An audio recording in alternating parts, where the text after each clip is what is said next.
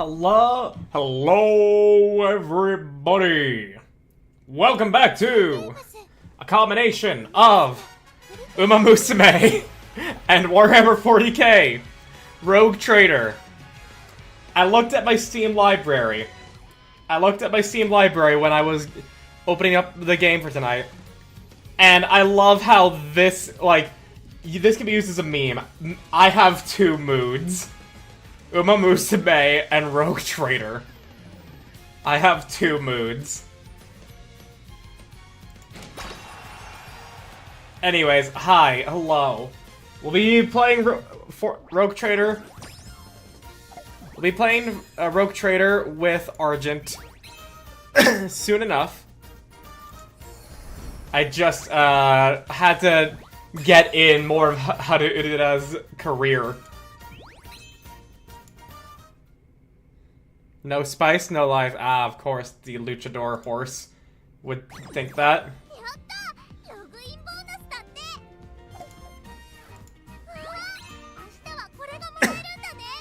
Thank you, Haru. Dinner time already? Oh wait, does it actually? Actually, no. It was daytime in the lobby here. Presents. Nice, even more stuff. Don't mind if I do. So I did do a little bit off stream, just a little bit. Just a little bit.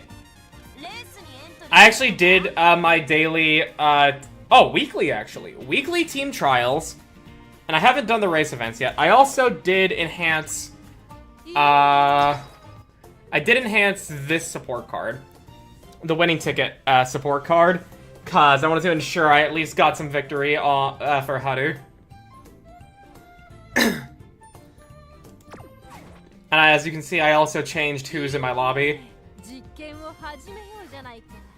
I have Agnes here. I have King here. I have my girl, Haru, here. Carrot ice cream. I wonder how that tastes. I have vodka here.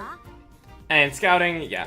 I'm gonna be saving my carrots because apparently tomorrow there's gonna be a support card that has still not been power crept in 4 years, evidently.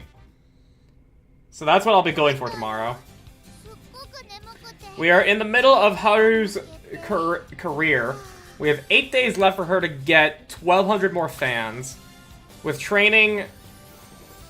Yeah, no, her failure chance is way too high on this. Girl, you gotta rest. Oh, hey, a new well-rested one. Something amazing happened this morning. I woke up and... I have a lion's mane. Rawr! Whenever I oversleep, my bed looks like this. King said she'd fix it for me, but I wanted to show you first since it's so funny looking. Oh, 70 and... Oh, wait, shit. Oh, wait, their mood is... Inspiration! Let's fucking go. I'm so hungry. It's a 3 goddesses statue. Better say hello today. Aww. It's trained super hard today, just like always. Gonna do my best tomorrow too, so I'd really appreciate it if you all watched over me. Inspiration! Go! Follow them. Whoa! That was a lot! What the heck was that? Indeed, what the fuck was that? Okay. Inspired by Daiwa Scarlet, Speed Spark activated, Medium Spark activated, Inspired by Vodka, Inspired by Gold Ship, Wit, Speed, Stamina, Power, Wit, Medium Aptitude went up. Awesome! Cool! My chest is getting really hot. I feel like I'm bursting with energy. Well, now I gotta look at how things changed. So she's good at sprint late. Yeah, so her end is now better. Medium is now not abysmal. Pace is still not good. And yeah, her stamina, wit, and everything here. Wait, training? Now we can get Okay, yeah, a hint for power and stamina. Yeah, we definitely need this girl to get some stamina.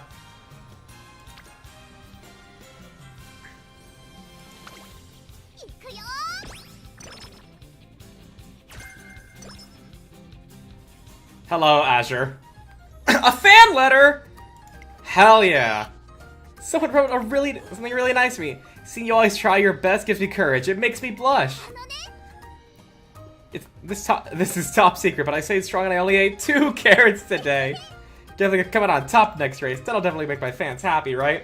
True, carrots are like really high in sugar content for what they are, right? That's why you don't actually want to give them to bunnies and horses all that often.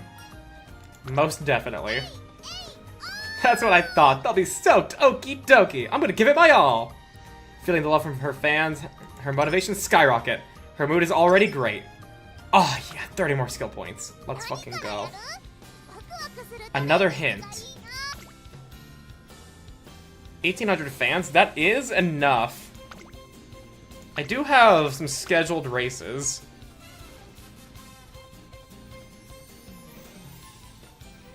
Yeah, I have some scheduled races, so we're good there. Alright, cool. Yeah, so we can max out this one. Get her some more power and stamina. Stamina's not going to reach 150, though, so it's not going to get to F+. Friendship training! Opening Gambit. Okay. 5 turns until goal deadline. Complete races to gain more fans. Insufficient fans. Okay, that's fine. I just wanted to get the hint. Alright, we have that maxed out now. Okay, cool. And her energy's looking good. And we do have a race we can do here now. Let's go. Her stamina is definitely not the highest, but she's in a great mood. It's a dirt mile, firm ground. She's got good energy. Like, this should work out for her.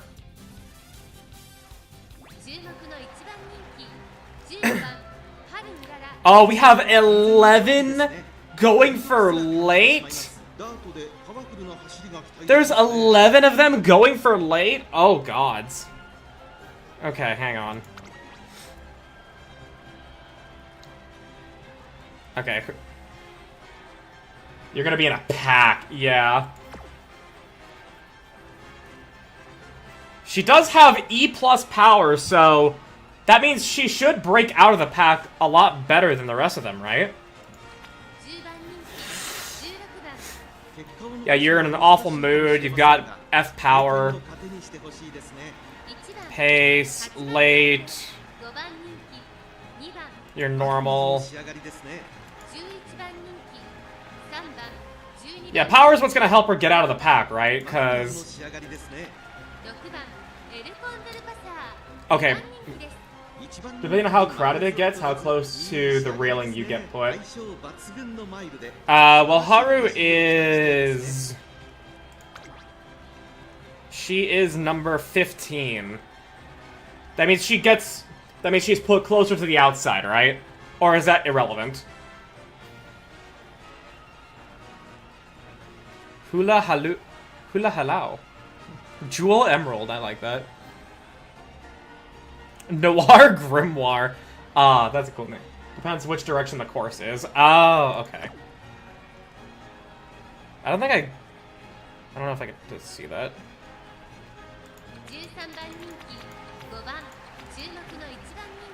Okay.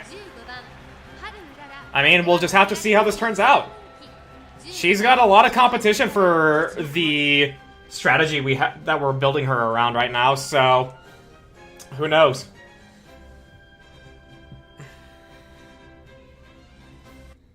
She's got a lot of competition for this. But she's got better stats, she's in a great mood. The only thing that she's lacking in that I want her to have is stamina.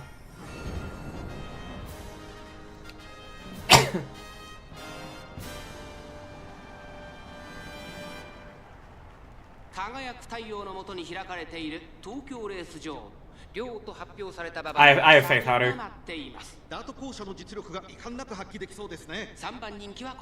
Yeah, El Condor is gonna be our biggest competition here. 2番人気はこの子エルコンドルパサー。さあ今日の主役はこの馬娘を置いて他にいない。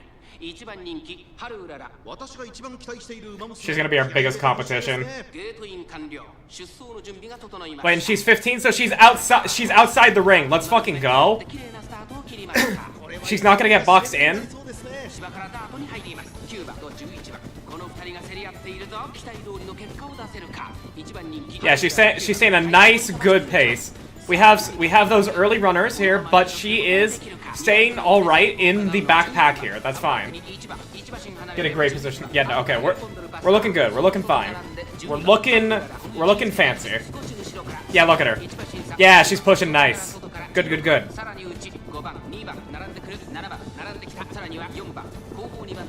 Yeah, she excels late, not at the end, but late. So she'll be pulling ahead real soon.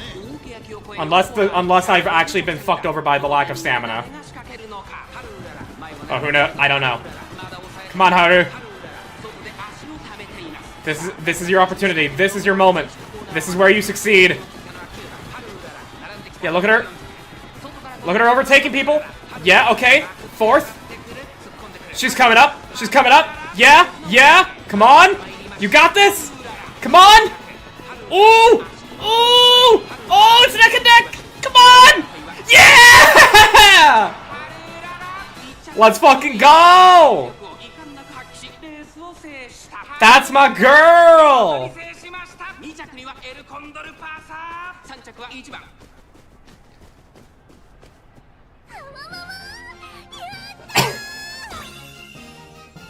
Let's fucking go.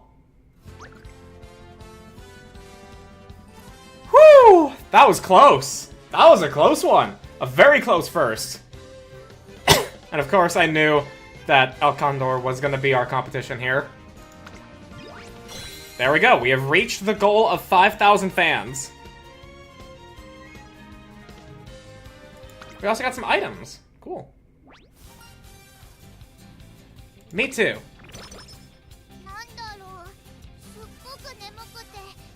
Yeah, she's very tired.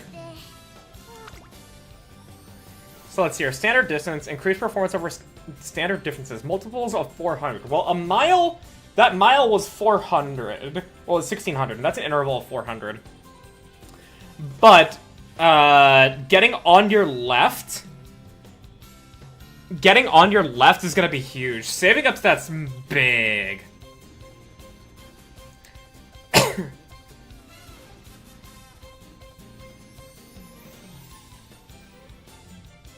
Slightly dull movement for runners ahead when positioned toward the back.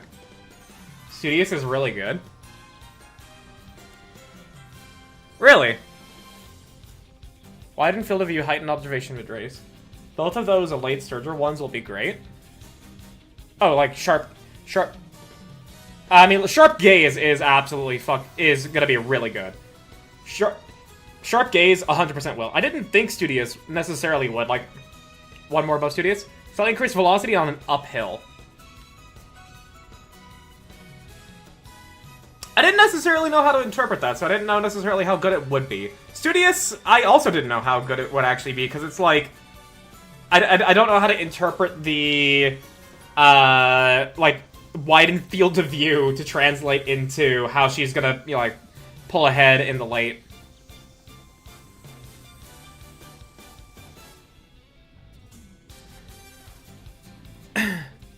Yeah, I really want to say for on your left. I really want to save for on your left. Because that just sounds so incredibly good.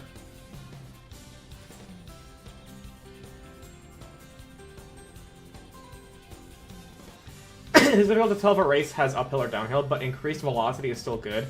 And increased view will let her help pull away from groups if she's in a crowd. Oh, okay. Oh, hang on, okay. If we look at our goals, we've reached earn 5,000 fans. And then we'll have August, September, and November to get 3,300 more fans.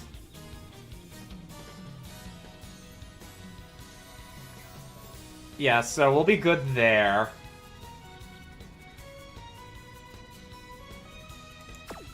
It's also good to hold on to skill points until race day to see what can be more helpful. Yeah, that's what I was already thinking of doing. That's what I was already thinking of doing. So, let's see. Let's take a look and see what her failure chances are, and if she's gonna max out anyone's friendship. Okay, no friendship getting maxed right now, so we can let her rest.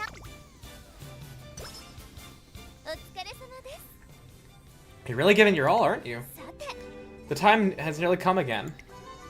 Tracing Academy's annual summer camp will soon begin. Summer camp, you say? Summer camp! That's right. You'll be staying by the beach and utilizing the venue to change in training programs. Ooh. We're gonna have a beach arc. Let's go.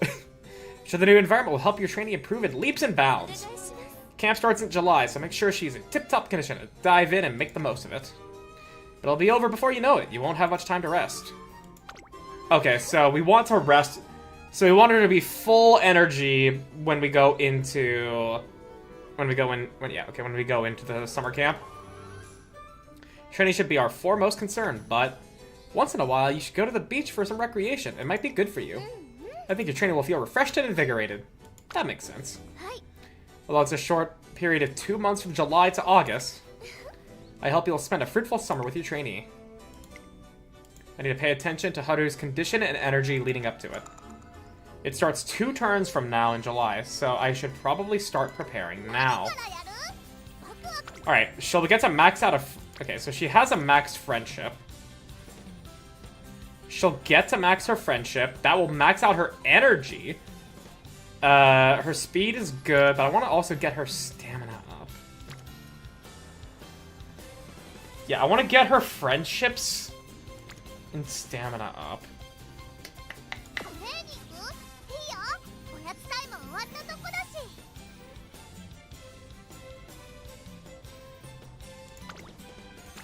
Okay, yeah, I think what we're gonna do is we're gonna do stamina training, so that way she can get to E tier guts and F plus tier stamina. And then we'll probably rest or do wits for the next day, depending on who's there.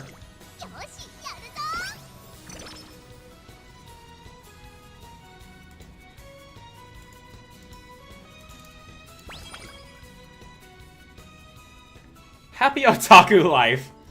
While having lunch at the cafeteria, I catch Agnes Digital snooping around the place. She's cute. Ha! Is that enough for you, Suzuka? I can get you some more if you want. No, this is enough. How's your weight watching going, Spe? Quit copying me. I picked that dessert first. Yeah, well, you took the side dish that I wanted. It was me who... Inspirations, rivals. Guess, just look at them all eating lunch together. Actual keyboard smash. They're too blinding, but I've gotta burn this into my retinas. Lights, action, stare respectfully. Fascinating how visual excitement can evoke such heavy breathing. She actually speaks in keyboard smash. Tachyon! As indubitably intelligent as ever today, I see. An interesting greeting, considering we're roommates and saw each other this morning, but no matter. And they were roommates. Oh my god, they were roommates. More importantly, there's something that can be on the mind that's been on my mind for the longest time. Care to indulge me? Sure, I'll tell you anything and everything. Well, I mean, depending on what you're asking. Oh, I was curious about what shrine you have in your room, you see. What exactly are you worshipping? My merch shrine, of course. My precious Umas, have a wonderful day and week and month and happy forever and ever. Okay, I like Agnes Digital. She's silly. I'm so blessed. My fingers look extra ultra radiant today. Naruhodo. Umamusume figures. I see. You certainly could liken figures to idols. See, whenever I pray to them, I feel like I can take on any track there is. Like, My Umaoshis are working so hard. I feel like I can do my best too. Right, yeah, they would say Oshi, I guess. It gets my blood pumping and my heart pounding. I feel all powered up. Oh, that's very intriguing. It sounds like more than just an adrenaline rush. Perhaps your heart palpitations have an effect on your blood circulation. Say, Digital, how would you feel about working with me as my test subject? An excellent response. Now let's see. I'll first require a small sample in order to analyze you. Give me your hand. Now relax. You'll barely feel a prick. I can't touch an Umamusume. That's against fangirl code. No touching, no request, and absolutely no getting in the way. I like this. Digital, please compose yourself. I need a control sample of your vitals in a relaxed state. Just imagining touching the Agnes Tachyon. I can't. Digiton's poor little heart can't hold all these feels.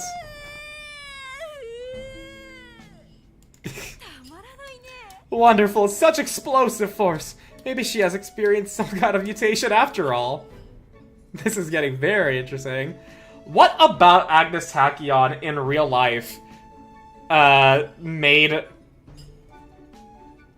him? Like, be given this personality for this girl? Eureka!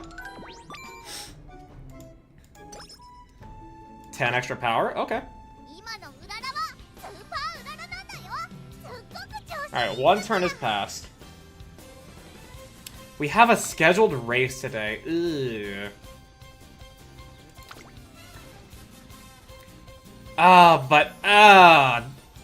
But the weather's bad now.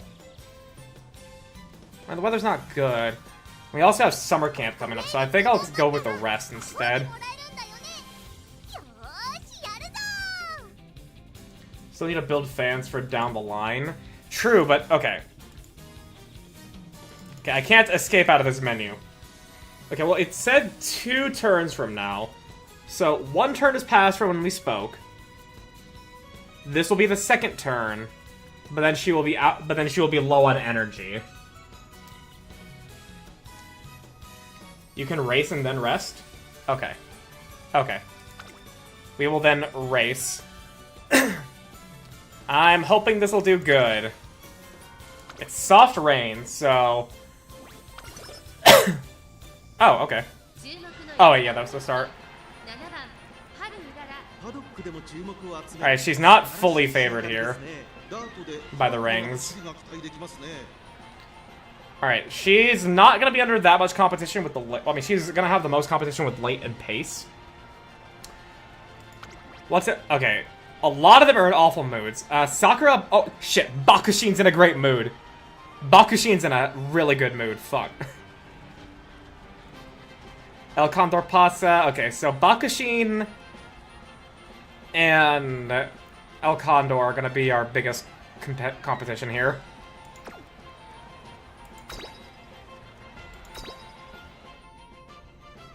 If it's the 2nd, then rest? Well, shit.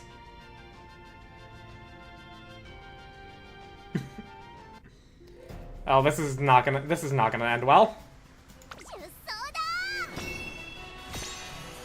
Well, I swear, if this is the pivotal mistake in the run.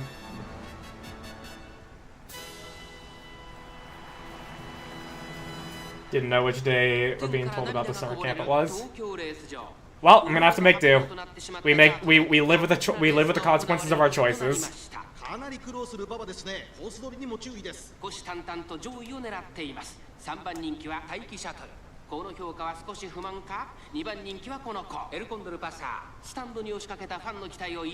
She's 7, so she'll be relatively middle, which means she's gonna be more in the pack.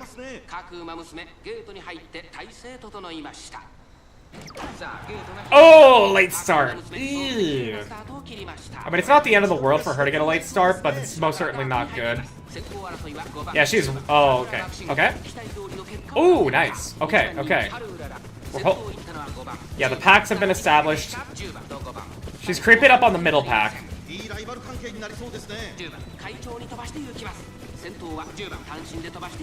She's creeping up on the middle pack.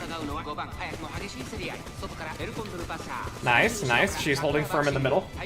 Late start is still pretty bad because she has to spend more stamina to catch back up. And her stamina only just got mildly upgraded. It's not as good as all of her other stats. We are approaching the final stretch and she's in 6th place. So we should be good here. We should at least be decent. Top 3 would be good. Oh shit, Condor skill proc. Come on, Haru, come on! Oh yeah, no, Condor is gonna absolutely win. Wait, hang on. Oh wait! Oh wait! Is she tiring out? Okay, looks like we'll get 2nd place. Alright, looks like we'll get 2nd place. Oh wait, shit, did we get reduced down?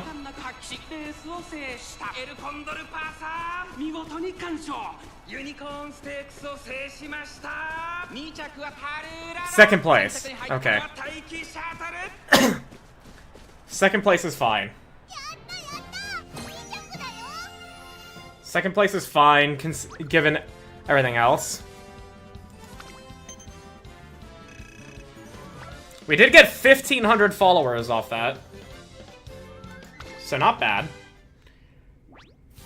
Could be a lot worse. Okay, only minus 10 energy? So, not the worst, not the worst. Every year, the Academy has a summer camp for special training. This is a great chance for Haru to gain some strength. Look how this nature, this guy looks so huge! Wanted to have a sleepover together with everyone for so long. I can see the ocean just a little bit. This'll be fine, right? I still have some reservations, but in any case, let the summer camp begin. Alright, yeah, this is where, ugh. Okay, Guts.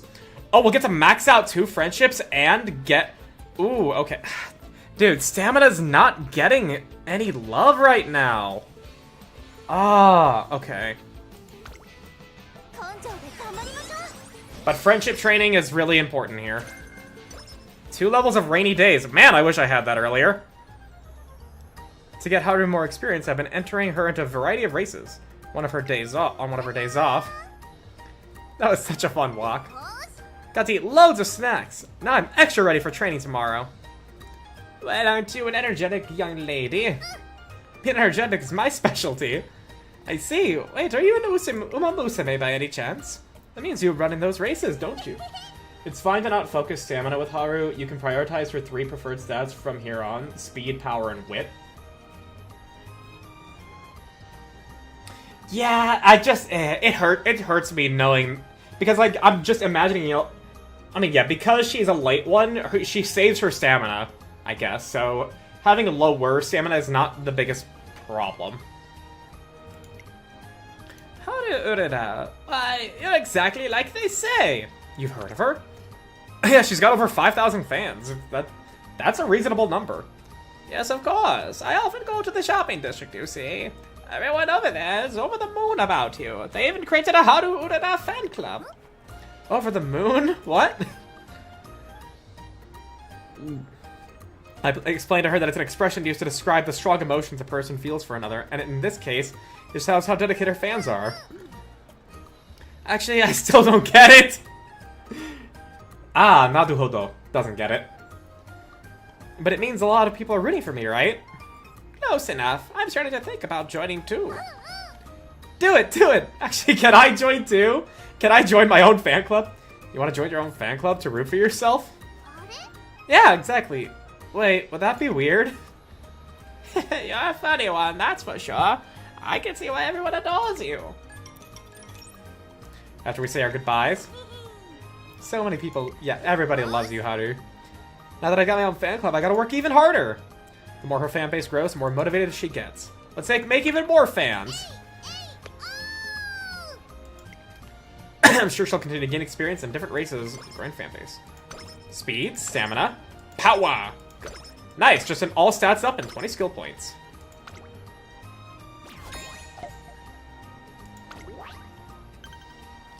$9,000 fans. Yep, we're already pretty close. We're already pretty close to that. 8 turns to reach goal. Complete.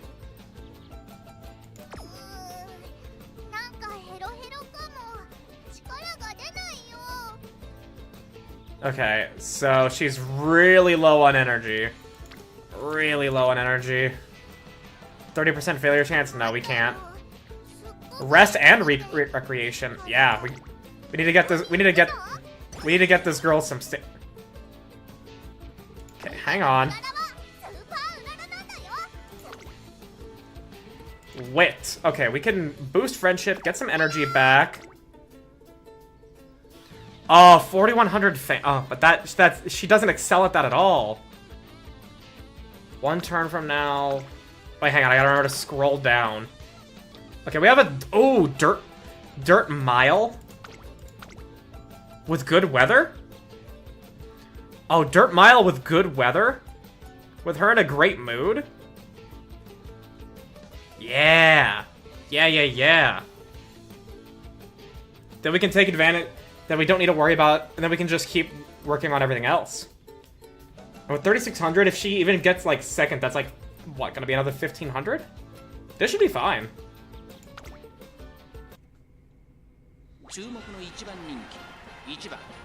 So who are we working with? Okay, so she's number 1, which means she's gonna be close to the ring, right?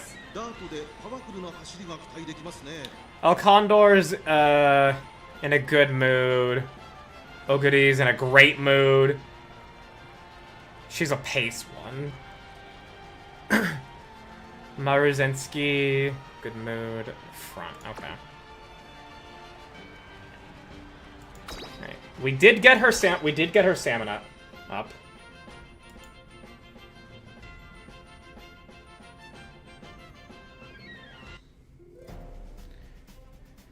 Okay. Elm Stakes. Race!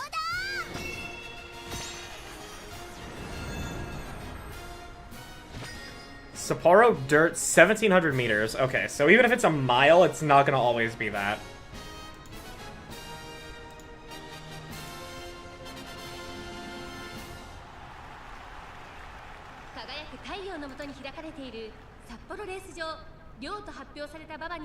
Okay.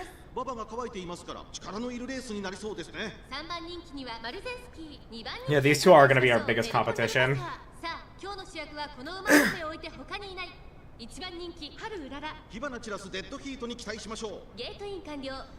She's got this.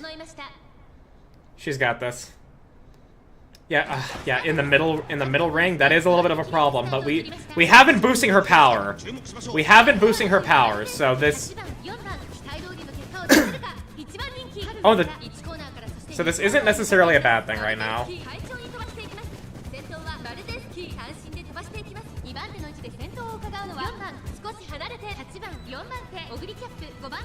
Yeah, okay, she's in front of the backpack right now, and that front pack's gonna be slowing down soon.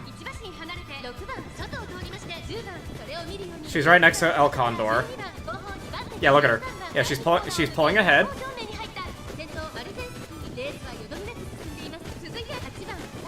Alright. She's looking fine. She's looking fine. Yeah, the groups are closing in on each other now. We're getting close to the last third. Alright. Yeah, okay. This is where she's gonna get to really shine. Oh no, fuck! Maruzitsky's skill! No! Alright. Pyro's gonna be coming up. Yep, there we go. She's pulling ahead of a lot of them now. 3rd place, good. Alright, this is where... No more grid. Pyro's coming up. Ooh! Ooh, come on! Come on, you can at least get... No, come on! No, she's pulling ahead! No! Oh! Ah, okay. I'll take 3rd place. 3rd place ain't the worst. I always aim for like top 3. I'm always gonna aim for top 3.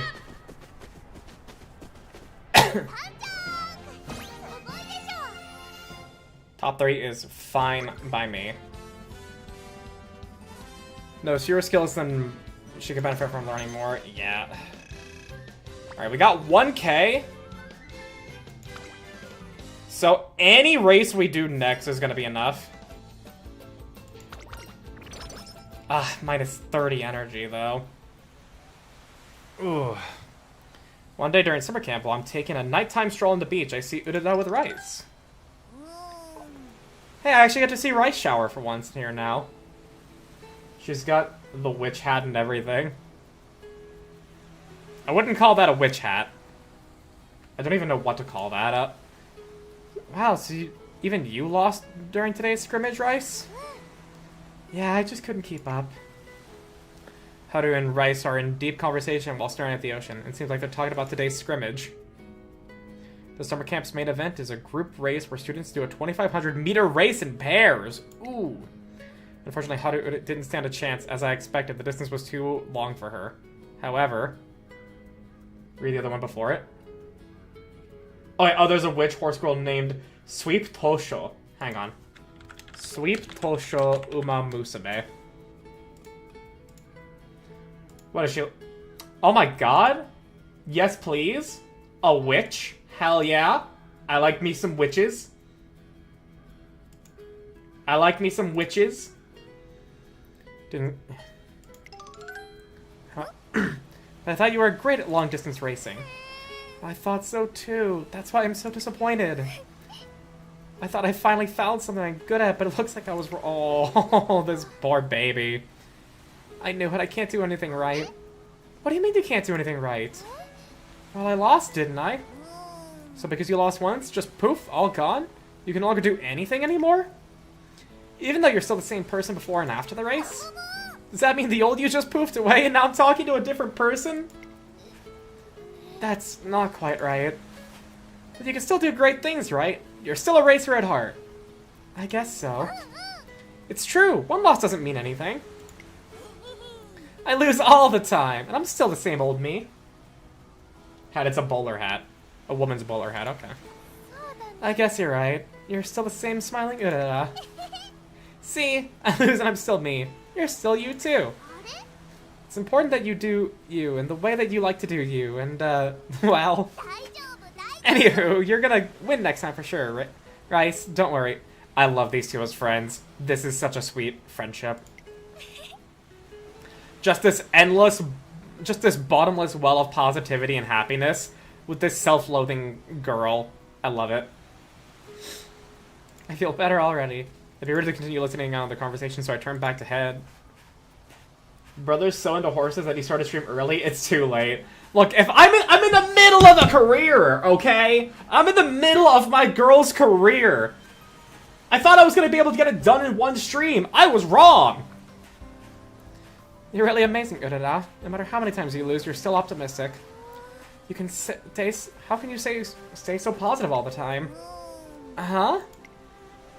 Actually, I've been wondering the same thing. How does she keep going despite all those losses? I wonder if... But that's okay, as long as she enjoys running. It really pushes us to do our best, too. We're happy just the way she is.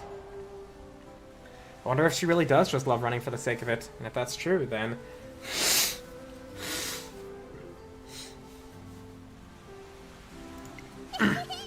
Isn't it obvious? I want to win! You can't win if you don't compete, you know? I want to win them all to see... I want them all to see me finally win. Who? The people from the shopping district. My friends. Oh, and my trainer. No matter how many times I lose, they always cheer me on. So once I finally win, I'm sure they're gonna be even happier. So that's why I want to win. That's why I'm gonna win. That's so like you, Urara. It all makes sense now. Haru Urara will never give up on her dream of winning, which means it's clear what I have to do. I feel like running all of a sudden. I'll do just a little extra training for a bit. I'll join you. I was just thinking how much I wanted to go for a run. What kind of training should I do? Drag a tire across the sand, do sprints on the beach till sunset. Well, this is gonna drain energy one way or another, I suspect.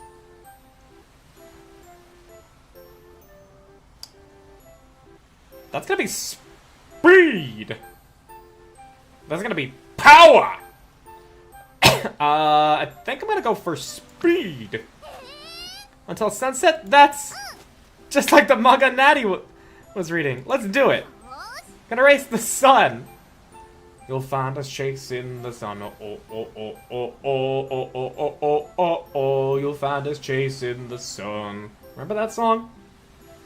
From our intense training session, how did Urida learns how to push herself to the limit. Oh, okay, that was guts. Damn. Okay. Okay, we got a hint we can get from power with a 10% failure chance. Hint? Oh, that's so much power. That's so much power, and it's gonna give her stamina, too. Oh, damn, okay.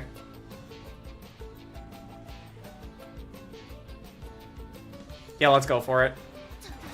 This is such a good opportunity.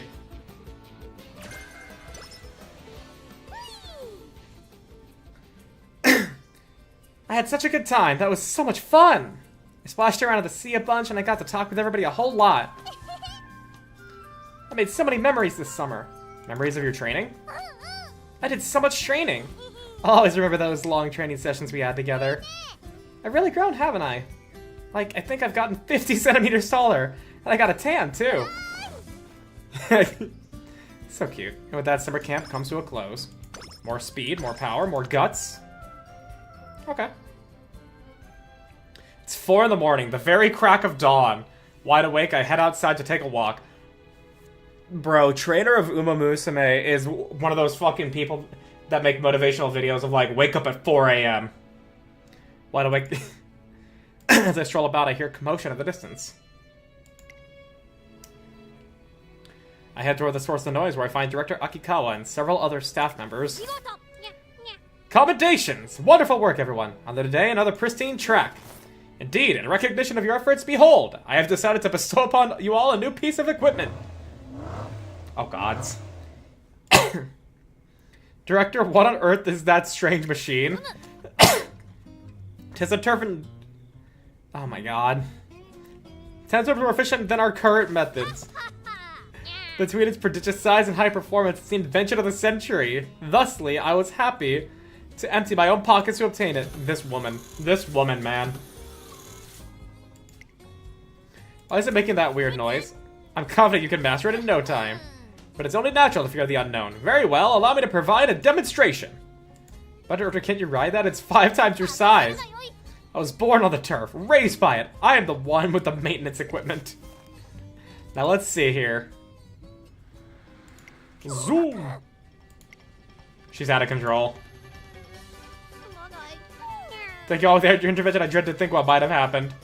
As long as you're alright, but what compelled you to buy this? It's to express my gratitude to you all. It's thanks to your hard work that our students can focus on pursuing their dreams. Tireless commitment, flawless performance. As much within my power, I want to reward you for your efforts. Director. Thank you, Director. You won't regret placing your trust in us. We'll put this machine to good use. Now that's the kind of smile I like to see. Wonderful, magnificent. I'll be counting on you all. Feeling inspired by the system, I can okay. I tell Haru what I saw. Her mood is still great. Yeah, I know I have 5 turns left, but this girl needs to rest. Ooh. Iconodictus, talking with a fellow student at the Central Plaza. Ergo, it would be best for you to reduce the number of exercises in your afternoon training session by 1. I see, that'll definitely work. Thanks, No need to thank me. I'm happy to be of service. The younger Umamusume gives Iconodictus a deep bow and walks away. What were you two talking about? She wanted me to look over her training schedule. I'm quite good at schedule creation and management, you see. Mind giving me some tips? Tips? Well, if it's one thing I would advise, it would be not to believe everything you read. Do you have a specific example? Yes, 9 times out of 10, the benefits of a routine are what is emphasized. Often do I read that running a lot is the key to strengthen one's legs. And that is in fact not always correct. You have to do explicit muscle strength training in your legs. However, in most cases, schedules do not account for the fatigue that is brought on by exercise. That's all I wanted to point out. I hope it does... If it can't be considered a tip, but I hope it helps. Thanks, I'll be careful not to believe everything I read. Good, that is wise of you. Except everything I just said was a lie. What? But I believed you! I'm joking. What I told you was all true. However, it seems you need more practice in being less gullible.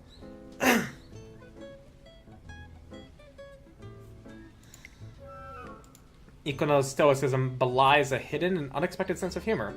It'll take a great deal of practice to get to tell when she's joking. Eureka! Trick rear. Yes, I know. Wit. Ooh, okay, a hint. And we get to max out Ikono's friendship. And we get energy back. I think. And that'll pump Wit up. Oh, baby, that is actually so nice.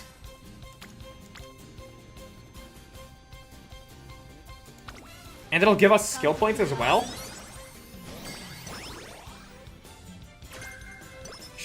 Oh, nice. We actually got a discount for Sharp Gaze. My love for Umamusume is eternal. I come across Agnes' digital student handbook while on a stroll and look around for where she could have gone. I have everything in order. It's perfect. With this, I'm ready to cheer on my Umamusume idols. Time to unleash my ultimate fan chant. No, did I just bump into you? Huh? No, not at all. I got caught on a tree branch, that's all. Okay, stay safe. I think I got a little too carried away in this beautiful Uma paradise. Like, what if she'd actually gotten hurt because of me? I could never live with myself. I would have to abandon my otaku life.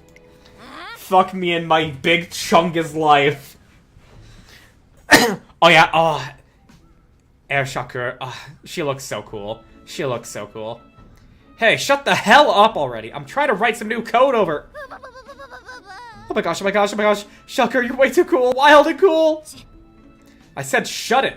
You keep fidgeting and flailing around. Would it kill you to think to yourself quietly? You heard me?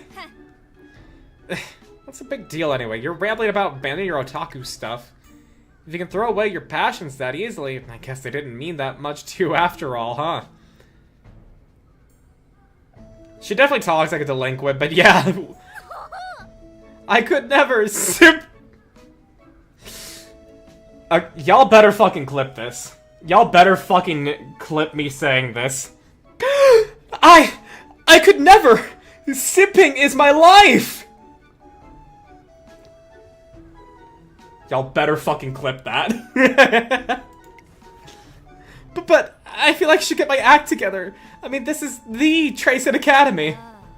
You're such a pain. No one cares as long as you stay in your lane and don't cause any issues. Skills are skills. The only difference between data hacking and data cracking is how those skills are used. So you mean like setting boundaries between my racing and my fangirling? I'm saying that watching someone will show you when to strike, and thinking like them will show you where.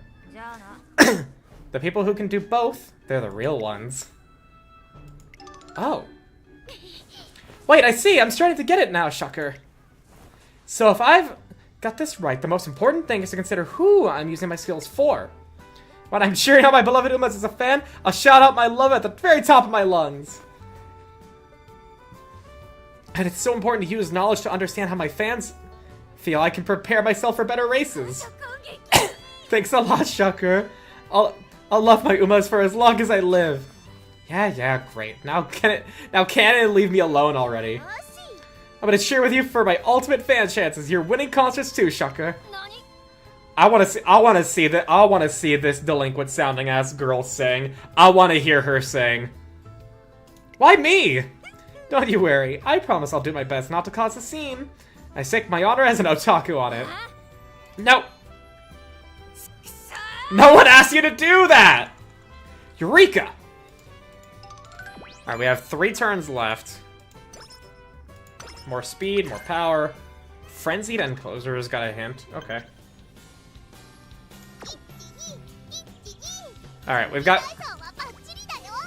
got good energy. We also got the clip here.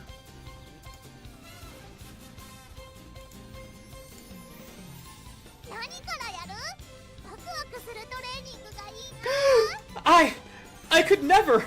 Sipping is my life! Thank you. Thank you, Asher.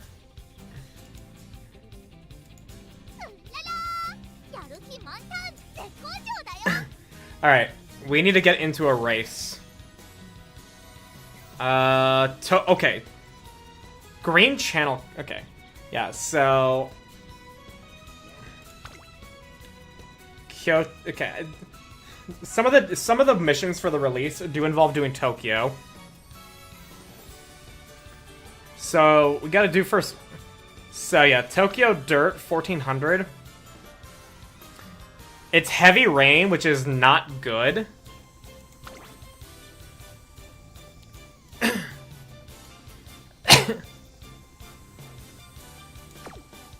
We need to get at least second place to get enough fans.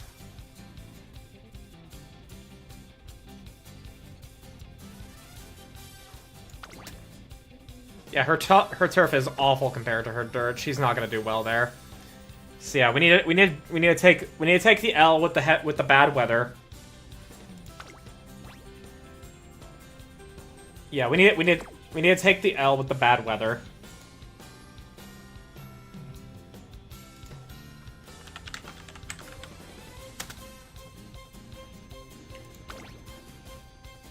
Wish you had that dirt affinity now. It would most certainly help. It would most certainly help. Alright, she's got equal competition on end, pace, late, and front. What's everybody's moods at? Oh, what's everybody's moods at? Okay, who's in a good mood? Nashi no Flower. Number 2 favorite. She's pace. A lot of normal, but also a shit ton of awful. Haru is the only great. So, we're just gonna be at a hindrance from the weather. Oh, her power's at D now! Oh, shit! Oh, shit, nice. Yeah, stamina's the only thing that's hurting right now. And power is excelling, so... Let's see how this goes.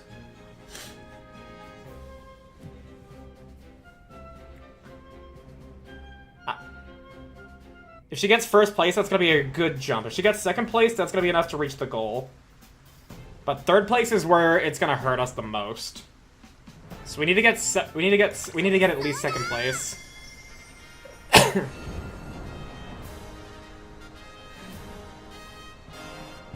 Oh wait, shit! I should have gone for the skills. God damn it. That could have helped. That could have helped a lot here, especially considering we got something that accounted for bad weather. Fuck.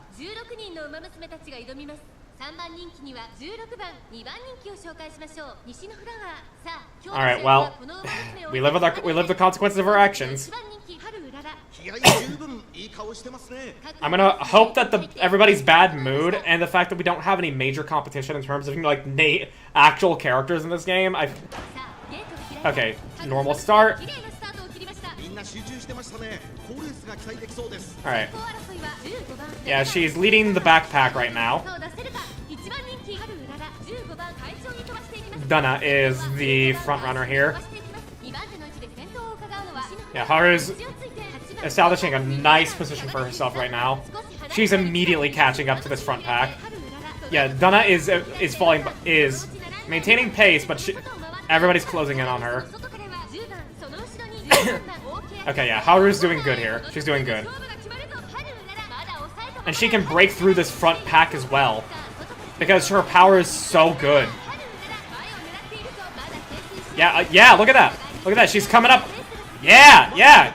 There she goes. Yeah, yeah, let's go. Oh, shit. Oh, fuck. Ooh.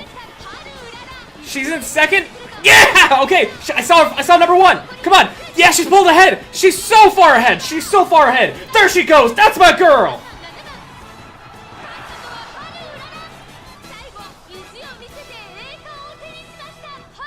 There she is. That's my girl. That's my girl. First place. That's what we were after, baby.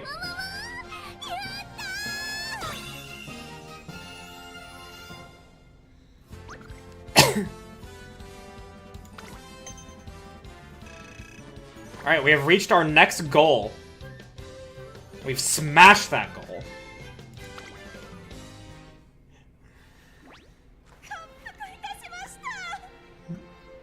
Now you know how I feel about Rice Shower given her story and personality. Yeah. you see, but like, it's the fact that Udadab never won a race. So the fact that I'm getting first place positions with her just makes me feel so happy. I'm like winning in her honor. Well, I'm having her win in her real life honor. What a spectacular victory. It's all thanks to her hard work. Now I'm certain the next extra large full color special feature has to be about you two. A whole ass movie. Goddamn. Don't mind if I do.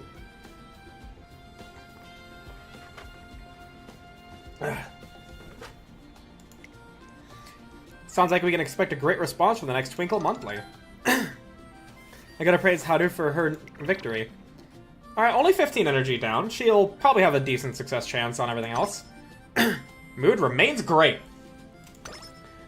More stamina, we like to see that. More skill points, we'd love to see that. 500 more fans! Yo, nice! Not a movie, pretty sure it's a magazine spot. Oh, okay. Also, we're gonna have an ad break in roughly a minute and a half for everybody on Twitch. You look at this beautiful man. Thank you, Redwire. Thank you. But wait, who you should be praising more is my beautiful girl right here. This girl is my pride and joy. She and I are gonna go to the very fucking top. Just you wait. But as I was saying, yeah, we're gonna have an ad break in about 30 seconds. For those of you on Twitch, if you get hit with an ad, the YouTube stream is a pinned message, so that way you can keep watching without ads. So we probably still have a good opportunity for some training. Hell yeah, she's so fun. I love her. Power. So we get a hint. We have some max... Oh my god, dude. Oh my god, with all that friendship, we get to max someone out. We get a hint, too. Like, oh, that's actually... Oh, and the... Now, granted, we are still gonna get stamina out of that. I do like getting some stamina.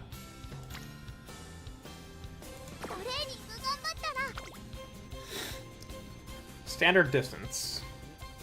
I don't play this game, but she's my favorite side character from the anime. She's a side character. Actually, you know, that makes sense because of the structure of how the anime would be. I would imagine Special Week would be the main character.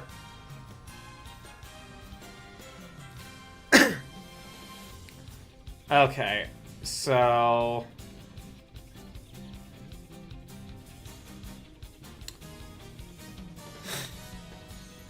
Yeah, I really want to get to On Your Left. I really want to get to On Your Left. Moderate increases performance in rainy weather. I mean, that seems like a good investment, but that's more of like a, that seems more like a, if the next important race is gonna be in the rain, I then take this. Especially because the anime's protagonist character. Yeah, I figured, considering she's like the front of the, banner for the game. So power, no failure chance. A lot more power. Let me actually reread, like, where her... Yeah. Yeah, so her aptitudes... Yeah, her growth rates are centered... Oh, so, yeah.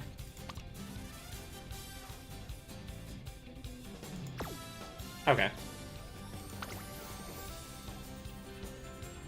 She just shows up after being halfway across Japan like, yeah, I got destroyed. Anyway, I had fun. I'm just happy to be helping this girl reach her dreams.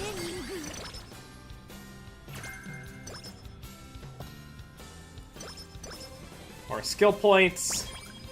More power training increase.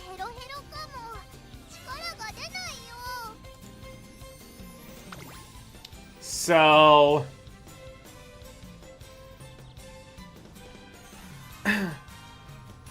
So in late December, we need to get only 850 more fans, which means we just need to get second place in a moderately large race.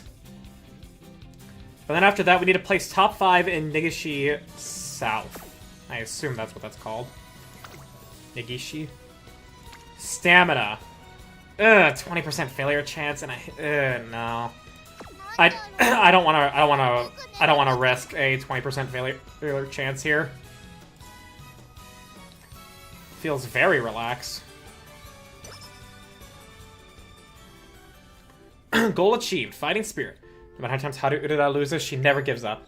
I've been hearing more and more people praise Haru for her tenacity.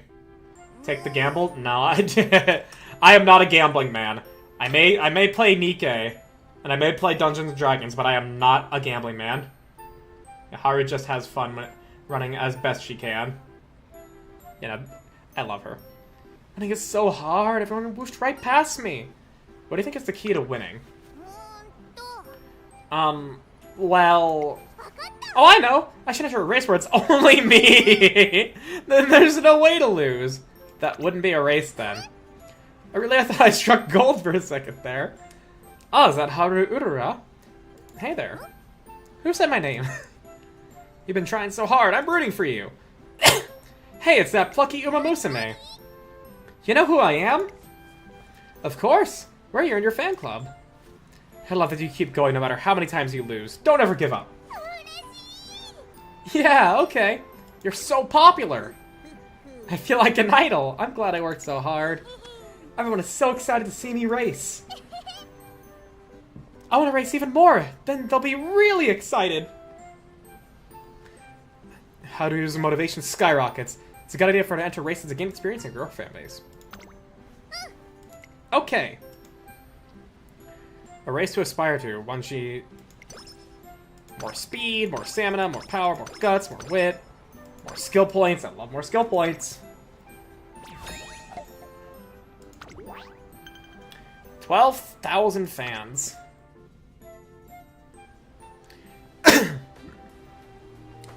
One day I'm passing by the race course. I see a familiar face. Today's the day, Meek. The Uda finale is slowly getting closer. Let's score a decisive win today and show everyone you've got what it takes to be a star Umamusume. Aww. Alright, let's do it. Yeah. I want to help you win. I need to help you win. She looks kind of desperate. I'm a little worried about them, so I decided to watch Happy Meek's race. Oh, Happy Meek is here. She's one to watch. It's a shame she hasn't been doing so well lately. She had a good results for a while after her debut. I mean, she's stuck in a rut. Boy, her trainer must be really slacking. Oh, damn, fucking tough crowd. The race begins, but... And it's Happy Meek coming in the side. Can she make it? Can she make it? The leading pack is holding on. Can she outpace them? Looks like she... Leader of the pack stuck it out. Happy Meek couldn't quite go the distance.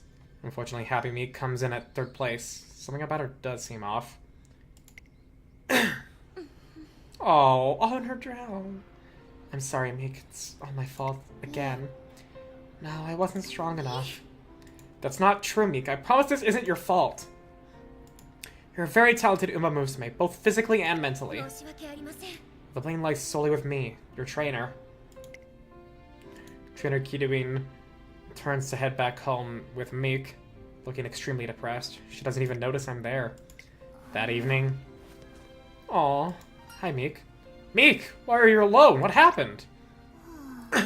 She's gone. My trainer. I can't find her anywhere. What? Can you think of where she might have gone? I don't know. You never spoke about me and the things I like, so I don't know. Happy Meek looks a little down. But from what she's saying, I can tell how seriously Trainer Kidoin thinks about her trainee. Could that be a clue as to where she's gone? Where would someone who cares deeply about her Umamusume go? She's really having a great time. I never knew Meek liked aquariums so much. I think I might know.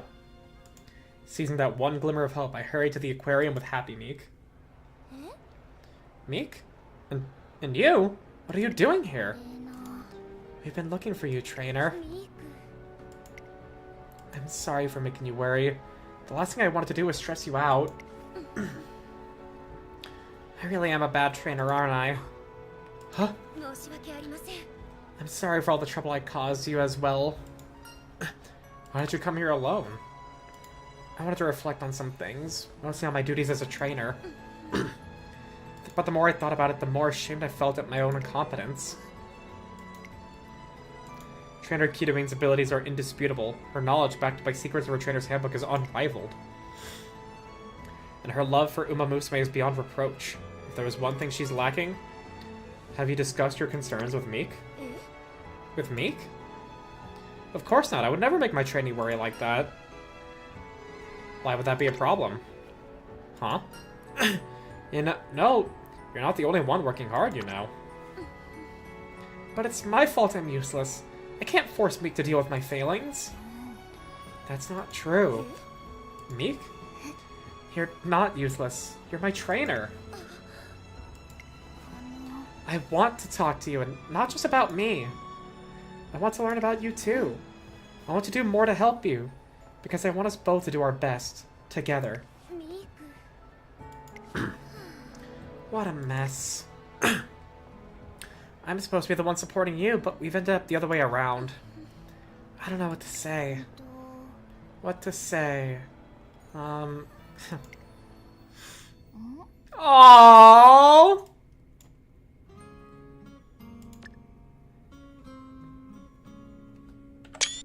I'm so glad I have this game on Steam. So that way I can at the very least get this screenshot. Look at that. That is too precious. That is too goddamn fucking precious. I love that. How about what food you want to eat today? And your favorite jellyfish, things like that. That's not what I mean. Cute. But I want you to hear it. I want to hear those things. I want to work hard with you from here on out. Alright. Well, it looks like you've taught me another valuable lesson. Sorry, I'm gonna talk to Meek now. We've got a lot to discuss, both about our future and about me. Let's go, Meek. I watched them walk away, a little closer to one another than before. 3 turns to reach 12k fans. Okay.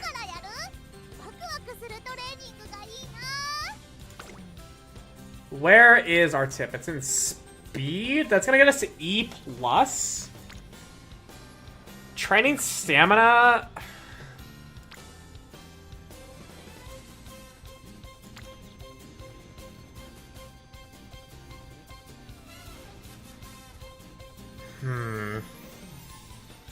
Yeah, that's gonna get us to E+. Power's gonna naturally increase from that as well. What races do we have today? Good weather, dirt sprint? Ooh. Good weather, dirt sprint. Kyoto. Tokyo also has a 2200 fans, but it's got bad weather. Speed would be better here because of the stat bonus from the friend. Okay, so it would... So speed would actually cross over. Okay, yeah. So... Okay.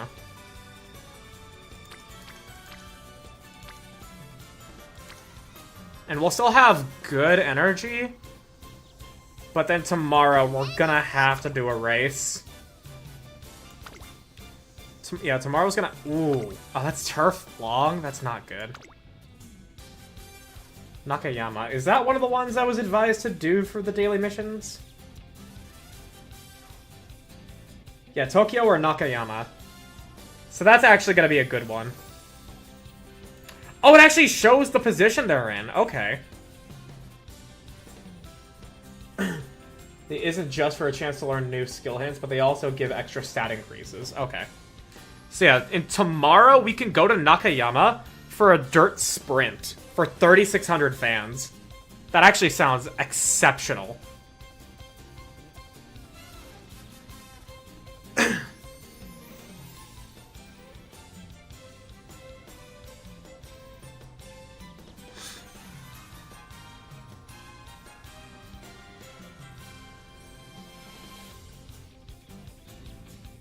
It's just that we're going to be facing harder competition because that's G3 as opposed to OP.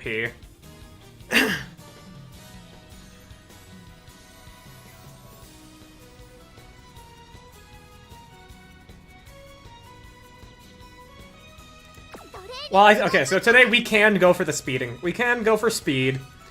That'll get us some more speed. That'll get us some more power. That'll also get us something else. So I think it'll be good here.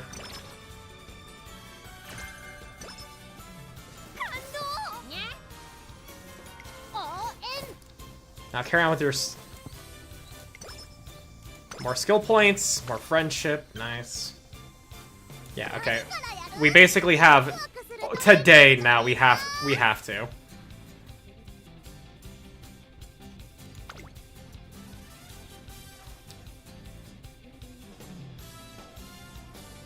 Yeah. So, okay. We need 850. We need 850 fans.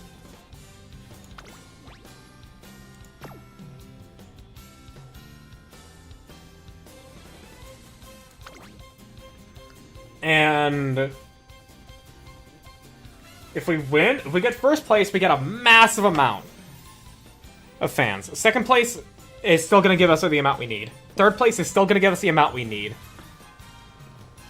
So third place is all we need. Third place is all we need. First place would be goated as fuck. Yeah, dirt sprint, great mood, good weather. Yeah, okay. Let's go for the knock. Let's go for this.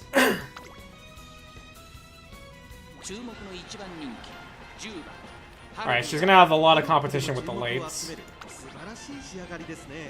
Alright, ooh, a lot of varied moods here.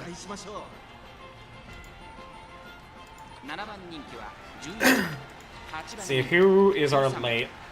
Normal, your stats are fucking shit. We're fine against you. Your stats are extra bad and you're in an awful mood. We'll be fine against you.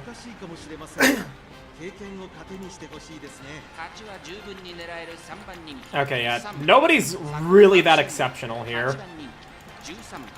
And I see... Alright, Maruzensky. You're a front runner, but your stats aren't that good. Your aptitudes are good. Your mood's great. And Bakushin. Yeah, Bakushin and Maruzensky. They're gonna be our two biggest competitors here. But we have good stats on them.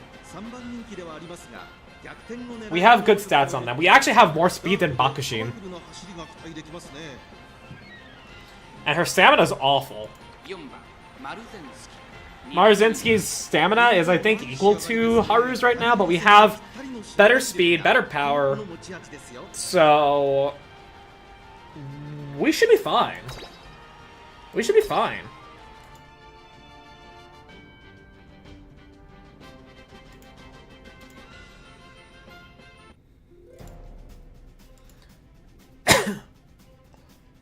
Okay.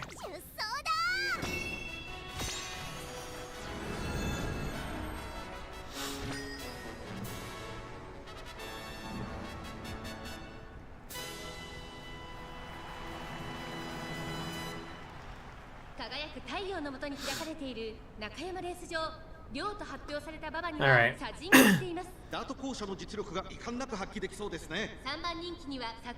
Yeah, our two biggest roadblocks here.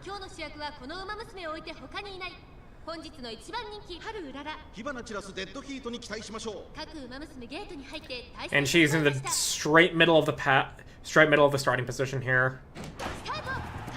Alright, normal start. Oh, she rushed! Oh no! Oh, that's bad. Hopefully that doesn't bite us in the ass too much.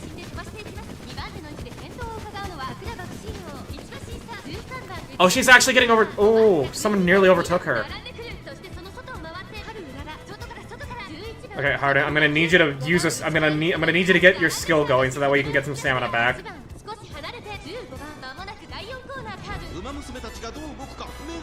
Okay.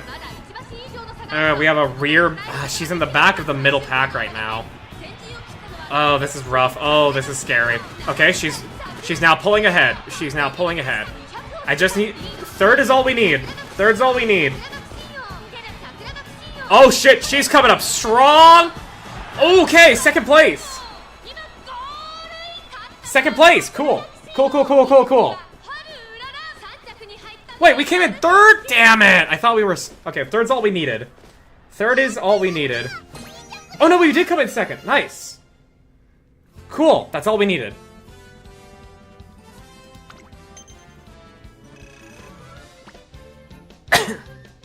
Nice.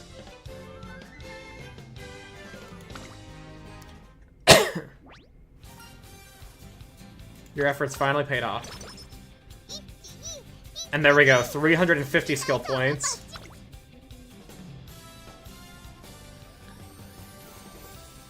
We can actually get on your left. But I need to remember to get these skill points before we get to an actual race. You've earned yourself some rest, Haru.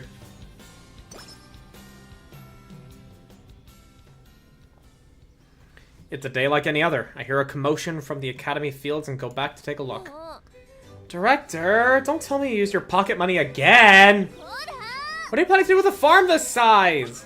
Cease! Desist! Wait, Tazuna. I'll have you know there's a very good explanation. I would certainly like to hear it. Benevolence, you see. I thought we might need to liven up the venue during the Uda finale.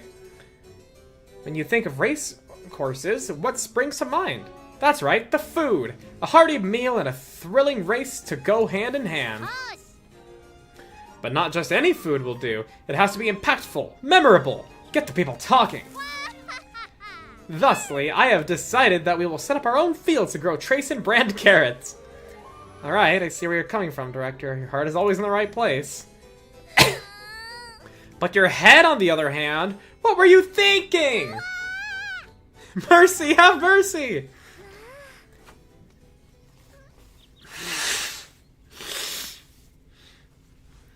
Dare I ask whether you saw that? Well... Apologies, we've shown you a most shameful display. Segway, you've been working hard. Still, it seems you have a little further to go. Fans don't come easily, do they? However, we applaud your efforts. Keep participating in races and gaining fans. Oh, that's right. Speaking of working hard. Hello there, everyone. Hello. Trainer Kidoing, and me too. What a coincidence. I was just about to mention you two. Splendid! Your growth has been no less impressive. Thank you very much, Director. Thanks to you, I have no more doubts. No more doubts? That's right. We've resolved to share our burdens, walk side by side, and aim for the top together. I'll win. That'll prove that I have the best trainer in the world.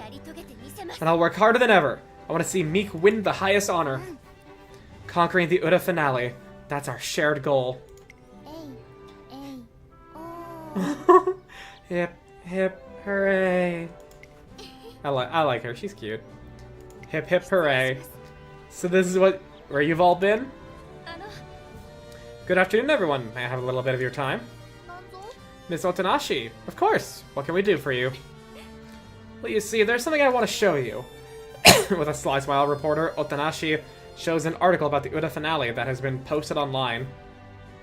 Before scrolling down to the comment section to reveal a wall of posts from expectant fans. Oh, my! Thanks to all your efforts, the Uda finale is attracting a lot of attention. Excellent, everything's coming together. Conviction! We're going to make the Uda finale a huge success. The Uda finale, an event where all Umamusume can shine. It's hard to contain my excitement as it gets closer. More friendship. One day as Haru Urara is steadily gaining recognition and nearing the end of her classic year. Let's go to the Ari Makinen race thing. Ari Makinen? A very high-profile race where participants are selected through a fan vote. I heard both Special and Grass are going to be in it. They've been training super hard. Sei said she's going too, so I want to go too. I'm sure watching some top-class races will have a positive impact on her. Which is why we're here to watch the passion-filled Ari Makinen today. There's so many people here. I can't believe Special Week and the others got to run here. Special Week and Grasswater are both among this year's most watched Umamusume. And a bunch of older Umamusume are racing too. It must be so cool to race alongside them. I'm so excited. I hope it starts soon. The racers walk out onto the track. There they are! Hey, Special! Huh? What's the matter? Her face, it looks way different from usual. She looks kind of scary, but this is her big day. I wonder what she's upset about. She's probably nervous. Nervous? Why? But I hope she can do her best. You've got this, Spa. The results are in, folks. The winner is Grass Wonder. Grass Wonder is won. Special Week loses by a hair. The gold just barely escaped her grasp.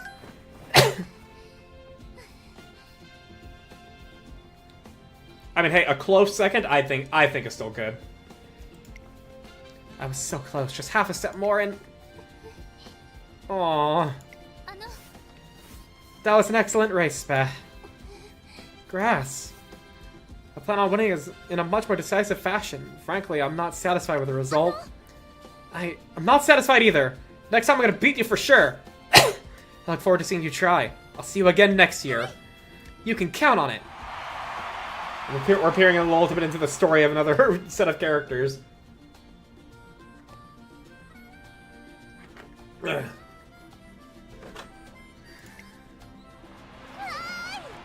That was so amazing! Spad and Grass were so cool!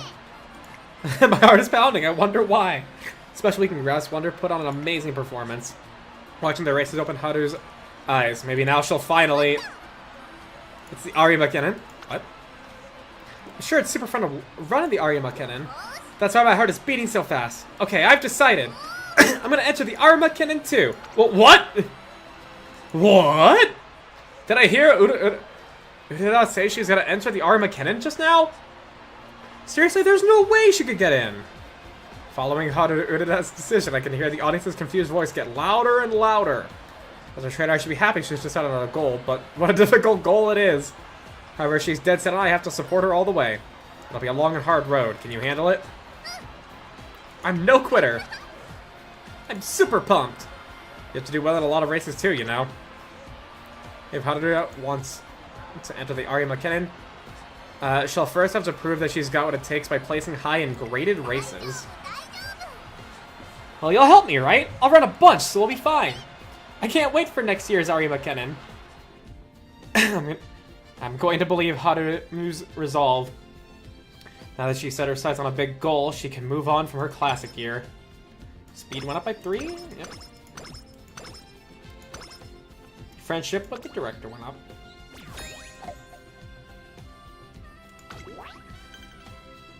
So we need to place top 5 in Negishi S. Negishi S. It's a G3. You managed to place 3rd in a G3? There's a G1 we have to do in February. Ugh. That's gonna be rough. 1 turn? Oh, gods.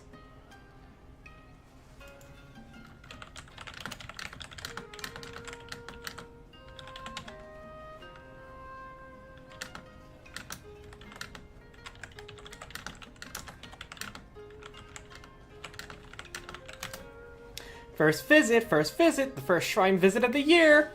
I'm gonna drink some amazake and eat some fried squid. Oh, and I gotta gulp down some cold water. Cold water? You don't know? Shrines always have those little fountains. And they got cups and everything. It's hard to hold them because they've got these weird long handles. You're not supposed to drink from those. But the water's so nice and cold. Let's go write down our wishes. I've got a ton of wishes. First is I want to enter the Ari McKinnon. And also I want to eat tasty carrots and I want to get first place a lot. I want to become really fast. I want to become really strong. I want to have a lot of fun. And how about you choose just Wonder right now? It's too hard to pick.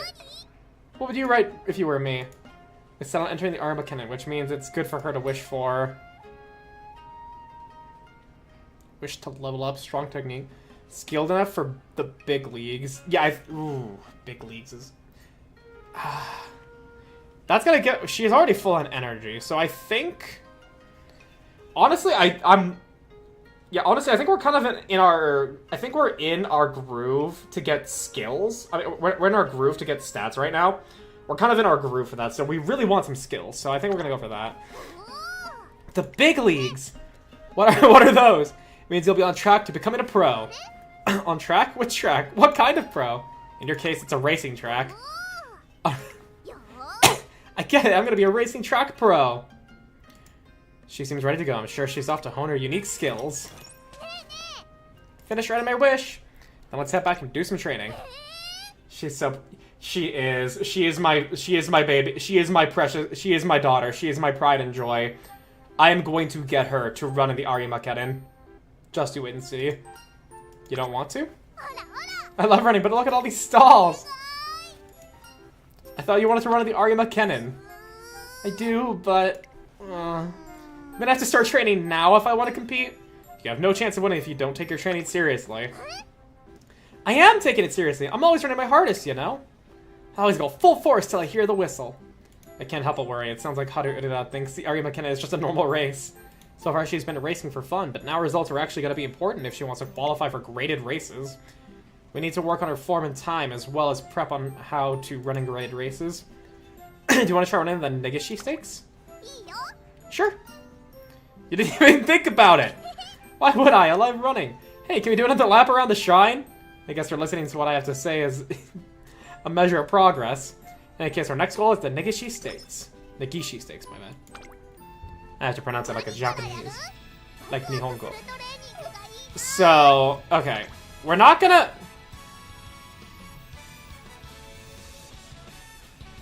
So we're not gonna do that now, obviously.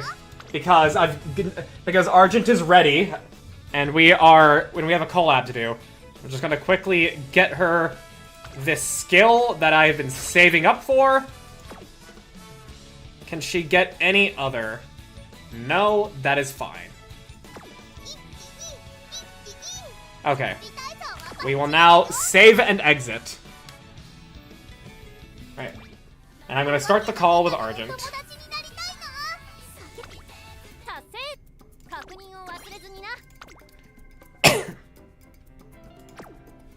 Hello. Hello?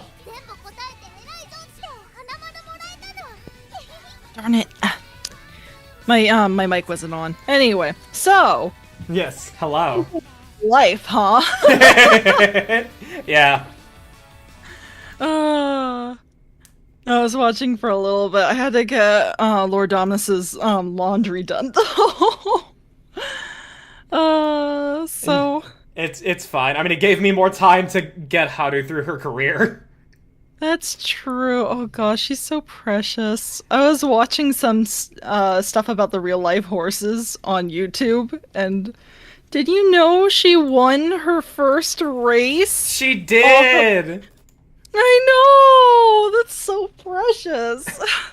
I don't know how much you look at Twitter, but every time I open Twitter, there's like 10 new pieces of fan art of people drawing her getting, thousands and thousands of pounds of ryegrass.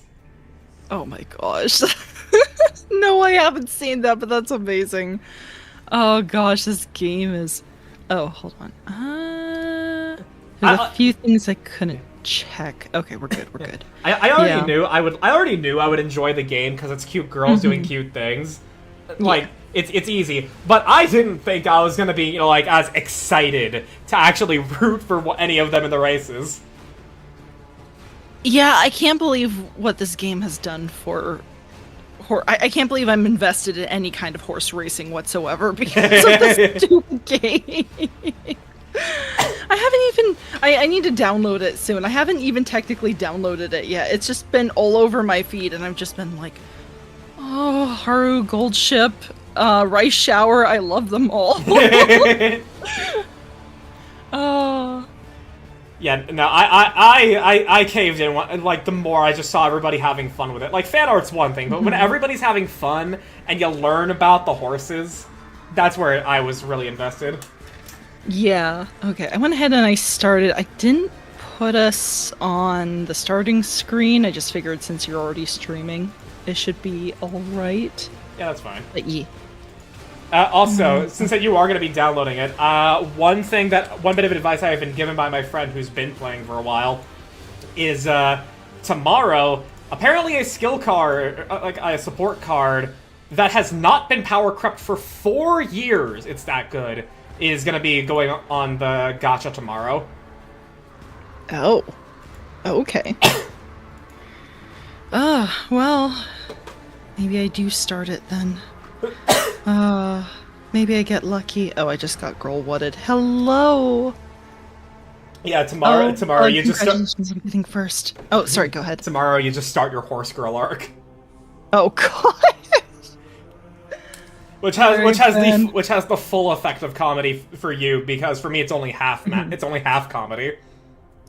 It's only half comedy? Wait, why is it half comedy for you? Because you are a girl, therefore you can be a horse girl. Fair enough, I can be a horse girl. I can be a plague doctor horse girl. Oh my goodness. But yeah, welcome in, Ben. Oh gosh. All right, yeah. Since we're now actually doing the collab, let's get that shared chat together. Oh yeah, definitely. Oh my gosh. Oh, I was going to make a joke, but I was muted. It's like, wait, our collab was about we were going to voice Musume, right? That's what the collab was about, right? Totally. Oh my gosh. Alright. One moment. Yeah, the invite has been sent. I think I clicked it. Yep. We can now share the chats. I guess we clicked it at the same time because it took my 1 point and gave it to you the redeem. Aw. That's a shame. Alright. Well, Bug, Ben, congratulations on getting first and co-first, I guess. They literally placed neck and neck. Oh my gosh. Just like a real horse racing.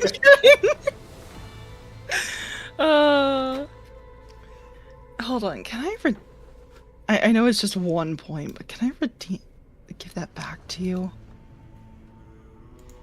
I don't know if I don't have any mods here right now. I forgot how to do it. I need to write that down for myself or something. Okay, anyway. I am about ready to go, I think. Yep, I am just on the main menu right now. All right. Excellent. I do have ads at the moment, but we're probably going to be exploring, so we could probably just start. Yeah, we can start. Load up. We can start and do whatever. Also, Yeah, fair enough. Update on the Heretic playthrough that I've been doing solo. I have condemned Rykad Minoris to being a Daemon World. Heinrichs is now suspicious of me. Oh, now he's suspicious of you. Yeah, he was like, Clear. an odd choice, Lord Captain. I'll be sure to report this to the Lord Inquisitor. Clearly, you weren't as subtle as I was being. I mean, you're iconoclast on this playthrough. That's fair. That's great. Oh yeah, I have something to report. I have fiber internet now. Hell yeah. Yeah, so we're going to see if I crash at all or anything like that, but it's been... I was supposed to do a test stream yesterday, but guess who got horribly sunburnt on Saturday and was recovering? Why am I not surprised you got sunburnt? I put sunscreen on, but it was cloudy out, so I forgot to put it on my legs. I guess at least it's your legs? Yeah. It got on my feet too, and it hurts. We're better now, but that was bad. I could imagine. Ugh. Yeah. So anyway, lesson learned. Don't always wear sunscreen, or at least reapply it throughout the day, because that was bad. Yeah. Anyway. I thought I was prepared that time. Alright, anyway. No one expects the full force of the sun. Yeah, no, I just had just after that entire thing, I just had a realization. It's like, yes. I keep forgetting that there is a it's like multiple not multiple, like thousands, maybe millions of nuclear bombs going off, just sending full forces of rays towards the Earth, and I'm just here like, yes, I'm not going to do anything to except a little light sunscreen to protect myself. Imagine thinking you're stronger than the sun. The fucking sun. No. Actually, by the way, did you actually see that that video that was posted that they actually captured sound of what the sun sounds like? Wait, I think I have actually. It was eerie. Oh, yeah, God. it is actually like what I could imagine hearing on like one of the sounds I could hear on like Lost Carcosa. I was surprised. I was thinking to myself, oh wow, the sci-fi people weren't that far off. Huh. That's interesting. I'm just amazed that the satellite that got sent out to record that didn't get vaporized before it could actually even capture any sound. Yeah. No, that's a bit. All right. Well, ads are done. All right, I guess we can go ahead and start then. We shall. All right. Oh yeah, and also I have learned of some serious power differences in the builds that we have for the characters versus in your party versus the one I have. Turns out if you give anybody a two-handed sword, they're just gonna fucking kill everything. Kibella absolutely fucking chunks everything with her ult. Wait, a two-ended sword? Two-handed. So two-handed. Ah. Yeah. And Abelard is... And the shields are actually super fucking good because you have talents to where you basically get to hit... Like, if you block an attack with a shield, you hit them with a shield. But then you get to also follow up with that shield hit with another normal hit. No, fair enough. Oh, that's cool, though. That's really cool. So, does that mean we're upgrading Kibella to also have... Yeah, so when we're done with Janus, we can... You can talk to Janus in the ship, and you can just say, my retinue would like some training, and then you can choose to respec whoever you want. Kibella, at minimum, would benefit from it, but unless we find a second two-hander for Abelard, it'd be better to also respec him for the tanking, because Mans does not fucking die already, but if you give him a shield, he really doesn't fucking die. I just realized I didn't go into cooperative mode. Oh, but... Oh, that's good, though. Alright. Actually, this already does feel... Why does this feel so much faster? What happened? I sent you a message. Okay. An invite, excuse me. Men who live in darkness cannot comprehend the light of the sun. Exactly. This is like, what is this? Oh, you know what? I was freaking out earlier because I was like, oh no, it's almost 6. It's almost 6 and I need to update the game. I clicked on it and it was like, it was practically done. It's like, oh, okay, we're fine. Oh my goodness. But hopefully the game doesn't crash. Yeah, hopefully OBS isn't going to crash anymore because that's... Yeah, that's its own problem.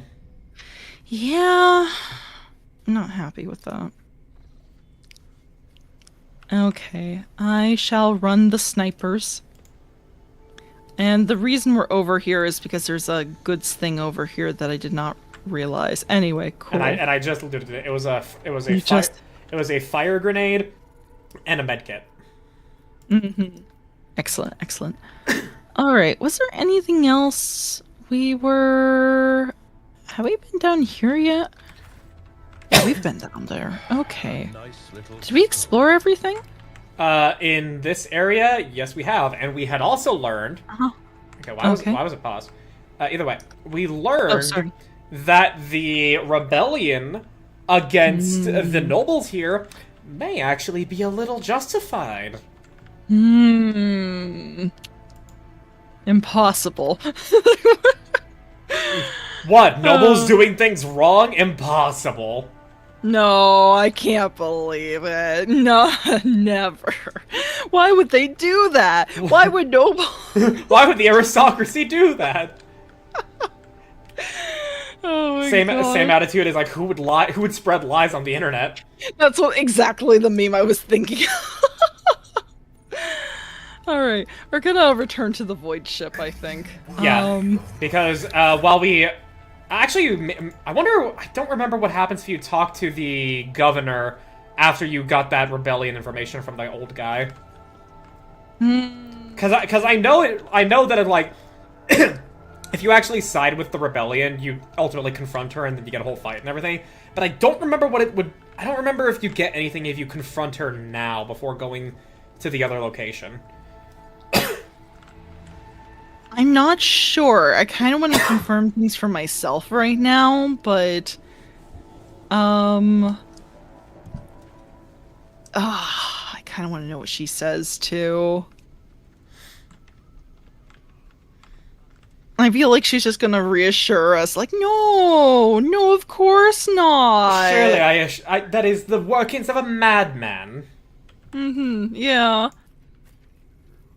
Imagine if she just immediately is like, oh, well, the jig is up. Hey, I'm going to eliminate you now. hey, that would let us cut to the chase. Yeah, that's fair. I don't know. Surely she couldn't be that dumb. She'd try to gaslight us first. Yeah, most certainly. Yeah. Nah, I kind of want to go towards the other location. I don't want to kind of give up any information that we know anything, that kind of stuff. Okay. But if you, because of what I told you when we were playing Night Rain last week, there are 2 other locations you can go to on your ship. Oh, right! We should do ship stuff! Okay, hold on. Yeah. They also do not take up quote-unquote time for any other quests you're doing, so you don't need to worry about that. Okay, cool. Hold on. How do I get back out to my ship? The left button on the bottom. Left button bottom. Yeah, the first one is the chapel. The first one I would recommend going to is the chapel, because that starts a quest that takes place throughout the entirety of the that was ship. right bottom. What did I do? I just realized. Yeah, you just went to the map of the Coronis Expanse. Whoops. Anyway. But yeah, I would recommend going to the normal chapel, the just like the ship's chapel or whatever it is. Okay. Because that starts the quest. Okay. Oh, there it is. Back to the bridge. And also, this gives us an opportunity to where if you would like to, now we can actually do the respecking of Abelard and Kibella. That might be a good idea. We are playing on a very hard. Wait, no, we're playing on the highest difficulty, not we're playing on the penultimate difficulty. Yeah, I think we should probably respec them. Respecking Abelard is contingent on if we still have a shield in the inventory and or a 2-handed weapon.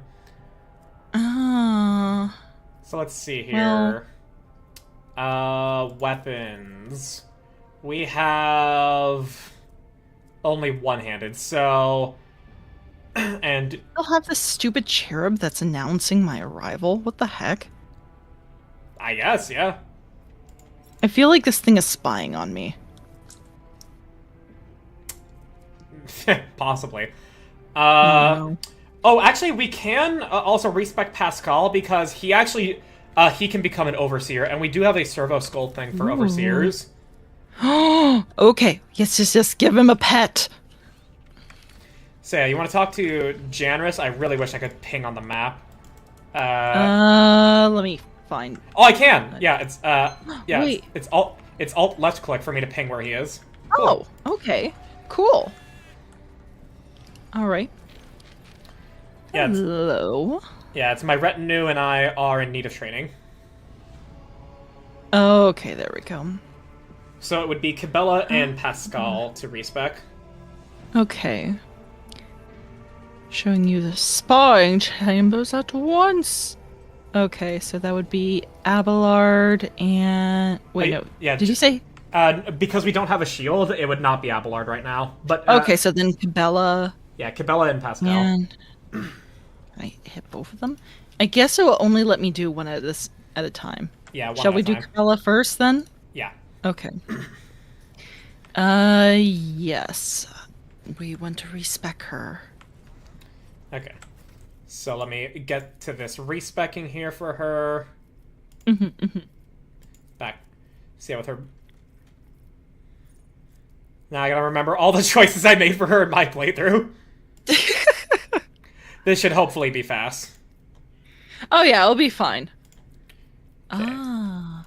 This. In the meanwhile, This. I shall.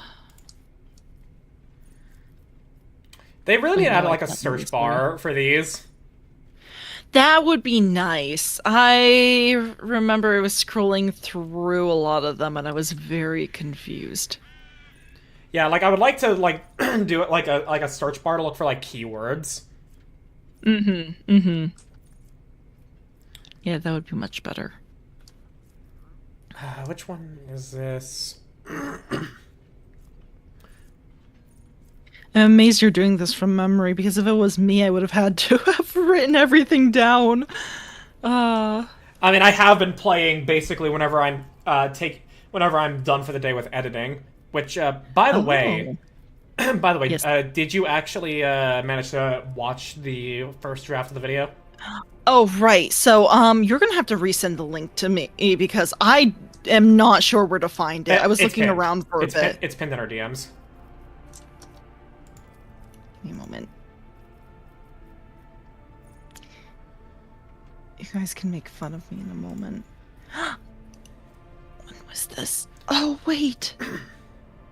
Oh. Yeah, no, you did pin it. There it is. Okay. Alright, I'll look at it later. Because I was going to watch it earlier today, and I was like, wait, where is it? Oh. Anyway, I'll let you know tonight. Okay. And then once I get your approval, it's gonna be, you know, just like deciding how I put in the like the credited stuff to where people can find me and all that. Right, definitely. Please do. I have also learned that the better site to use is a Linktree, because that's just a list of all the links you have in card is like your website or something. Oh, yeah, that does sound familiar. I think that is what Han said, so I'm kind of... Yeah. No, that sounds about right. Anyway. Well, I need to get on that then too. And yeah. Yeah, it's the common talents that I'm not remembering the best.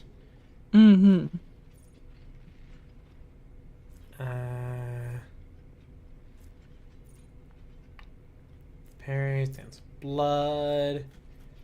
Yeah, okay, I think that's good. And I guess awareness, sure. And then strength. Choose another talent.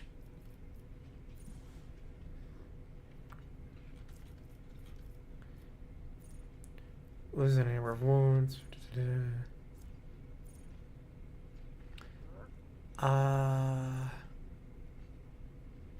No. No. No. Yes, that's one. Yes. Okay.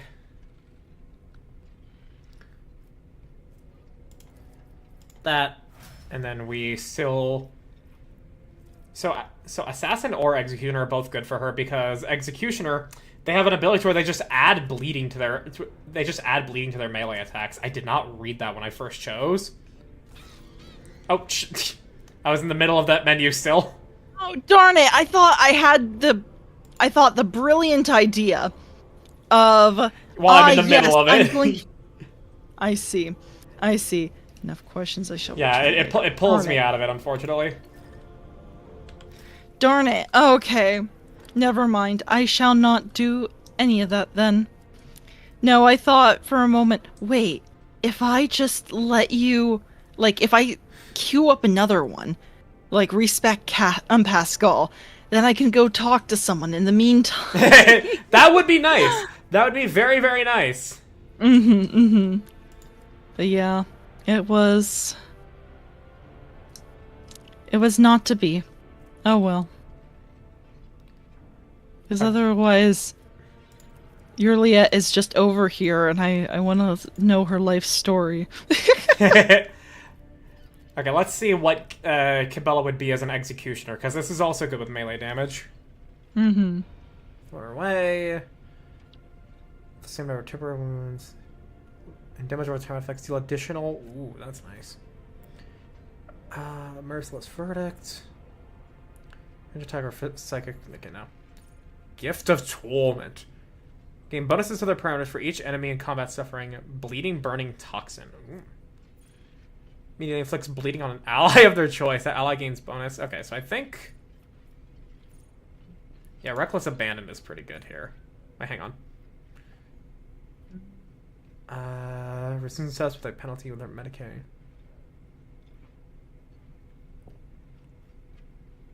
Ooh, but Pain Resonance also blinds them.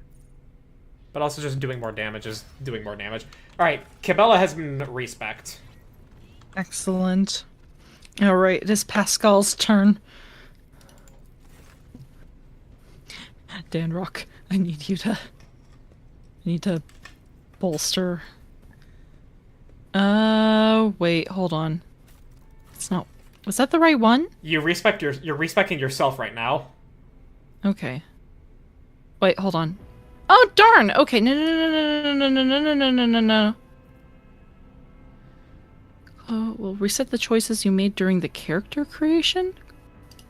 Wait, close this. Accept? This is not what I meant to do! Okay, good, I kept my You're stuff. still fine. Good. Please talk to it. Okay, let's see, hold on.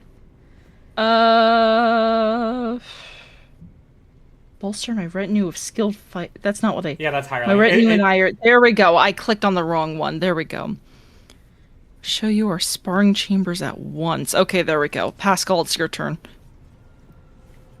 Hello there, rogue traders. Hello, gentleman Sneck. How are you? Alright.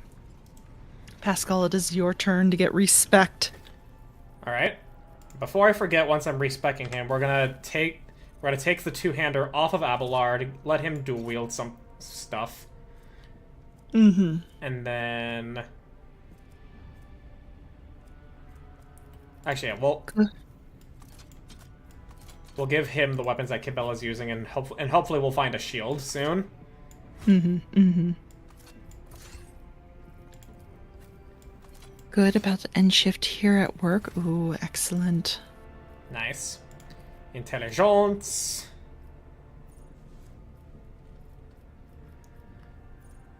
Acceleration protocols.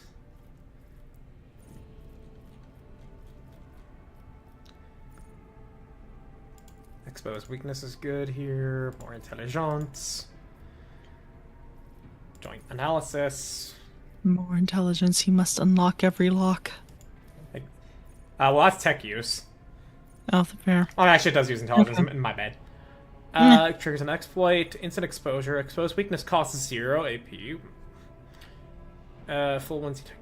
You know, actually, instant exposure here because of just letting everybody do more damage. That's really good. Mm-hmm. Plasma melter power. Conceal additional 5 damage. And then... that. Now, logic. More logic.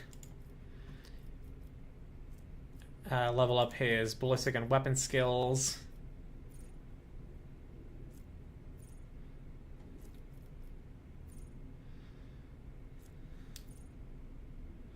Continuous analysis is good.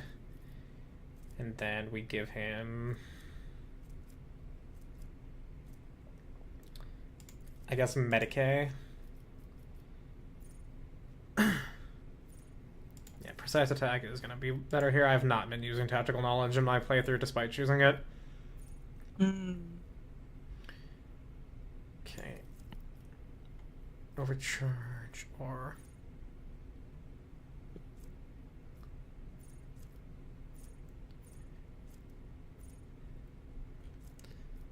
Let's see here. Oh yeah, utility mechan dendrite, because that's just gonna give plus 10 tech use and demolition. Mm-hmm.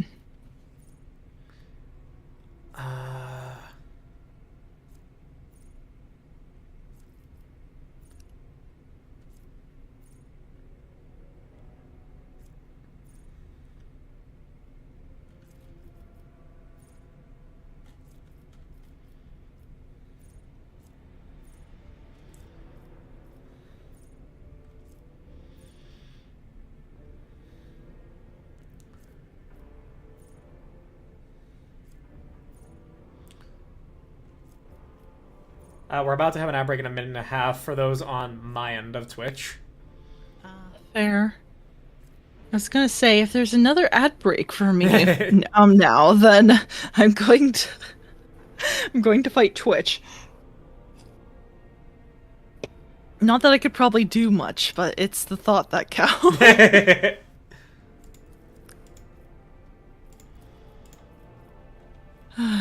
I wish Twitch would just let you turn off ads altogether. Yeah, but then you're just leeching off of them at that point by being an affiliate. You know what? I'm okay with that. I mean, same.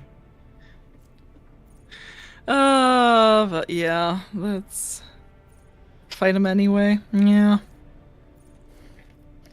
I'll figure out how to get my revenge later. Duel up in combat. And then... immobilize. And then we make him an overseer with the servo skull swarm.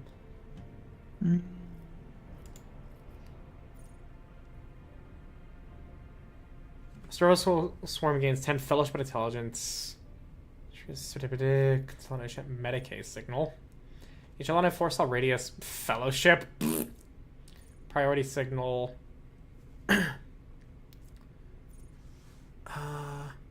Unavailable required.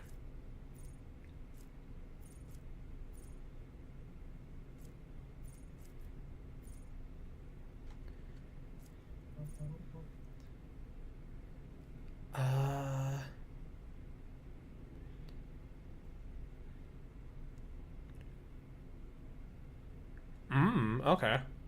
That seems good. Yes. Yeah, I don't even know if you're like seeing what I'm seeing. No, I just switched over. Alright. No, I don't currently see what you're seeing. Okay. Hold on. I think we'll go with that. Okay, there we go. The respecs have been completed. Alright. Cool. Alright.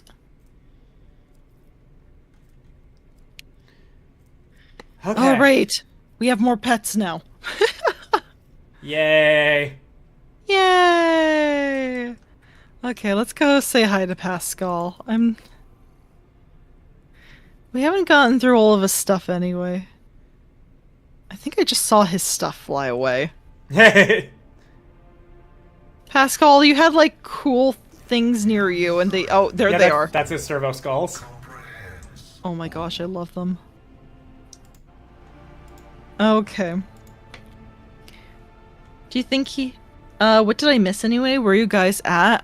We just started. We're respecking, but and we're doing a little bit of stuff on the ship. But once we're done, we're gonna head back over to Janus, and we're going to... I think we go and, check out the Resistance, right? We get their side of the story. Yeah. Maybe kill them if we don't like their answers. That kind of stuff. Story-wise, I mean, yeah, we're on Janus right now. That's where we are. But... yeah, no, mostly just, we just finished talking to what's her name? The Whatever. planetary governor. Yeah, planetary governor.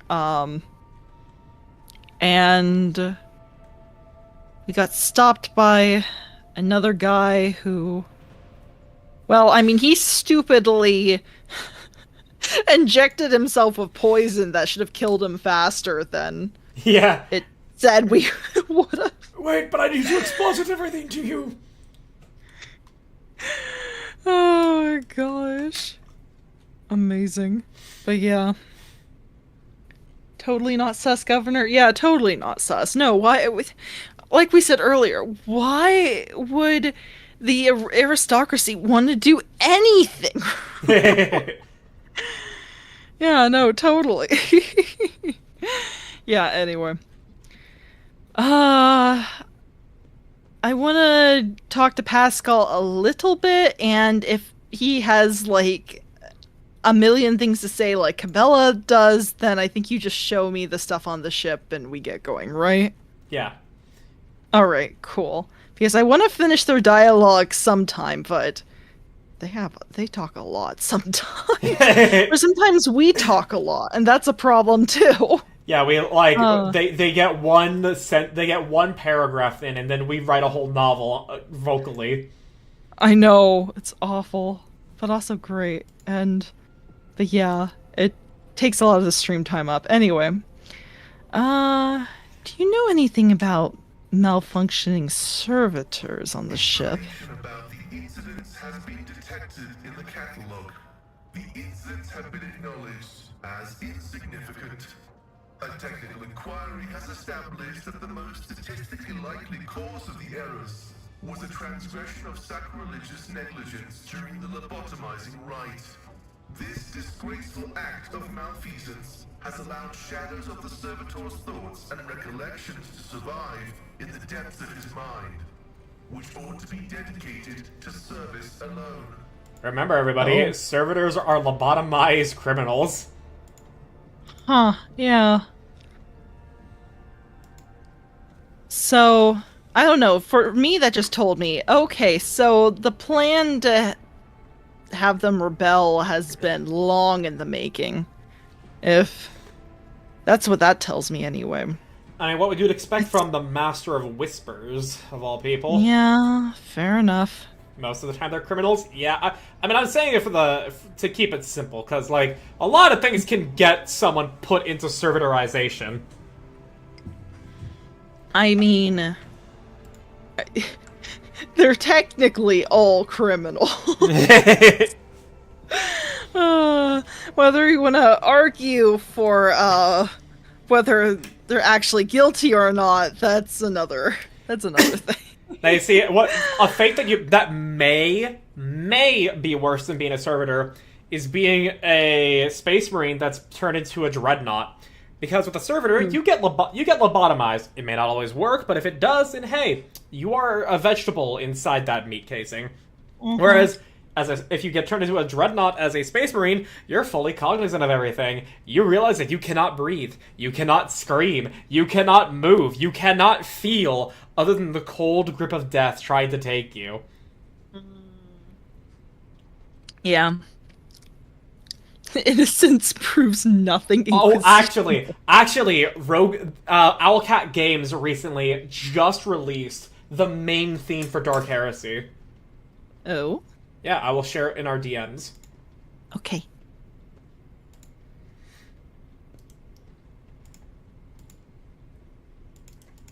And I am excited for Dark Heresy because that was my first introduction to Warhammer 40k. Mm-hmm. I want to know too. I can go ahead and post it in the chat. You guys can't post links because I'm at war with the bots on this site, but I can post Lucky's link for you guys. So yeah, give me a moment. And I'm certain. Oh. There's OBS. There we go. And also, just looking at the crew for Dark Heresy that we have going on here, we have a crew which is a species that was subsumed by the Tau Empire. So that's cool. We have a Catachan Guardsman. We have the Inquisitor. We have an Ogren. And we have an Eldari Psyker, which I am so excited for. Ooh. That's gonna be really neat. Alright. But yeah, there's the link. Can't wait to play it, definitely. We just need to finish this playthrough before we get to Dark Heresy. Oh yeah. And if we manage to before then, at some point, I would also like to teach you how to play the war game. Oh, fair enough. I guess we could. You could teach me through tabletop sim then. That is the only way that I know how to play on the internet right now. Oh, that's fair. Yeah. Because otherwise, I'm good. I can't paint my own minis. Oh, not at the moment. I'm not gonna be painting my own minis. If I'm gonna be getting minis, I am going to pay someone to paint them for me. Oh gosh. I'd like. So I have painted D&D figures before.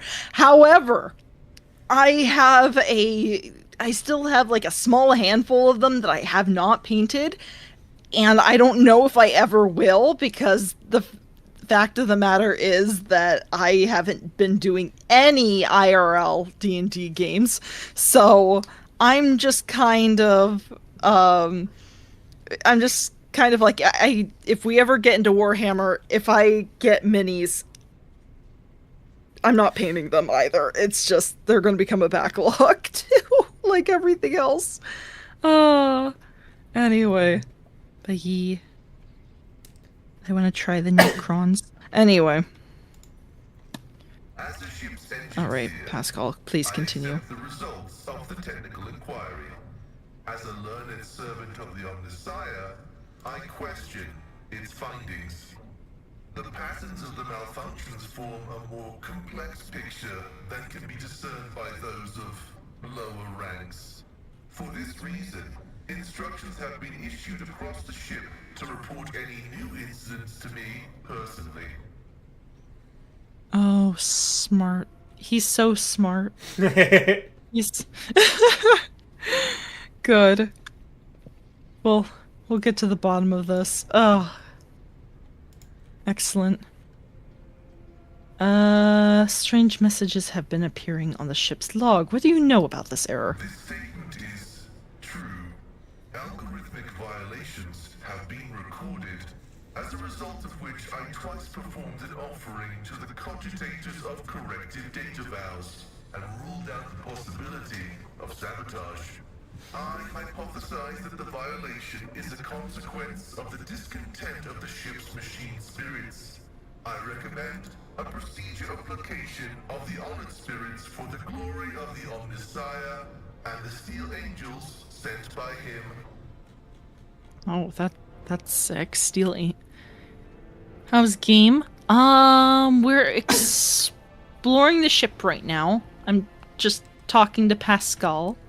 Yeah, and we respect him and Kibella to... Pascal now has a servo skull companion, and Kibella is now going to be the two-hander of the team. Because heck yeah. I've been running her two-handed in my Heretic playthrough, because the reward for going full Heretic is the only two-handed force sword in the entire game. So I'm a warrior, and she's going two-handed, and she fucking destroys anything. If I got her to ult onto Aurora, I am certain Aurora would die with a single Kibella ult. I am 100% certain of that. Oh, sheesh. That's cool. That's sick. Alright, let's see.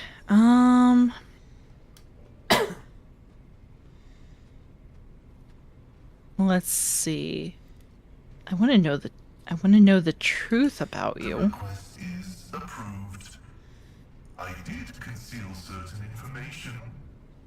I was a student of Archmagos Amanat, but I committed an act of betrayal after he deviated from sacred dogma. Wait, Archmagos Armanat? Wait. Yeah, Amonat is the man that Pascal said he was looking for. Oh. Trying Pascal as a melee tank. He can be quite chunky. He is naturally hard to kill. Look, I just watched him blow up a couple of guys with his axe. So he's great. That reminds me of blows up pancakes with mind. My fucking pancakes. No, not the pancakes. Oh, that reminds me. I made pancakes from scratch the other day, and I was like, oh my gosh, why didn't I do this before? Fresh homemade pancakes. I actually had those for dinner the other day, and while I do love pancakes, having that be for dinner is not entirely what I'm here for, because I'm kind of weaning off the amount of sugar that I had in June. Yeah, I'm not big on... Don't get me wrong, I love sugar, but breakfast for dinner is kind of not my thing, especially if it's pancakes for dinner. This is where my mom and I always differed, because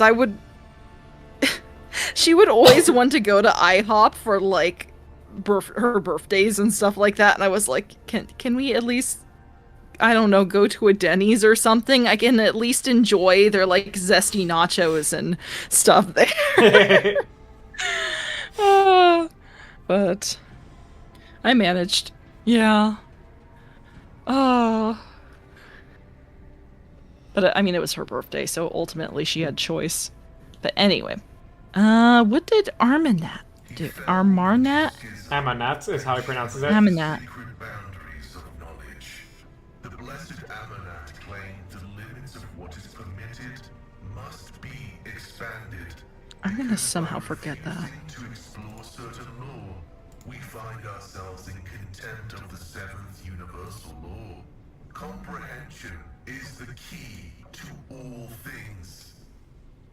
Yeah, I've heard you pronounce it now. I've heard Pascal pronounce it now. It's not going to stick in my mind unless for some reason I have to pronounce it over and over and over again. My mentor put forth a thesis claiming that we have stagnated, that ritual is now nothing but a cage for souls and false worship of the Omnissiah.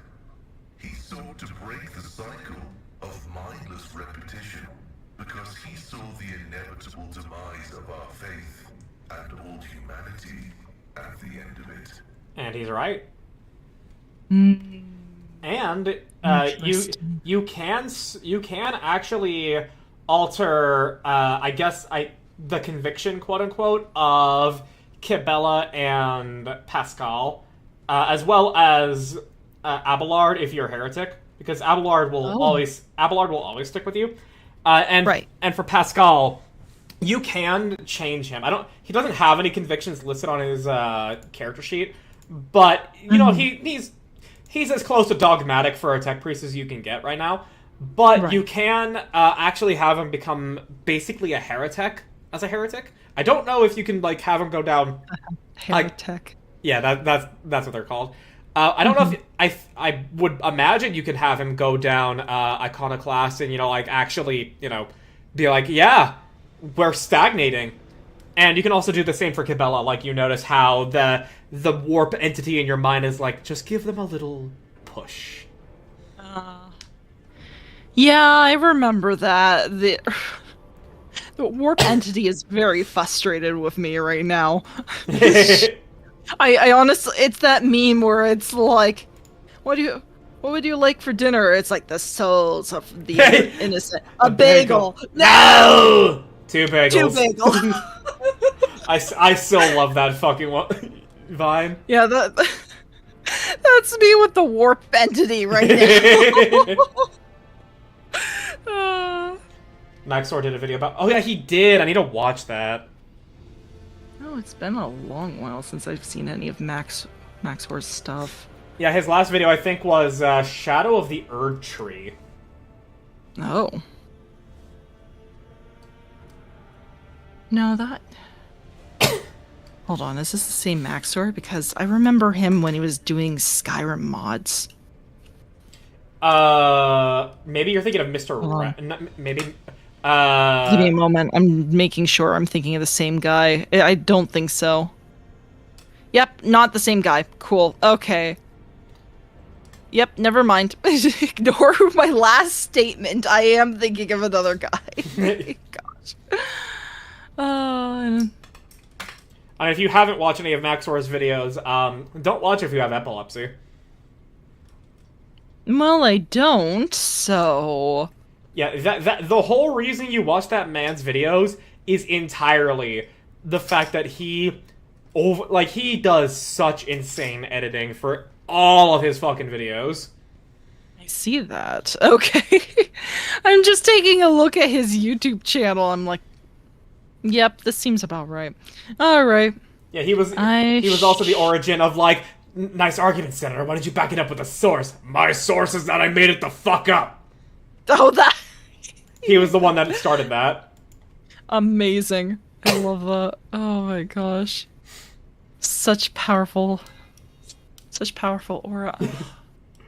People complain about information overload. My brother, he is my information overlord. Overlord. Oh my gosh. And no, I was seeing the parrying Monster Hunter video in my recommended. Maybe that's where I saw him, and I was like, just thinking of Skyrim again. I think that's what was happening. Were you thinking of MXR mods? I think so. That's it. That's him. There we go. Yeah, I need you guys to stop putting M, O, and X in your names. You're lucky I didn't confuse him with the Magic the Gathering channel. That is my Maxor-esque joke on the subject of Maxor's content. Oh my gosh. I will say, if you only measure the quality of a YouTube video by its editing, there are three YouTubers I think are the best on the platform. Maxor, Uberdanger, and Barney64. However, Barney and Uberdanger do narrative storytelling in their videos the best, in addition to their really good editing. I guess you could also include Seth Zine Talk, but that man is just incredibly funny, regardless of his editing. Right. So if you want content to binge, there are my recommendations. Fair enough, fair enough. Alright. Alright, let's go ahead and get back to Pascal.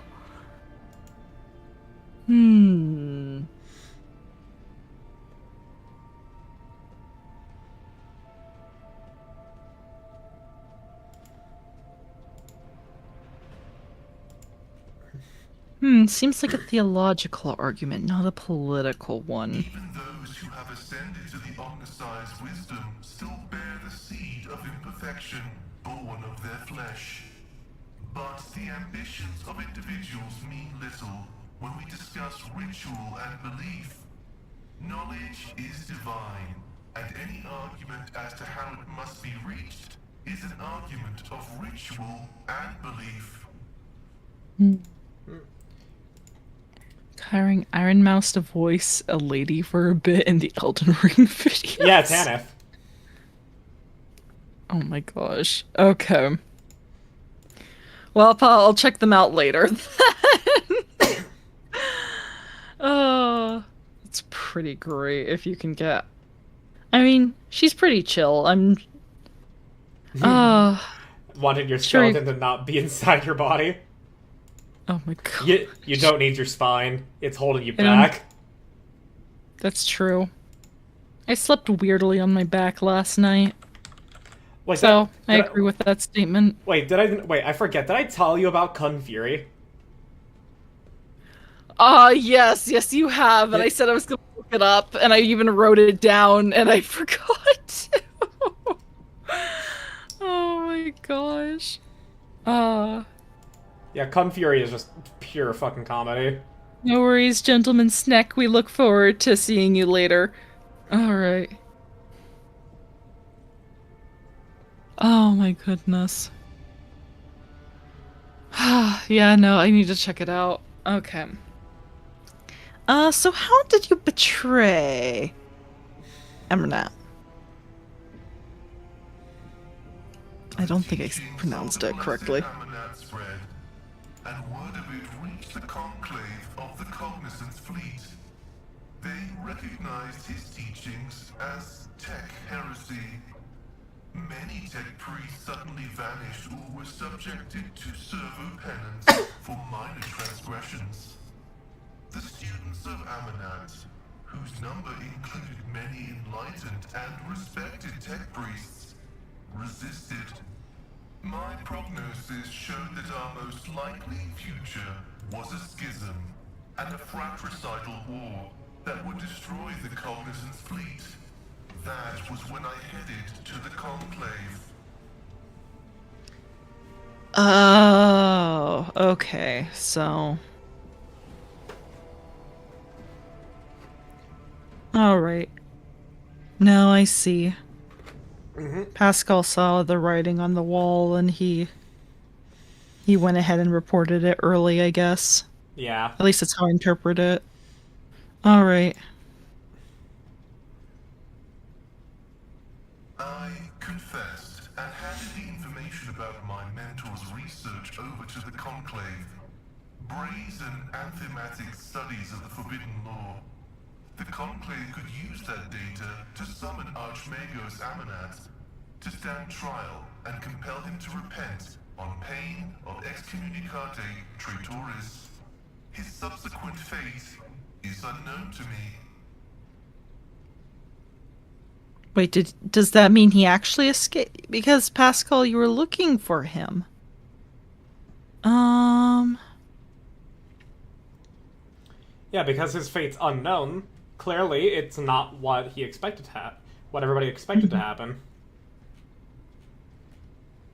Alright. You acted as a loyal son of the Imperium should. I pray that the Omnissiah grants us wisdom to overcome the dialectic differences that divide us.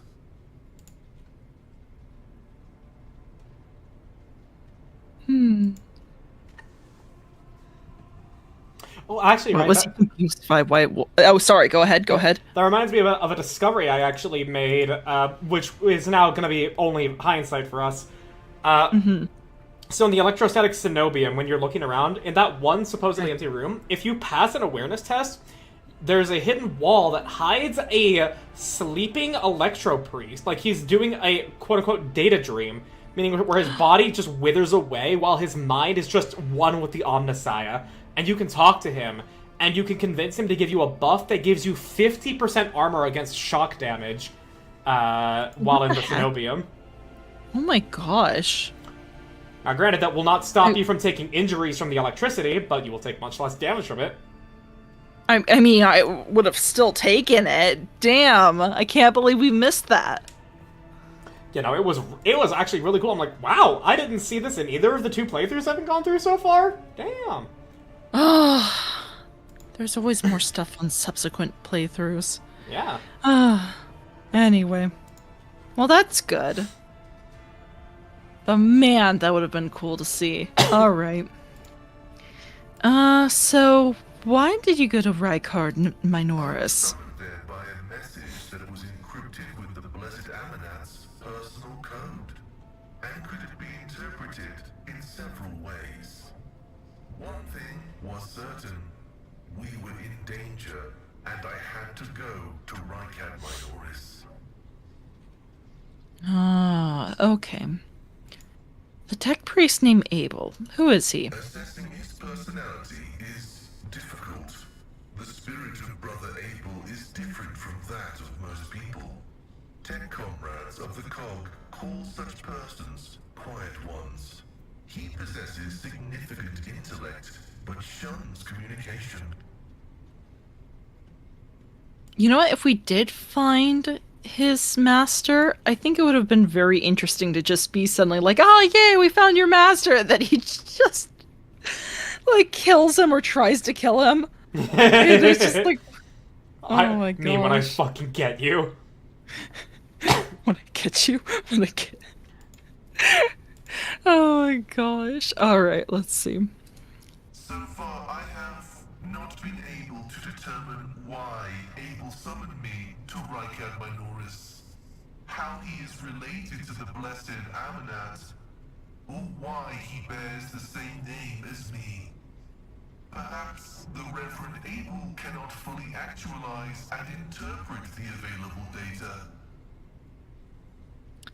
Well, he's effing dead now, so I don't think we'll ever know. Alright. What are you going to do next? I was wrong when I assumed it was the blessed Archmagos Amanat who assumed the guise of Abel Haneman. But there is a connection between him and the Reverend Abel, and I intend to uncover the nature of this link. Alright, I have no more questions. I will return to ruminating on the search for the blessed Amanat. Shall we leave him alone for now and come back later? I think I want to explore the two places first. Now, his dialogue isn't nearly as long as Cabela's so far, but Doesn't I have speak a in whole feeling. eulogies. Yeah, I have a feeling that it could be pretty long. So I think we should explore the two rooms you mentioned and then get on with the GIM. So yes. Yeah. May your labors be effective and fruitful. All right. I think we just talk to them a little bit each time, and then eventually we will. What is this angle? I didn't even know what the angle was. Oh, it was just the black of the ceiling. It was just like, why am I being blocked over here? The fuck? Okay. Where is? You just want to go to the back of the back of the ship. Okay, the back of the ship. You mean towards another compartment? Yeah, towards another or... compartment. Okay, cool. Yeah, we want to start off with. And it's just black again. I have no idea where I am. Hold on. Oh my gosh. Yeah, there we go. There we go. So no, I figured out how to get out. All right. Yeah, it's the astropathic one is the one to go to second because the other chapel is the one where a quest starts. Ooh, okay. So we know the Lord Captain's quarters, freight line. So we're going to the Void Ship Shrine then? Yes. The only person to really bring along for that specifically is Cassia, and we always bring Cassia, so it's fine. We always bring Cassia. Okay. How is this looking right now? That's fine. Like, the only thing that matters is that Cassia is here in the chapel, and the astropathic one is for Pascal, because he is the one with the highest logic and tech use, so he'll be the most useful there. Yeah, that sounds good. Alright. I switched out to Cabela because I want to see her in action. Oh, don't worry. There won't be any fighting. It's purely just a lot of interaction and puzzles. Ah, okay, fair enough. Also, a lot of free XP. Yee. Alright. We love free XP. Especially in the... Also, fun fact. If you went down the heretical route when you did the Bloodspawn web, you would not have actually been cured of your rash. So you would then need to come here to talk to Confessor Aldebert to get your rash removed. Oh. Interesting. Okay. That... Alright. Ooh, there's something behind. A power maul rests inside the glass. Inscription on the reliquary reads, I am wrath. I there's am a button. cleansing. Whoever we... Wait. Oh? Oh, okay. What did Interesting. that button do? I was like in the middle of reading lore and you're just like, there's a button! Didi, get out of my laboratory! Didi! Get out of my laboratory! Stop. I was in the middle of reading lore! Whoever wields me walks in the steps of Furia? Footsteps of Furia. Furia. Furia. Oh no. So, yeah, if we press that button and then this one, surely this should open up that case. Is that correct? No. Oh, there's a whole, like, room-wide puzzle here. Oh. To get a power mall. We want that mall. Okay, so if we step, Okay, so if we there has step to off be- these buttons, Yeah. yeah. Okay, there has to be like more buttons. Like I see more little squares over here. Yeah. So Like there's another one. So this is the first button to step on because it gives us one green. Oh wait, hang on. Wait, it only turned green for a bit. Wait. That was a. What was the other one? That was an eye.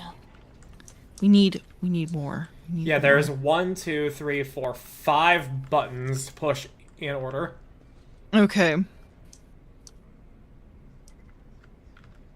Oh wait, in oh wait. order. It has to be Furia. It has to spell Furia, right?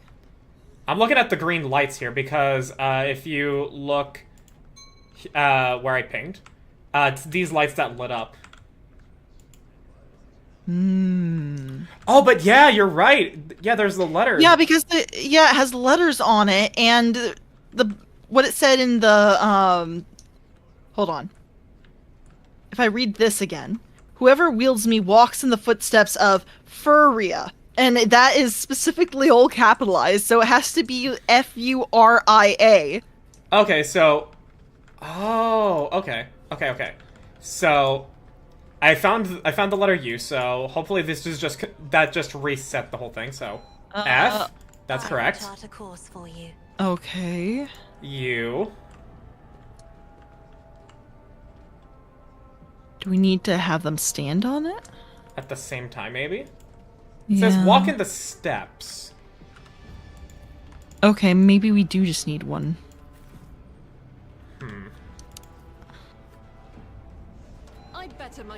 Okay, so yeah, stay there, and then we'll have someone go to the U. Follow my steps. Okay. Okay.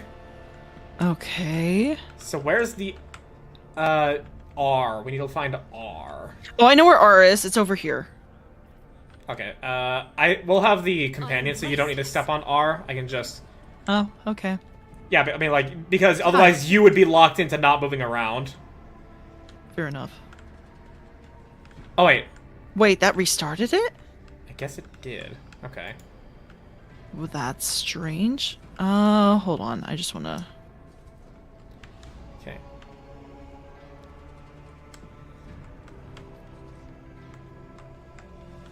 That's F right there. Walk in the steps of Furia. Oh, you're still on, okay, I see. What is that? Is that you? Yeah, that's you. Okay. Yeah, that is a U. So we need to. Blood is my life. Yeah, so we need to place one Death is person my on duty. each letter here. Okay. So You we'll are put. in the presence So of the we'll put house or Abelard on the F, Okay. and then Cabela on the way U. serves. Then we'll put Argenta on the R. My path. Okay. Now we need to just find the I and the A. Okay, the. I believe I is the other side over here on right here. Yeah. I guess that would be an I, and the A is at the end of the is in the back of the room. So Color the so I guess uncolored. I guess you can step on the I, and then Cassia will go to A, Excellent. and then A. Boom. Yes. Okay, I need to go ahead and do this in my own playthrough. Yes. How can one find the right way without his light? Let's see. Unquenchable Fury. Oh. Is it a two-hander? Look. Hold on. I didn't get to see. It's a one-handed. Maximum push distance of this mall is 5 cells, and any collision damage is increased by 50%. Wow. Ooh. Damage is low, Arbor Pen is high. But yeah, that push distance? Pretty nice. Alright. Was there anything else to find over here then? Just visually on the map, not that I experienced, but there is a quest that starts here, as well as a puzzle for another item that is just through a dialogue box. Alright. I'm gonna go with, speaking of dialogue boxes, the Aquila Anima, a fragment of the Cathedral of Eternal Redemption, brought from the shrine world of Solus 6, now lost. Ah. Okay. And does that mean I talk to Confessor Albert over here? Albert. I think, was it Albert? Aldebert, excuse me. I didn't Oh. I see there are Initiate Zik. I don't know how to pronounce his name. And Initiate Klotos. You can also talk to them, but I guess let's talk to the Confessor. Yeah, I'll get him. Okay, cool. Confessor Aldebart, a plump, rosy-cheeked old man, is lighting candles, taking his time with each. Glints of fire dance on his heavy golden aquila and his sky-blue eyes as he addresses you, smiling. The Emperor protects your ladyship. Are you here to pray, or to have mundane matters brought you to me? Some incredibly profound quality to his voice. He speaks with mesmerizing timbre. Yeah, right, I forgot to keep going that because I saw Ben's message. Oh. Yeah. Oh, yeah, no, I saw it too, but I thought, you know what, I'll just finish up just in case something happened. Yeah. Well, Ben, do you mean... I know you said give Baldur's Gate one more chance. Do you mean Baldur's Gate 1, give it one more chance, or do you mean Baldur's Gate 3? Because while I understand Baldur's Gate 3 is very long, very daunting, and very big... it is one of my favorite games that has come out in the past decade. Mm-hmm. But I understand how it cannot necessarily be for everybody.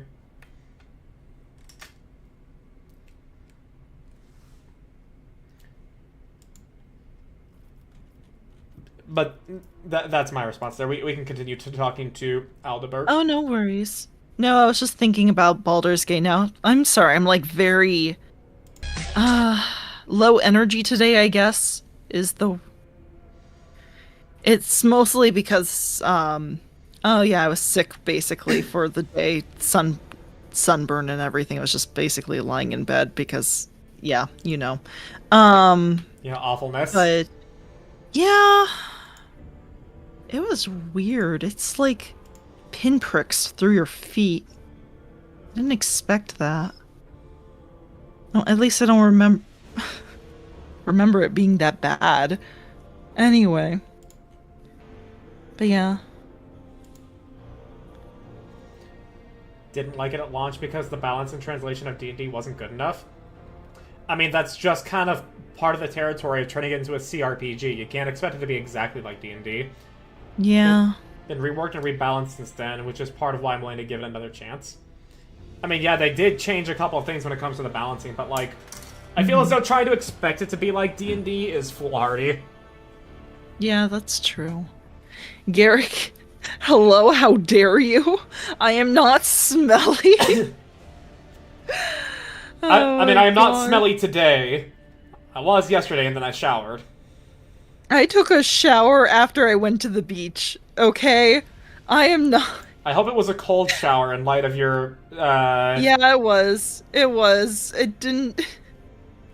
I don't know if it exactly helped, because I've been I've been rinsing my burns down a few times with cold water and aloe, just to be safe. I think I'm recovering. I should be fine for work tomorrow, but it's like, yesterday was just like, you should have been fine! Yeah. Anyway. Yeah, girl wasn't exactly smart when she went to the beach on Saturday because she forgot to put sunscreen on her feet, and that was an absolute mistake. Otherwise, I'm fine for the most part. I at least know that if I were to go to the beach, I should get water shoes. Oh yeah, that was another thing. I had water shoes and I dusted them off and I tried them on and they were kind of big and I was like, maybe they lost some elasticity. And Lord Dominus was like, well, maybe you shouldn't wear them then. And I was like, okay, yeah, maybe you're right. And I wore them for the. Oh. Me grabbing someone's arm with a sunscreen. Oh. No, I wore sunscreen otherwise. I should have worn more, but anyway, sorry, go ahead. I didn't expect it to be exact. I never said exactly like D&D. Well, I mean, I know you didn't say that, but it's also like your exact things was like balance and translation of D&D. So it's like when it becomes a CRPG, I don't hold many reservations when it comes to translating 5e into a CRPG. However, there are some things that were clear issues with the game that only stem from it being a video game, like the karmic dice system that was buggy at launch. I did not know it was buggy, but I do know it was basically pseudo-random distribution, which I am personally a fan of, because here's my hot take of D&D. I don't like how a lot of D&D and its derivatives are binary pass-fail. I like how in Powered by the Apocalypse and Pathfinder 2 it has gradients in terms of failure and success. Mm-hmm. Caused a lot of problems that don't exist in tabletop, and it ended up ruining a lot of the experience for me. You could toggle karmic dice off in the option menu, but it didn't actually change anything. The bug persists. I mean, okay, that's a fair enough bug, and if the pseudo-random distribution was against against the player's favor, then understandable, worth being upset about. But I don't personally feel like it's a deal breaker, but at the same time, I didn't notice the bug if I experienced it. Mm-hmm. That's entirely up to the end if there's a flat pass-fail versus a range of success. No, that is how the rules are specifically designed. D&D, at the very least 3rd through 5th edition, has exclusively been either you do the thing or you don't do the thing. That is how the rules are designed. A good DM knows that this is not a good way to design a game, so they then have to fix it by adding a gradient of failure in their own game. Mm-hmm. Yeah. Oh, grabbing someone with sunburn. Look, my arms weren't sunburned, okay? You'd have to be grabbing my feet, which is kind of weird. Alright, let's go ahead and get off the D&D conversation. I feel like I feel like this is very easily gonna slide into a long debate, and we're not gonna get anywhere. Yeah, it's just... Look, I liked Baldur's Gate when I played it. The reason I stopped was because I wasn't getting any viewers at the time, and I thought people were just not enjoying me playing one of my original characters. So I figured I would pick it up another time, or I would get through the quote-unquote boring stuff. But as soon as I stopped and I played it on my own, I immediately got into something interesting, and I was kicking myself for not streaming it. Yeah, I mean, I also had very low viewership when it comes to Baldur's Gate, but I think it's because it was so popular when it was around that it's just simply it's a weird thing when it comes to streaming, because if you play the new hotness, nobody's gonna watch you because they want to see their big famous streamer like Asmongold play it. But if you play something that nobody has fucking heard of and it has 5 viewers on Twitch, it's also gonna get lower viewership because those people are already enfranchised and they probably are not going to be finding you because it's too niche.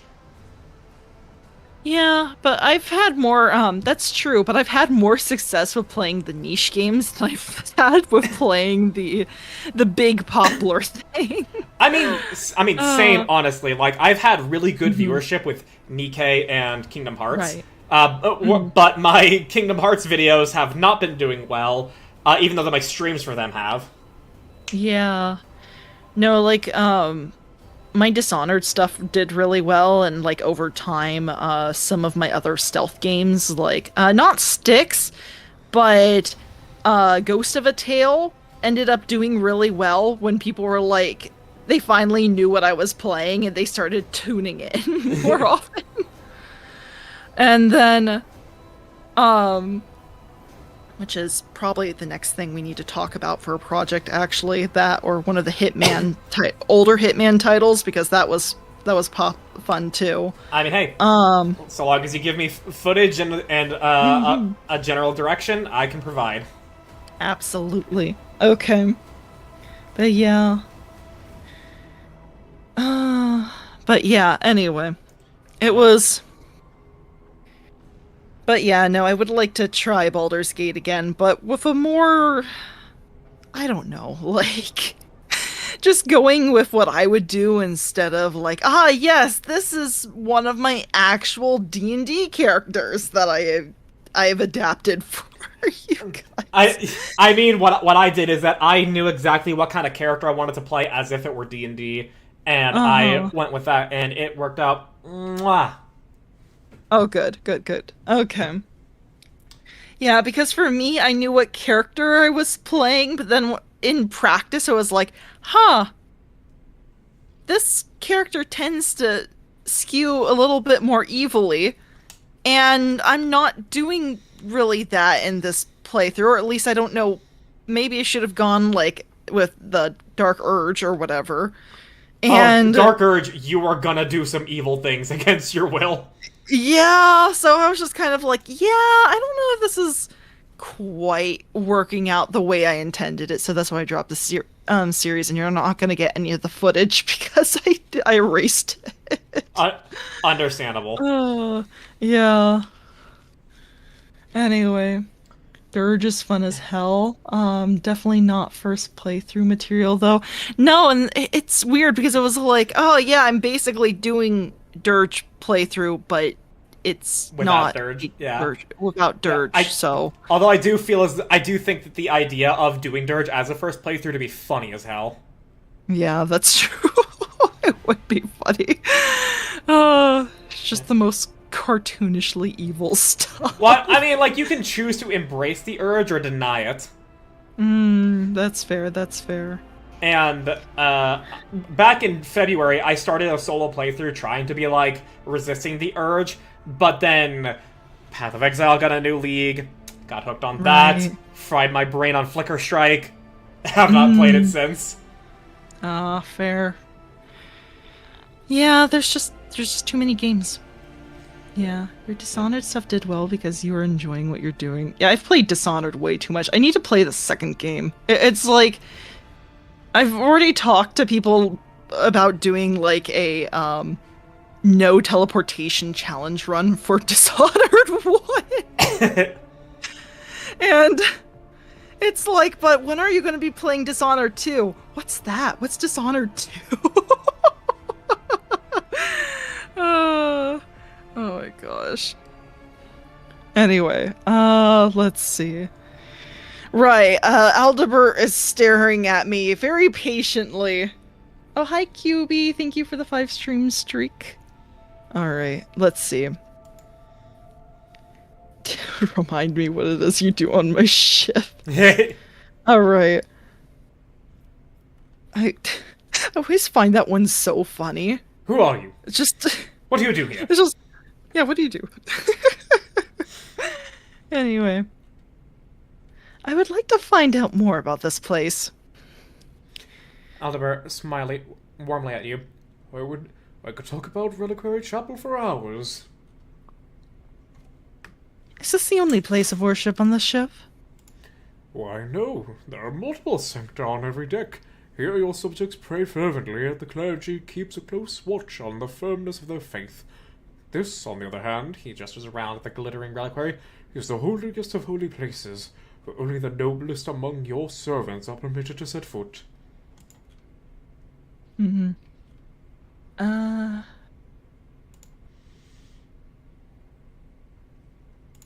Clicked every dirge option available and killed literally everything that moved. Probably the most fun I had. Except for Owlbear. Aw. No, there's no diplomacy whatsoever. You just killed everything. A true servant of Baal. A true servant of Baal. Fair enough. Post something in a group chat for later. Sure. Yeah.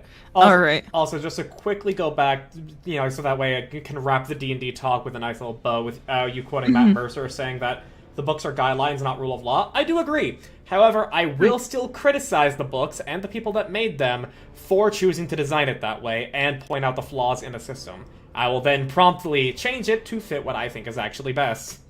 No, that's fair. I mean, I don't like changing it too much, but I do know there was a few times where it's like, I am not finding this information anywhere for exactly what my players want to do, so I'm gonna make it up to the best of my ability. Because they want to do this thing, and by golly, we're gonna find a way to do this thing. That's honestly part of the refreshing bits of playing Blades in the Dark, because because the rules are open-ended. It's just, there's no like specific crunchiness that you then have to be like, well, is there some crunch for this thing that's really out of pocket? It's just, okay, well, that sounds like that kind of thing, and you're gonna be rolling that, and this is the level of consequences you'll be having. Oh, hello, Kanto. Welcome. Fair enough. Crunch. Yeah. I hope you didn't hear. Kanto's a friend of mine. He and I rated Savage in Final Fantasy XIV. Ah, okay. Hoi, welcome in. No, I just thought for a moment when he said crunch, I'm like, did he hear me drinking my water and accidentally slurp really loud? Because that wasn't a crunch, my dear sir. That was a slurp. Crunchy water. Crunchy water. Also known as ice. Ice. I don't have any ice. I wish I did. But all of my my ice isn't that great. I'm gonna be honest. I personally want to have as little ice in my drinks as possible because I want more drink. That's fair. I mean, ice is nice though when you're I don't know, you're not drinking too much for like hours on end. It's like slowly melting in your cup and giving you more water. I know, granted, it doesn't really give you that much, but it's still nice and it keeps it nice and cold. So yeah. Anyway. I chew ice even though I know it's bad for your teeth. I do that too, Ben. I chew my ice as well. Every once in a while. Mostly to send a message. To who? Well, normally it's in restaurants when Who are you sending a message to in restaurants? whatever poor waiter is looking. Why over would at you me. do that? They're already stressed out enough.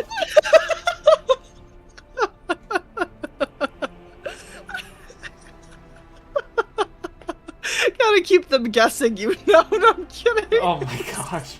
I don't actually I hope they're not looking at me when I do that. It's like most of the time it's just because it's like I want the extra moisture and there's none of them around like to refill my cup, so I'm just like, well, we're about to leave anyway, so I'm gonna crunch some. Absolutely so barbaric anyway. behavior. Yeah, I'm not gonna deny that. Arjun gives no F's. She's intimidating children at anyone shorter than her 7'12" frig. Oh my gosh, I'm the Slender Man at that point. What the heck? Oh my gosh. It's just. Oh, amazing.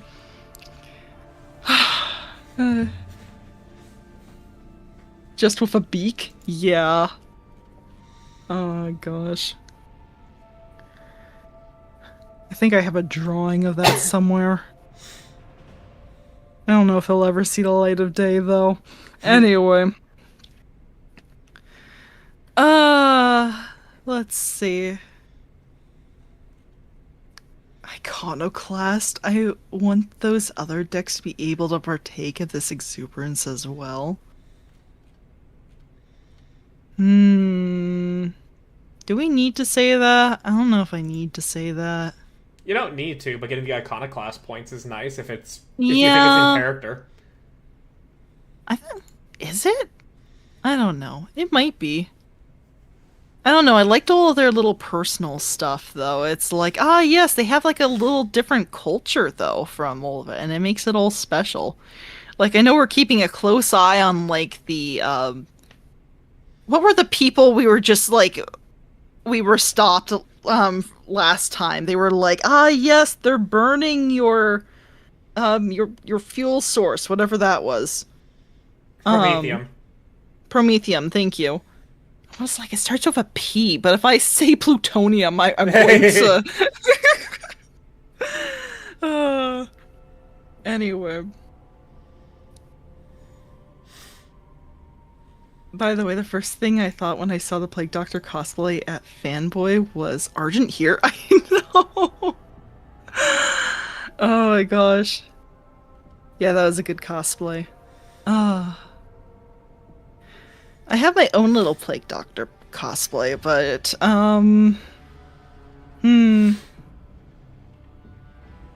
yeah, maybe not for a bit. Anyway. Still too shy for that. Anyway. Let's see. Yeah, but they're not going to see your face. That's true, but I'm always worried that somebody's gonna be like, well, if I triangulate the reflection in her mask, I can figure if you have someone who has GeoGuessr level analysis of your cosplay, there are different problems going on. That is fair. That is completely fair. Because, thankfully, it's... Though... I mean, both thankfully and not thankfully, most of those people tend to be focused on, like, really big VTubers like HoloLive and stuff like that, but it's always the... I don't know, it's always a fear in the back of my mind. It's like, they know who I am! Anyway. Meanwhile, here I am, literally the very first convention I went to after I graduated high school. I dyed my hair rainbow and I cosplayed Rainbow Factory Dash at BronyCon. Oh my god. And I went on stage for a cosplay show-off. Oh, wow. Oh, that sounds fun, though. It was. Everybody, like, did a little pose and everything, and, like, I did the mad scientist thing because I had gloves, I had the goggles and everything. Oh, that's great. And then I went on a beach trip with my ex, and everybody who was there called me Skittles because my hair was rainbow. You know, that's probably fair. Anyway. Anyway, you know what?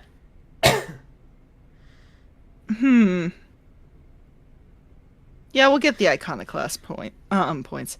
I want those on the other decks to be able to partake of this exuberance as well. Alderbert's eyes arch upward. Truly a most generous and gracious gesture, your ladyship. I will arrange for commoners who have distinguished themselves in your service to be allowed in here. An event like that will fill them with fervor, and they will pass down the memory of what they have seen to their offspring. Oh.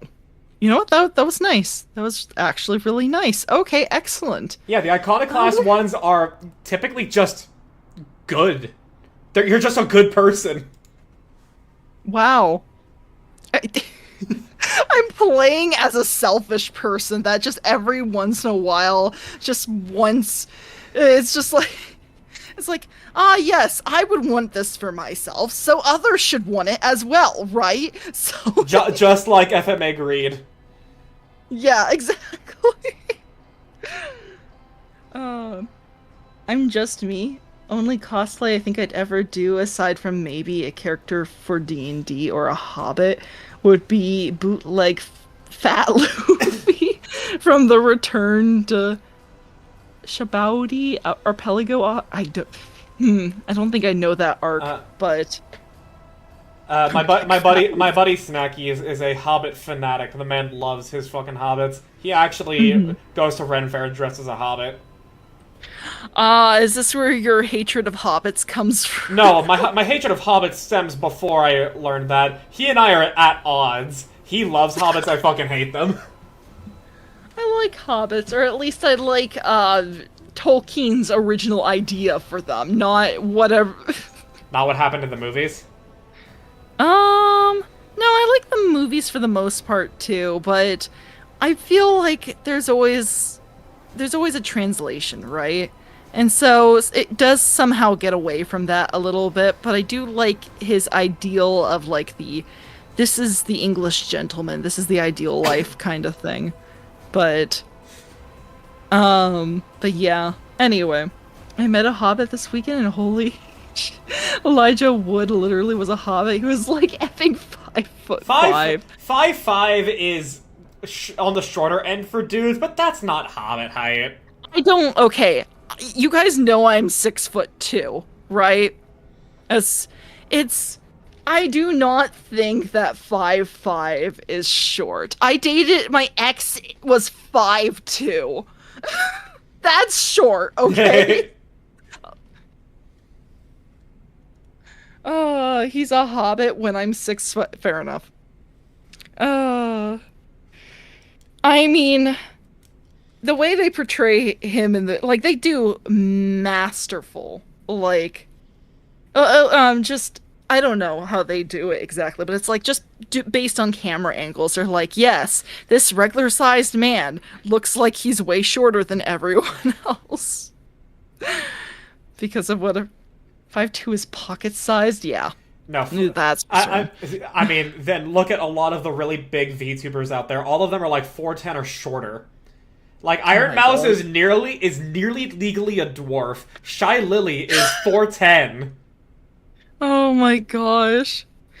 Yeah, I keep telling my friend Naomi, who's also really short, that it's like, look, you fit right in with the VTubers, and she's still so self-conscious. Oh, she's adorable though. Anyway, yeah, so it's just VTuber sized.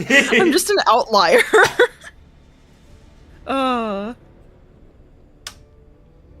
my gosh.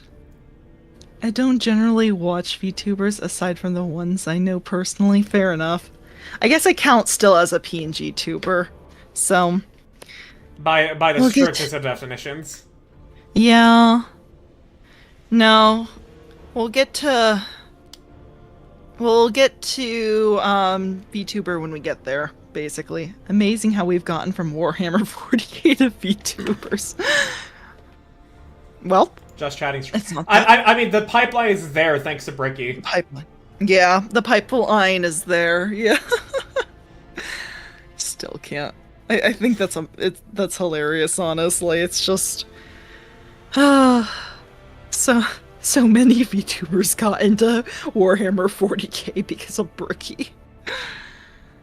What you mean, Argent? You have your VTuber model.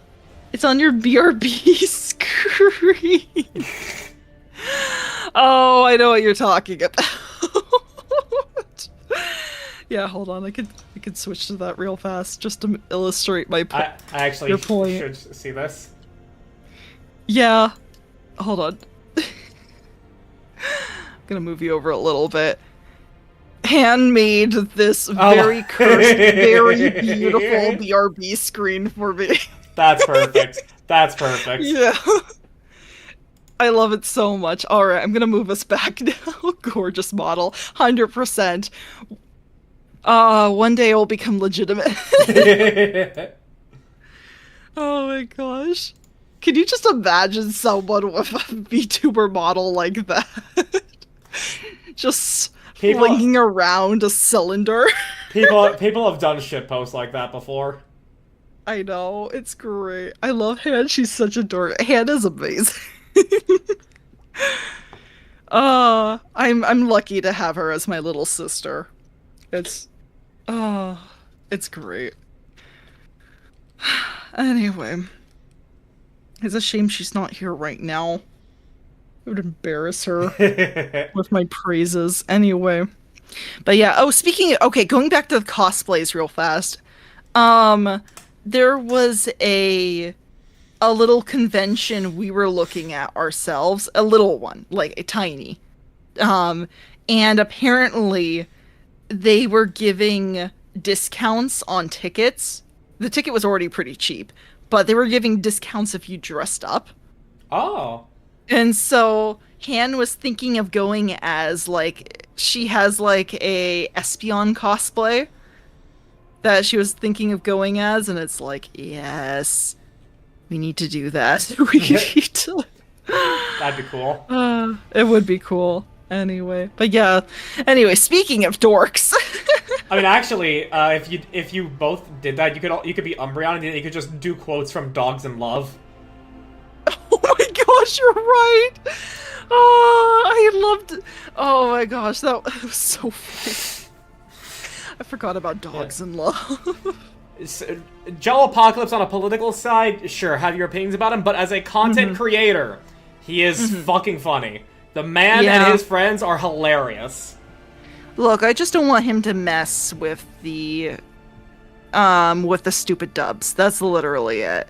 I otherwise do not care about his political opinion or whatever. But yeah, his content is funny. But anyway. Let's see. Where does this collection of sacred relics come from?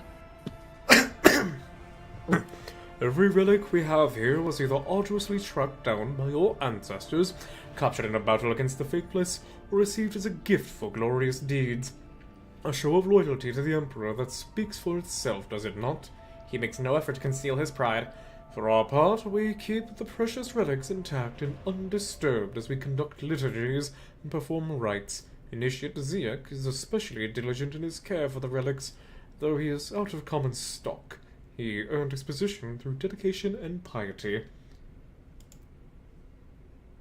Very good. All right. Shadow Strider, hello. Oh, sorry. Yeah. No, I didn't mean to cut you off. Now watch us sell this for this power mall that we just got to fucking pirates. Oh no! I know, right? Oh. Anyway, but yes, Shadow, hello. Yes, the whole ocean is my ocean. And our ocean of relics that we're going to sell to pirates for treasure. Me hearty. Anyway, yes, totally. Arr. Have you ever gone up against a rogue trader when death is on the line? Yeah. I don't give a shit about anyone's political opinion. The point of opinion is you're allowed to have your own, and no opinion is inherently wrong, and it's entirely, unless you're ridiculously crazy, like, racism is cool, or something absurd like that. No, I agree with that, yeah. No, my problem with him specifically was that he was, making deliberate, he was making changes to dubs in the anime that was not what the author intended, that had a very political message. That's where I have problems. I'm like, look, you're messing with the author's intent. That to me is that is a sin you should not commit type of deal. Yeah. But otherwise, I don't care. And the problem was, it was like he was a guest on that project. It wasn't officially his job. That's what was so frustrating. Anyway. But enough of that. Anyway, speaking of pirates, the Weasley twins told a stupid pirate joke on their Q&A, and it was actually pretty funny. Oh, wait, did you see a panel with the... Oh my gosh, what was the joke? Alright, hold on. We can... But yeah, wait, hold on. Hi, Shadow, welcome in. Sorry, I'm distracted by too many things. How are you doing today? Alright. Shall we continue, Lucky? We shall. Alright. Alright. I would like to hear the Imperium's tenets from you. Every man, woman has their place in the order he created, and this order must have been followed and the will of one's superiors obeyed. Beware the witches, for they have stained by the warp. Persecute mutants, for they are perversions of the human form, and hate the accursed Xenos. Wait, but what about Cassia? She's She doesn't. She is a mutant, but she's a useful mutant, so we don't do anything about it. No, we shouldn't touch her. She's wonderful. Someone asked them if they knew any jokes, and I think it was Oliver Phelps asked, "What is a pirate's favorite letter?" Of course, everyone responded, "R." Yeah.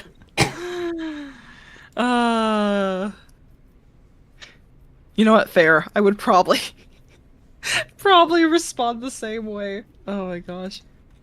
He quipped back with, "No, but they sure do love the sea." Oh, I've heard that variation of the joke too. Yep. Can't believe it. Alright, you know what? Fair enough. That's great. Alright, oh sheesh, there's a lot. Do you know where to get the... So the puzzle to get an item is in one of the corners of the room, and the quest is in the opposite corner. Oh, okay. Then I imagine it was like where it says the initiates were, basically. Oh, okay.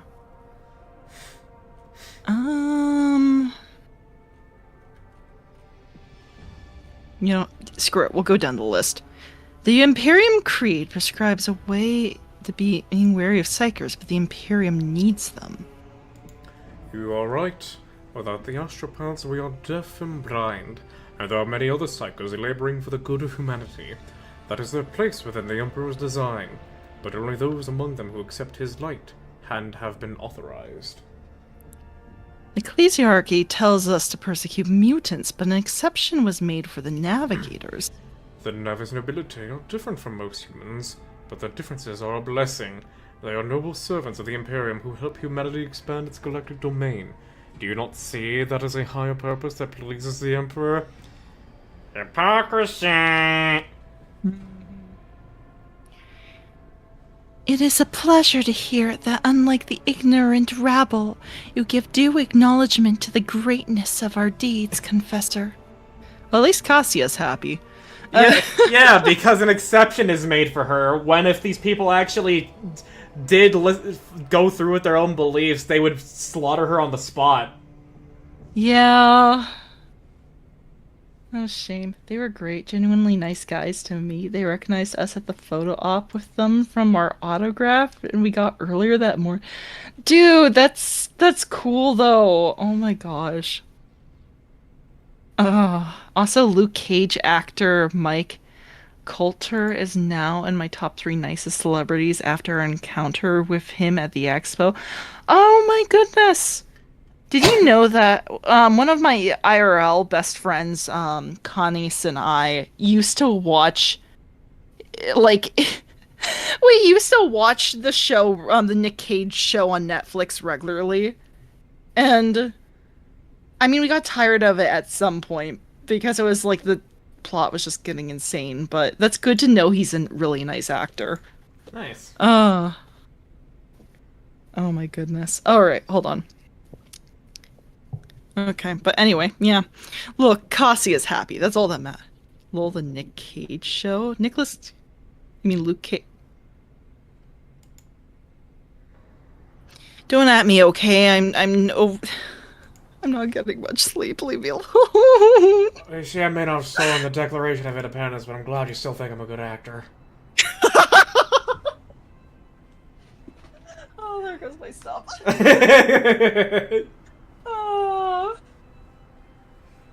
Oh no. I had my my colored pencils precariously balanced on some of my books, and they're gone now. Good job. I'll get them later. Don't worry. Fair. Neither am I. Yeah. Anyway. Oh my gosh. No. Luke Cage, you're right. I was even thinking of Luke Cage. I wasn't actually thinking of Nick Cage. Oh my gosh. Okay, we'll say I did like Nick Cage in Colors Out of Space, though, okay? So, I'll give him that. You know, Right, he's he awesome was, yeah. Yeah. Look, he was meant for that role. He was. I literally could not tell if it was just him or just the role itself. It was perfect. Anyway. Dude, Lucky, you need to watch In the Cage with Nick Cage. Segment Andy Samberg used to do on SNL. He did one with Nick Cage and it was effing incredible. Nick Cage and his incredibly good sport making fun of himself. Oh, that's good. Funny story. Oddly enough, with D&D, when I ran to Annihilation, it was with a group of my friends, and they met. I forget the name of the guy, but it's the guy who has the Ring of Winter, and he's currently just wandering throughout Chult that you can meet him. They saw him for the first time, and they were like, "That's Nicolas Cage," and so I rolled with it and tried to do a Nicolas Cage impression for him whenever he spoke. Oh my gosh. That's amazing. Anyway. Eleanor, are you able to provide a link for that in our voice chat? Because I guess that does sound funny, Ben. Alright. Let's see. Among the Adeptus Mechanicus, the Emperor is known as the Omnissiah. They have their own form of worship. Do they truly share our beliefs? Most certainly. Different likenesses of the Emperor and ways of worshipping him could be found across the Imperium's worlds, but we all believe in the one. For the purposes of optimizing the present exchange, I suggest reading this statement as true. For a competent answer to the question, I recommend addressing this unit as a member of the Adeptus Mechanicus clergy.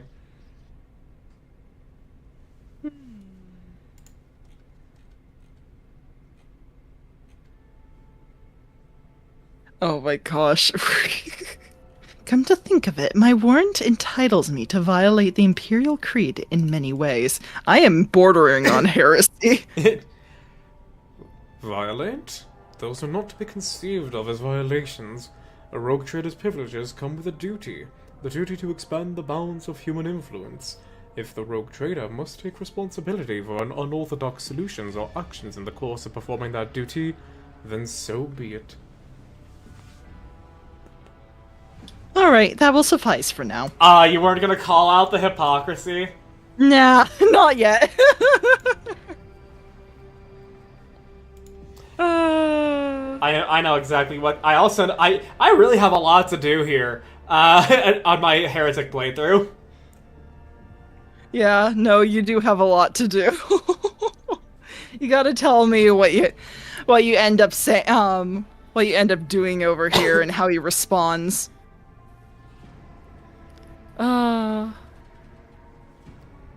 Let's see. Andy Samberg would dress up as Nick Cage and interview whoever the guest was in the cage. And on that particular one was Samberg Nick Cage interviewing actual Nick Cage. I'll find the link, thank you. That would be funny. Alright. Actually, you're positively beaming with joy. A priest like you is a rare sight. Aldebert laughs good-naturedly. A fair observation. Everyone knows the clergy must maintain a stern appearance to inspire fear and awe in their flock. His mirth fades, giving way to pensive gravitas. The truth is that in my clan I experience great hardship. I cannot explain how it is that I am standing before you now, except by his will. How could one be anything but joyful, knowing they were saved by the Emperor?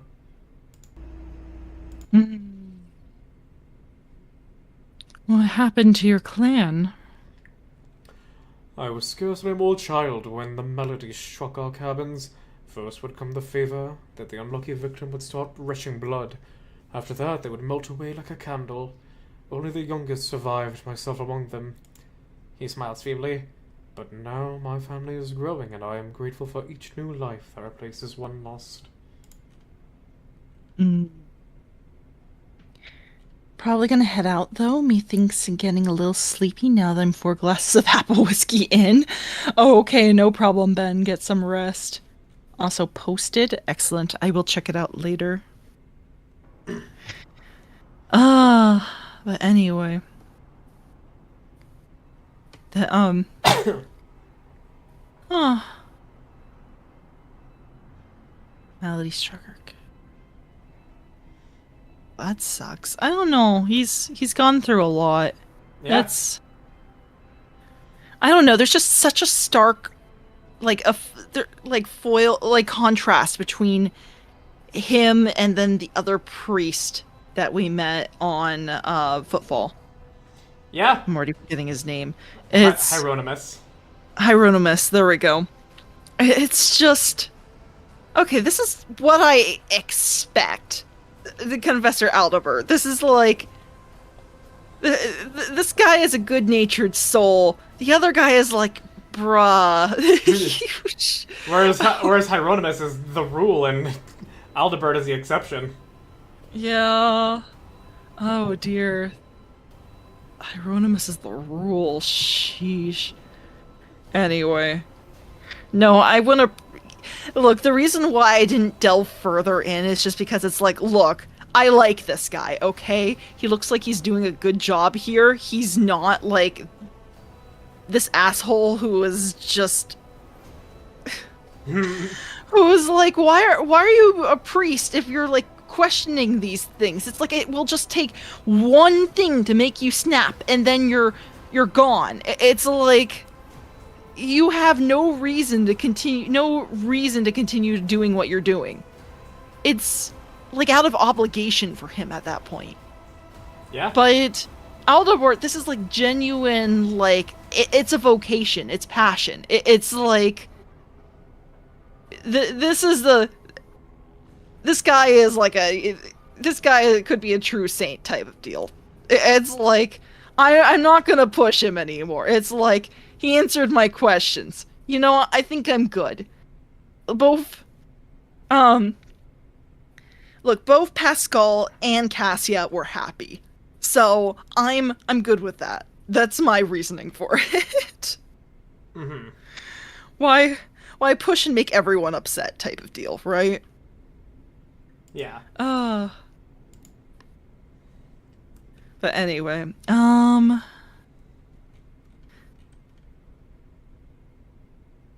still your gentle manner may adversely affect your flock's faith.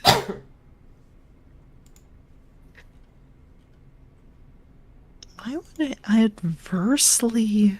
Because it's the belief that you gotta scare everybody to keep them in line. Yeah, I'm... The Imperium is very much a fire and brimstone type deal. Yeah, I've noticed that. They like... they certainly love their puritanical... beliefs. It's both really interesting and like, you know, it's just really interesting. It's just, you know, I kind of didn't expect this guy to exist. I'm gonna be perfectly honest. This guy is like, I don't know, it's a unicorn type of effect. It's like, I don't want to ruin this. I'm not going to kill the unicorn. I'm not. I refuse. Yeah, but also think about it like this. He's exhibiting doublethink. Doublethink? Huh. Yeah, you know what that is, right, from 1984? Remind me. I think I know what you mean, It's where someone believes two completely and utterly irreconcilable things at the exact same time with no question in their brain.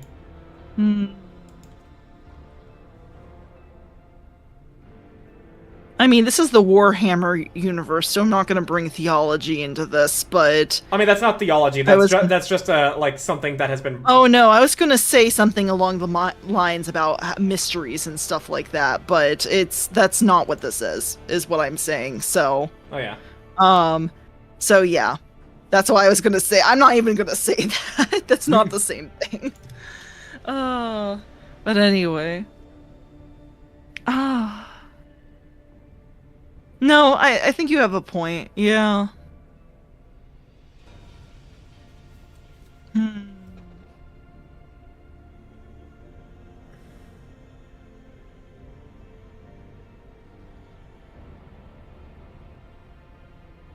I just don't want to change his demeanor. I want to know what his response is, but I don't want to change it. Still, your gentle manner may adversely affect your flock's faith. An accurate observation from a lady who knows the importance of strong faith on her ship. The gentleness you speak of is skin deep, while the inside my faith and spirit are pure adamantine. Decades instructing the crew and fighting the dangers of the void and the warp have required nothing less. My resolve in the face of the monstrous threats we face must always be 100-fold firmer than that of my flock.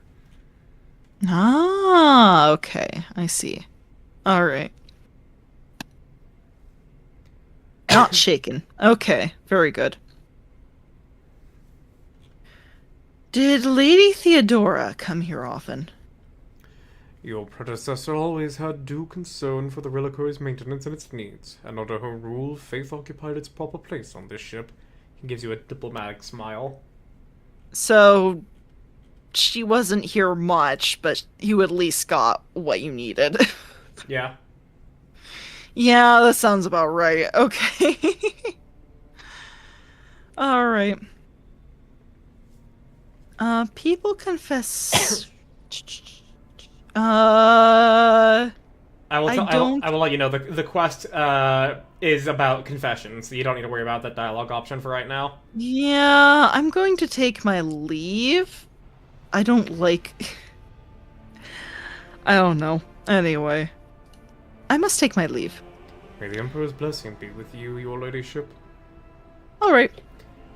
So you're free to explore. I would advise going here, so that way you can. Oh, so that other way. way. So that way you can do the puzzle for an item while I go to the bathroom because I need to use the bathroom. Excellent. I shall Okay. return. Alright. I shall be in control of the initiate... Zeke? Yeah, we'll go with Zeke. The broad-shouldered young priest makes the sign of the Aquila. The Emperor protects your ladyship. How may I be of service? Who are you? I could ask what the relic is. What is the... Who are you? Initiate Zeke, your ladyship. I recite prayers and help Confessor Aldebert with the rites. What is the relic next to you? Initiate looks over at the sarcophagus, the skeleton within it, clutching an orb made of tightly fitted hoops covered in glyphs. A mysterious object, but an undeniably a holy one. It was donated by a group of pilgrims who studied the legacy of the great missionary Nadine Aleinikov? Okay, yes. They believed there was something inside that only someone truly righteous was meant to have. One of the pilgrims was so desperate to witness the moment of the orb's opening that they bequeathed their body to us. Uh-huh. A riddle. Cassia's eyes light up with curiosity. It would be most interesting to learn what is stored inside, Lord Captain. Would you like to try opening the orb? Do you have any ideas on how to open this orb? One of your predecessors was last to attempt solving this relic's mystery. It happened a long time ago, before Lady Theodora was born. That's all I know. Why not just... That was not what I said. My cursor was a little bit lower. I think then I asked, open the reliquary. I'm going to try solving the mystery of the orb. The initiate opens the lock and hands you the orb. I'm going to ponder it.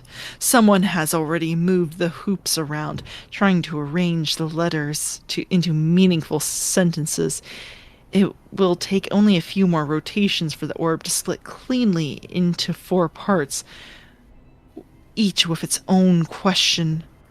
The answer should presumably be formed using adjoining hoops. Okay. Form the question of the orb's first quarter.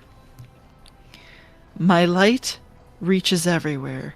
The greedy will see me in gold, the scholars in humanity's cradle, but only the righteous will see me within their souls.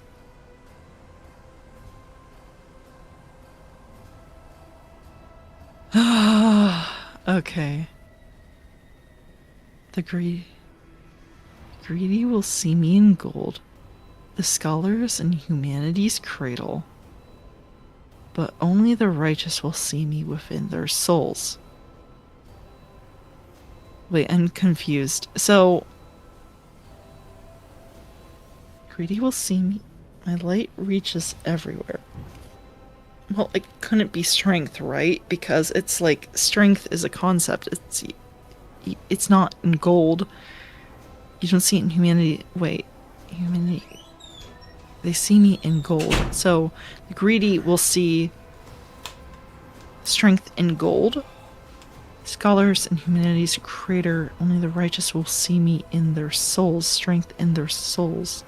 I have returned. Have you figured out the puzzle? I'm still on the first one, so I'm just working through the answers, but I don't know what they mean by Aquila. As in the Aquila is shown. Like the Aquila, the greedy will see the Aquila in gold. The scholars will think that the Aquila is in the humanities. No, what is Aquila? Oh, it is the two-headed eagle of the Imperium. Oh, okay. Does it? I thought it was just a symbol. It is a symbol. Okay. My light reaches everywhere.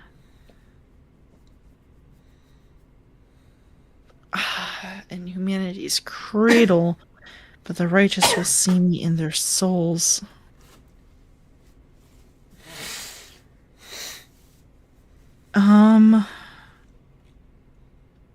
Is the Emperor really seen in gold? Like, does the greedy really, like, try to see the... I mean, I guess I could justify it where it's like, yes, it's... The Emperor can be used, I mean, I don't know, maybe it doesn't make as much sense. The throne doesn't make sense either. Maybe Aquila, but it's like, well, see me in gold. Providing it's something maybe they can obtain. But I don't think I've ever seen anything around. So strength makes the most sense because the greedy would see strength in gold. And scholars, I'm not quite sure humanity's cradle. I'm assuming that's like the origin of history. I actually don't necessarily know exactly what it means by this, but okay. I figured it out when I was in here the first time, so I can't really say much to help you without clearly guiding you towards the answer. Okay. This isn't like a one time. Oh yeah, no, you can keep repeating it. Okay. Now see me within their souls. I think it's strength. For better or worse, something clicks inside the orb. Ooh, okay. That could be anything. Form the question in the orb's second quarter. I am within every human. My loss is feared, for without me comes the end. That give me to the Emperor, and you will be eternal. Well, isn't that soul? That's your soul.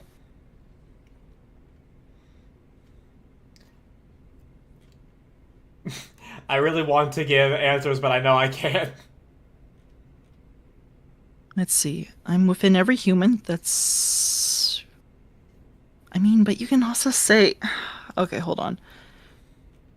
I'm with every human. Soul, you could...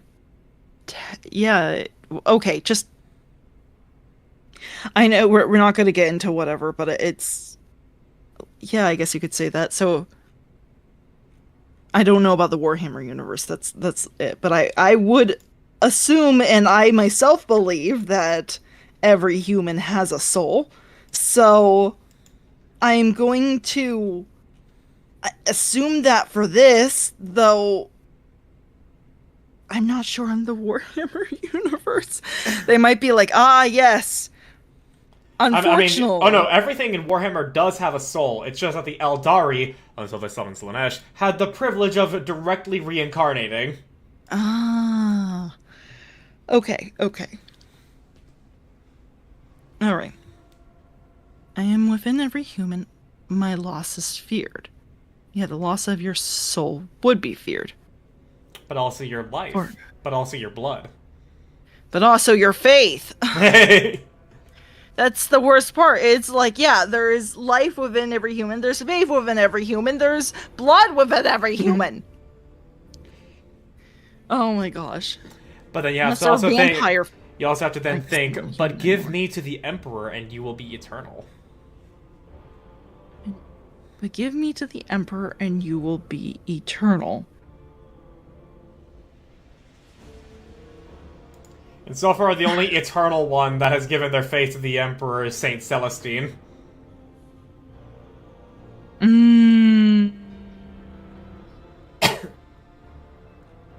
Okay, but isn't there a thing that if you...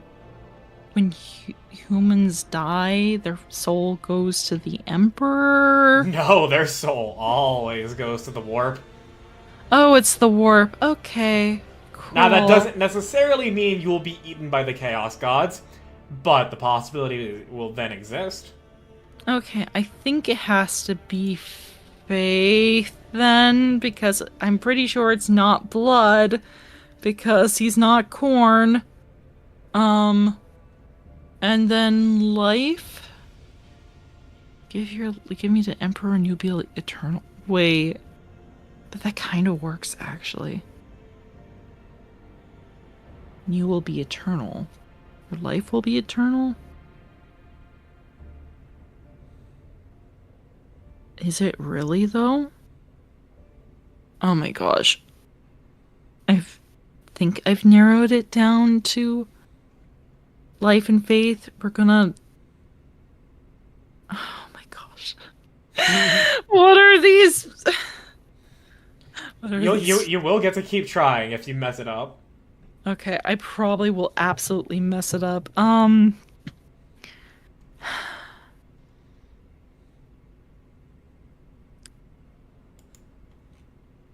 You will be eternal. I am within every human, and my loss is feared. Here comes the end. Yeah, I guess you could argue not everyone fears losing their faith, but everyone fears losing their life. I mean, Maybe true. that's it. More people would fear that. Well, I mean, meh. But anyway, semantics, but whatever. I think it has to be life. Another soft click comes from inside the orb. Form the question the orb's third quarter. I am poison. I am perdition. I am disgrace.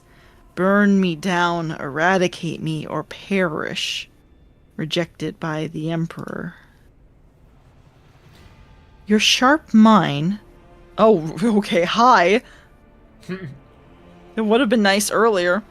Quickly scours the recesses of your memory for any fragments of Nadine Aleynikov's sermons. Wait, I've heard his sermons before? According to your Recall backstory. Oh my It gosh. says so on my character sheet. Oh my gosh. On my character!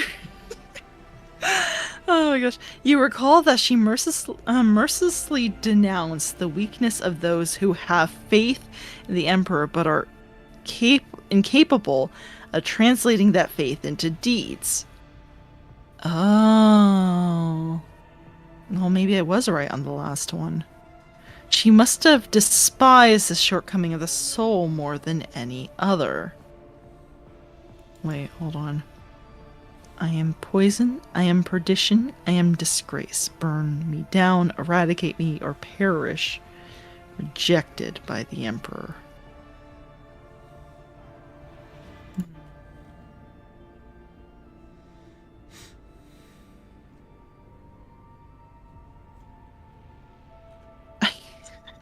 What? I am poison, I am perdition. I am disgrace. And then you're Down. and then you were given more context based off of that backstory information. Yeah. Faith into deeds. So what would that mean if you must cast out that thing that this is implying towards? I would say it's weakness, I think. But let me just work through that really fast. Because she denounced the weakness of those who have faith in the Emperor but are incapable of translating that faith into deeds. She must have despised the shortcoming of the soul more than any other.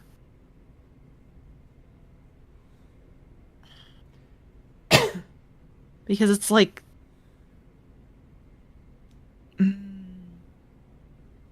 Because it's different. It's kind of like a lukewarmness that she's talking about.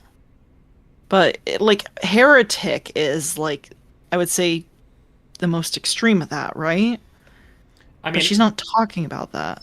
Yeah, a heretic is also someone who just deviates heavily from the faith, whereas an apostate goes against it entirely.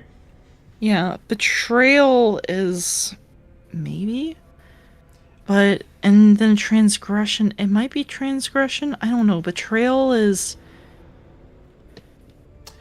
I mean, but then how does that relate back to what they're with Nadine's sermon? Yeah, that's what I'm trying to think of. It's like I don't think there's betrayal there. I mean, I guess you could say like, well, is it really like this lukewarmness like a betrayal? I don't think so. Is it? It might be a transgression, but it's not a it's not a betrayal. Good morning, Zero. I'm sorry that you are in pain. I assume it is mental pain because Zero is basically part of the Nikkei community, my Nikkei community, quote unquote. Mance has been hard stuck on some campaign chapters. Oh, I'm sorry. Well, hopefully you get through it soon, right? I mean, I've been hard stuck as well, but I also know it's just literally a waiting game at this point. What are you waiting for? Just more levels. That's literally all that I can do to be strong enough to take on the next campaign chapters. I have no control over this anymore. That sounds about right. Then it's just the grind time, right? It's not even grinding. It's like just log in, do dailies, and then do any event story that that's featured maybe on stream, and then just wait to get the resources to level up. Oh, okay, I see. I may love Nikkei, but I definitely do not like how I have no more control over how much power I can get to do the campaign. Yeah. Yeah, we're still here, Gentleman Snack. We haven't technically left the ship yet, so you're good. Yeah. I think we've been a solid 50-50 on game-relevant stuff and other stuff. Yeah, we may have gotten a little bit distracted, as per usual. But I'm now in a puzzle, and I'm trying. I'm really trying. Don't say anything. Don't tell me the answer. But I'm gonna go with weakness. It might be transgression, though. I'm sorry. I have a problem with the MOBA game. The only problem I have with Nikkei is that I have almost no credits. Wait, you have no...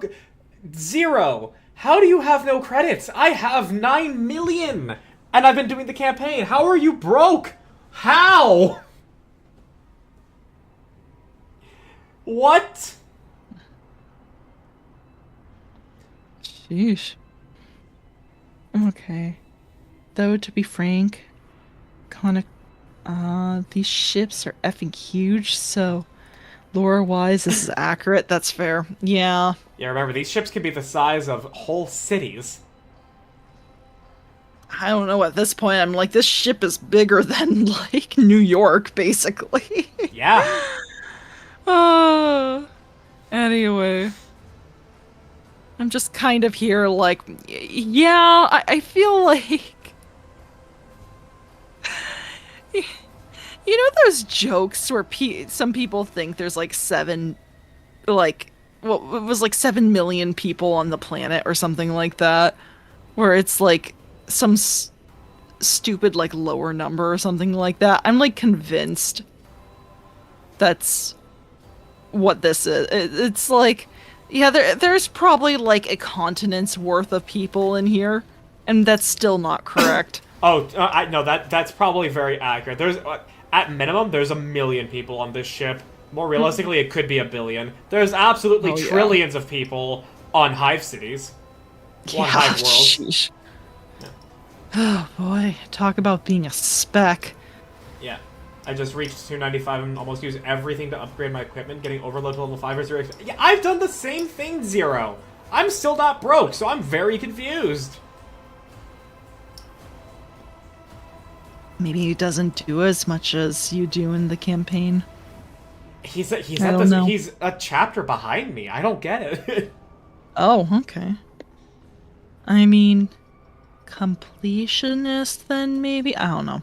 I'm trying to get the benefit of the doubt. Genuinely, I'm not even trying to insult here. I'm just confused. Oh, fair enough. Okay. Okay. Well, we continue on then. Form the question in the orb's remaining quarter. In your body, mind, and soul, you must possess me. I am no mere absence of stains. I bring you closer to him. If I recall the pages of life of Nadine Alenikov correctly, this part speaks about purity. The saint saw it as the quintessence of all other virtues. Well, thank you, Cassia, for speaking up finally on the... For giving the answer. Yeah, just giving me the straight up answer. Okay, purity then. Hold on, just...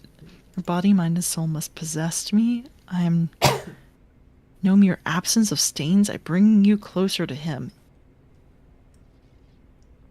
That's like the easiest question, though. I mean, if Kafka wasn't here, I could, like, it could be easily interpreted as loyalty or duty. I know, maybe I might get double, like, I would be kind of like, think about loyalty and get stuck on that, like, double guess it. But it's like, I'm like looking at this and I'm like, wait a second. Not a mere absence of stains? Yeah, okay, thank you, Cassia. Yeah. The hoops shift and return to their previous arrangement. You will have to start over. Yep. Oh my gosh. Good luck on your daily, Zero. Hope you get good pulls. Well, yep, now time to start checking other combinations. Mm-hmm. If any point you want a hint from me, I can give. Okay.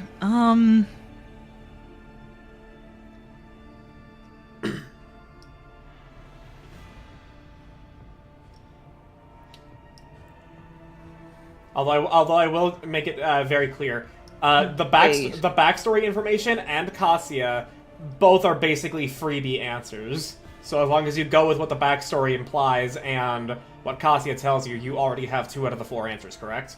Okay. I just remembered this. Hey, what's on a coin? Do we know what's on...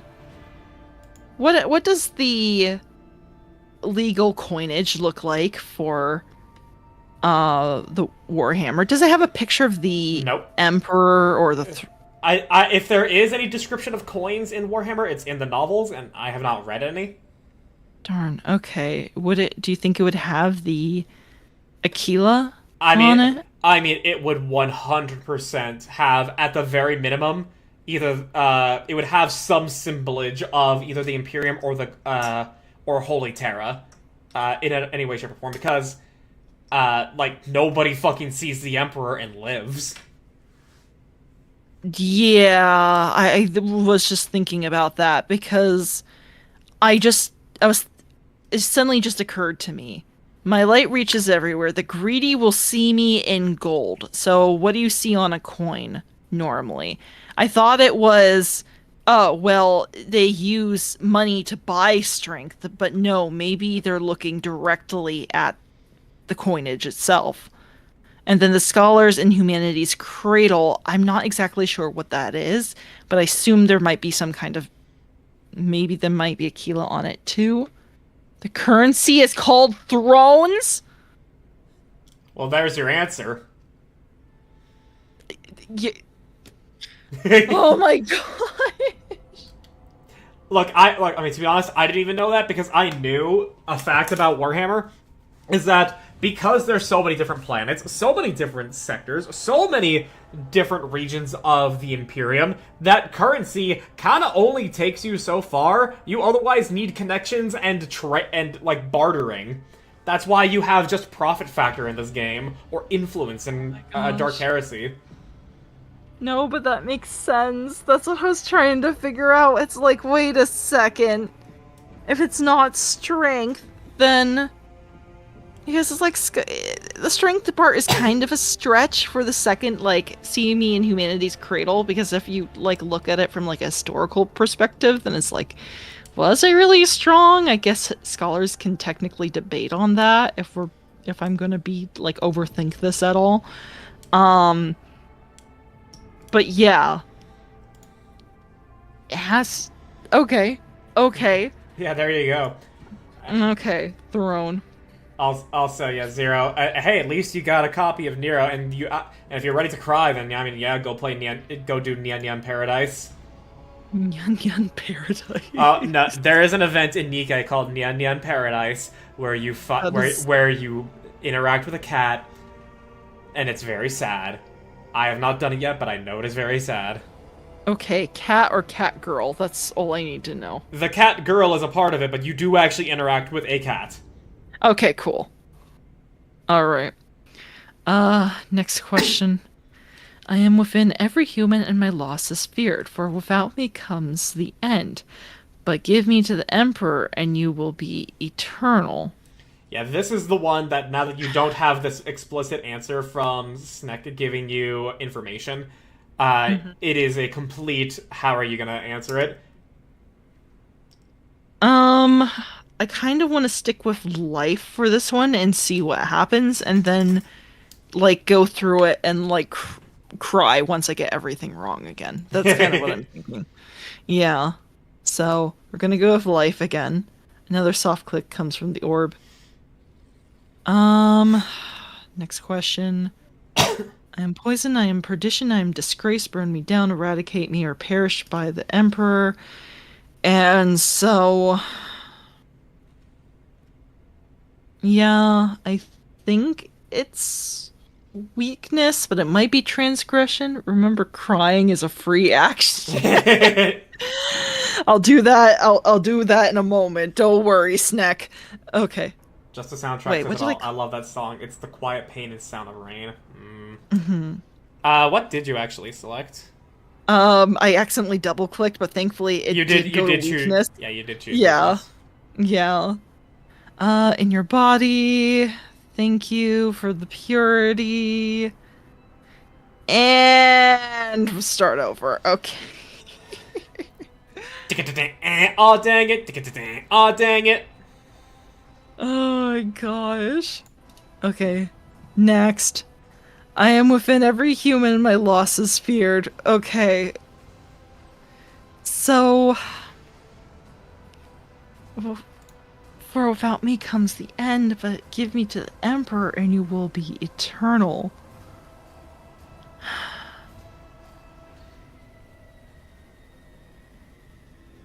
I don't know. Now kind of knowing what we know for the next one, maybe it is faith. I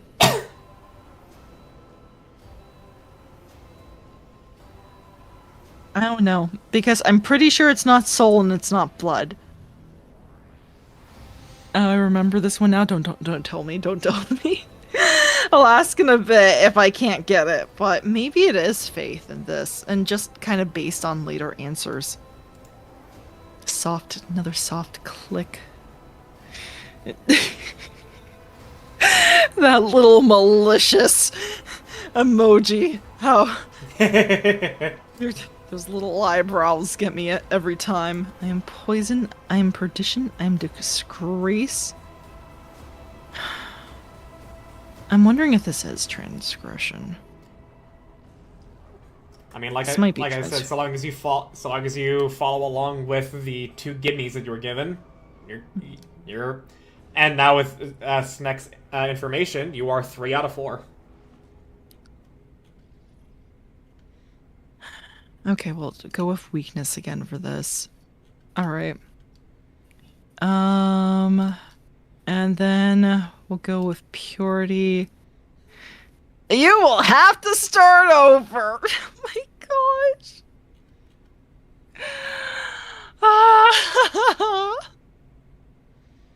Oh my gosh. Okay. Throne.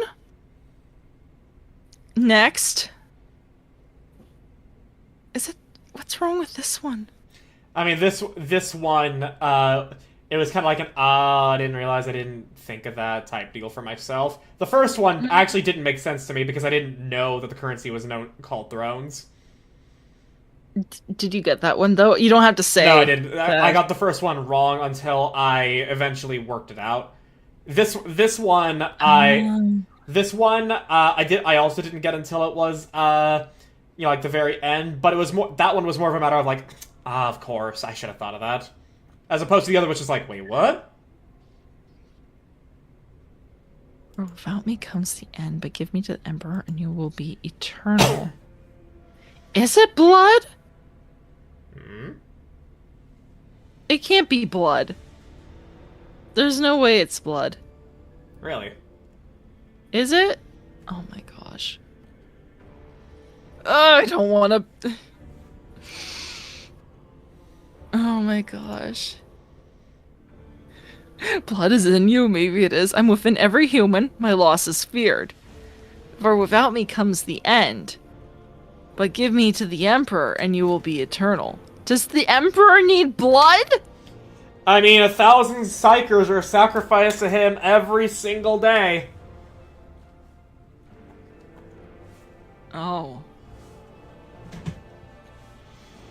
I thought that was like a... I don't know, like a soul thing. That's why I was guessing soul for a bit. Or life. I mean, we don't actually... I don't think we know the specifics on how it happens, but it implies their psychic energy is fed into him. I thought it was blood for the blood god! Skulls for the skull throne! That's Wait, corn! that's corn! Isn't that corn? Yeah, corn is the blood god. He demands Oh my skulls for the gosh. skull throne. Snack is trying to confuse me! Snack, how could you?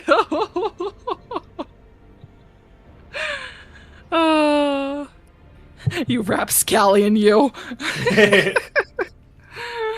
Oh my gosh. I'm trying. I'm being taken advantage of just because I don't know the lore as well. Oh my gosh. Alright. Anyway. Shoot. What?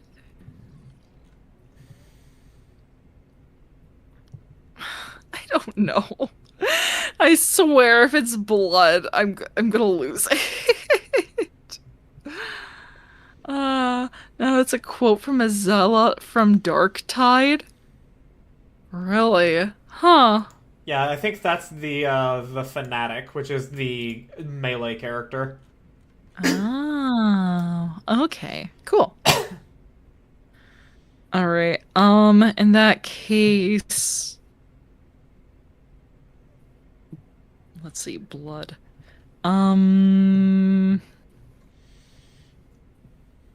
AKA drunk priest. Oh my gosh. I don't know, I'm like... No, then it has to be the... Here's the problem. I feel like it's my freebie that I'm getting wrong, and it's actually transgression. And...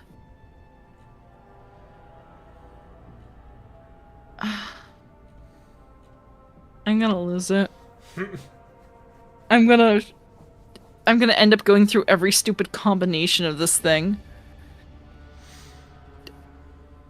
The Emperor doesn't need blood. There's no way the Emperor... It's not blood... I mean, blood is not the answer to this thing. It's not. I refuse to believe this. That's like... Maybe he does. Oh my gosh. You know what? I'm gonna try it. I'm gonna try blood for this. And I'm going to... I mean, you have a death cult on your ship. That's a good point. So then I'm gonna try weakness over here. And then we're gonna do purity. There you have it. What the it was blood! You gotta be kidding me! And you see, this was the one I was like, I should have thought of that, because it's, you know, like, I mean, losing blood, I mean, if you don't have blood, you will die, and you will cease to exist. Well, yeah, but that seems too obvious. Oh my gosh. And it's also, you know, like, blood oaths and everything. You sign a blood oath to the Emperor. Oh. No, I didn't think of the blood oath thing. I didn't know that was a... Oh. Okay. I see. Well, now enjoy your admittedly pretty fucking shit reward. You gotta be kidding me. Go ahead and read it. Comes to life. It hoops shift around with alarming speed, coming together and folding into each other until the orb opens completely, laying its treasure bare. Received missionary oath. Once per combat, if the wearer does not use any abilities during their turn, they can end their turn immediately, grant all adjacent allies an extra turn with 1 AP. Yeah. It's not that good. We use abilities all the time. Yeah, you are trading one character doing a full turn of whatever it is that they would do for every other character next to them when they do this to have a single action. What is the... This is so stupid. Adjacent? Could that just literally mean, like, right next to you? Literally right next to them. That's so stupid! Meh, and make for good cargo? Yeah, you know what? Straight to cargo with it! Straight to cargo! What the heck? This is not worth... Oh my gosh. The initiate stares at the relic in your hand, stunned. How strange and exciting it is to behold the holy object that has lain hidden here from the eye for so many years. I'm just staring disappointed. just... We spent, like, what, half an hour on that? Truly, it is a great day upon which the rogue trader herself has revealed the legacy of great missionaries to us all. I hate everything. Straight to cargo with this. Straight to cargo. Are you putting it in cargo, or shall I? I did. Oh, good. Okay. Oh my gosh. You gotta be kidding me. Alright, let's talk to this other guy then. Oh, he's got a thing. The machine in the shrine confessional emits a low hum as it processes the congregants' Vox recordings. Oh, you guys do record the confessions. That's... Yeah. That's really dirty, actually. What the heck?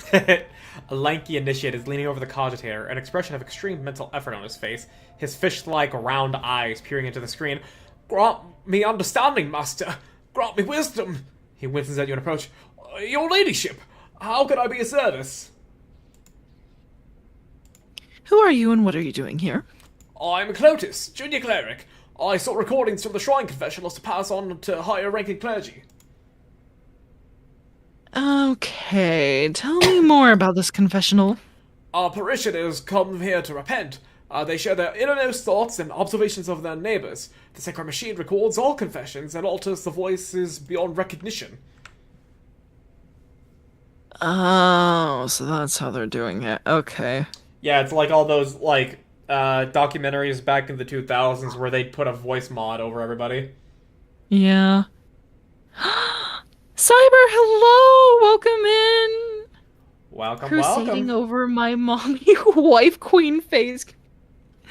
Oh my gosh. Thank you for the follow. Hello, welcome in. Yeah.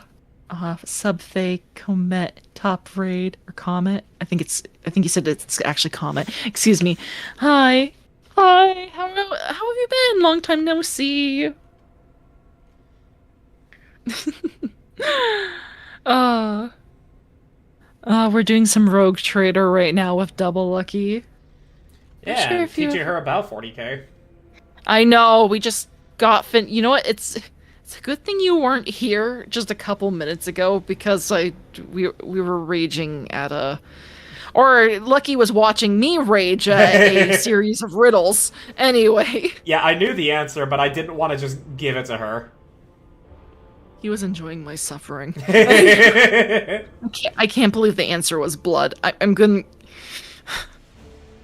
look. It was quite literally that one statement of blood for the blood god, skulls for the skull throne, where I was like, no. Because of that association with corn, there's no way it can be that, right? and It's that. and in case anybody here doesn't know Warhammer 40k, it's not corn as in the vegetable, or I guess the starch, if you watch the Frosty the Snowman movie. It is KHORN, blood for the blood god! That guy. You cut out there a little bit. Oh, I That peeked. was hilarious. Oh, I peeked, okay. Yeah, you peeked just a little bit. Hoy, no mind the raid message Alex sent. Alex just wanted to give pain to the sussy face. Oh, fair enough. Yeah, there was no we in that statement. Anyway. Oui, you better mean oui. Speaking French. Yeah, it was just mostly my suffering. It was... but anyway, but yeah, it's been too long. How you've been? It's been good. I mean, I went to the beach the other day and suffered from terrible sunburn. But that was just because I forgot to put sunscreen on my feet like an idiot. Anyway. But anyway, otherwise, oh no, I'm sorry to hear about the sunburn. Nah, it's fine. I like saying it because I think it's funny. You guys can laugh at my pain. Yeah, it's even worse. It's foot sunburn. Anyway. But yeah, blood for the blood god, skulls for the skull throne, and corn for the corn flakes. Yeah, exactly.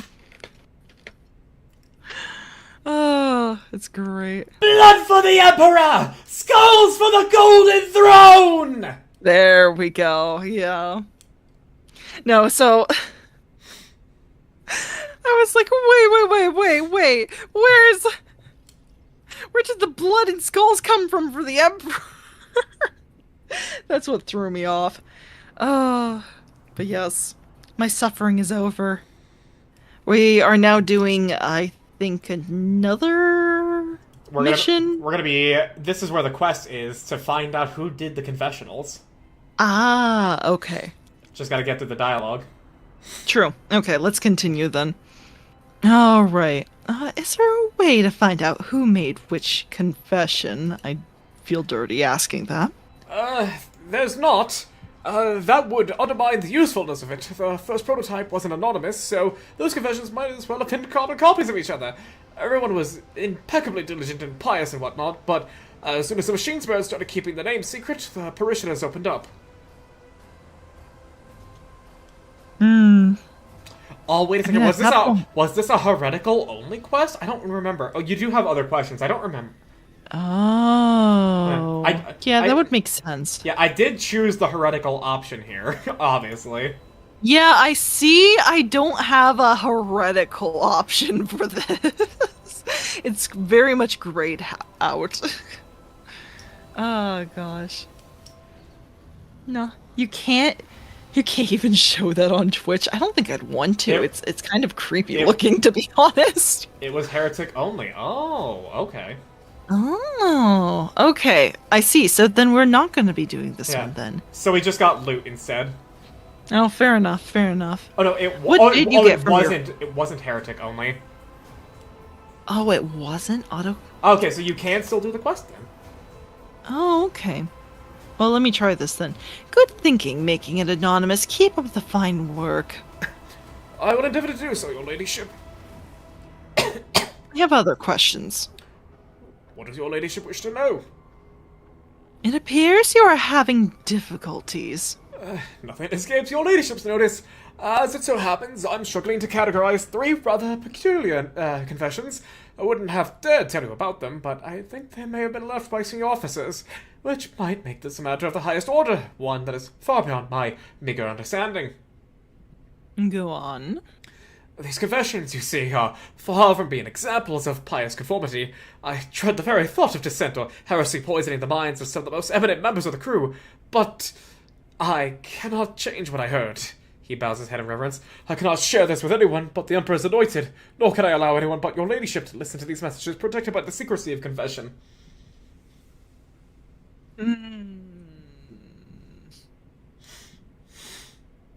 Alright. What makes you think these confessions were made by senior officers? These parishioners are well spoken, meaning they're used to addressing their audience. Perhaps they issued orders or are vested with power. Well, after categorizing so many confessions, I've learned to notice the subtle differences between them.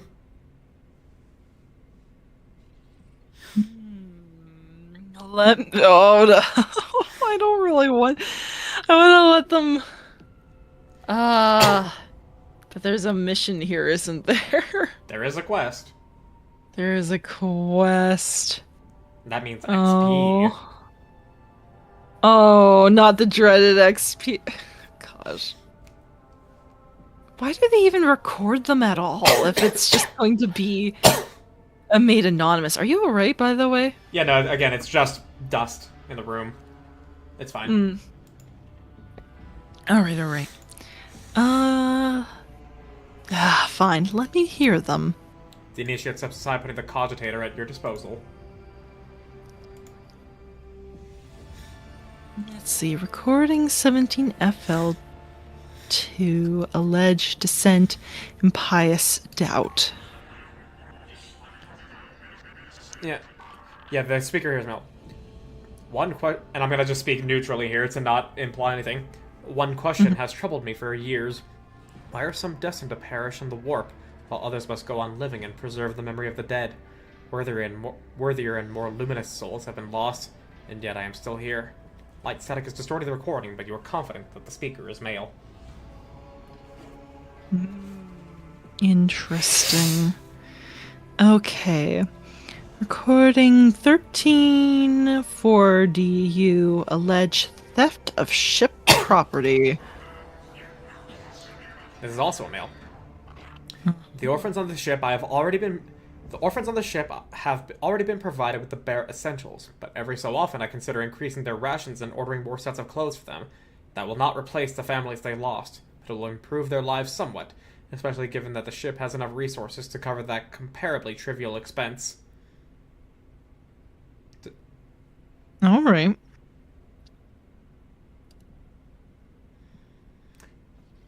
And then... You have heard the bridge officers gossiping that the High Factotum has taken personal charge of the orphans. Oh. Oh, excellent. Did I not? Okay, so I guess I don't know about the other one, but High Factorum, eh? Yeah, this is one that you immediately know who gave it. Okay. Yes, alright then.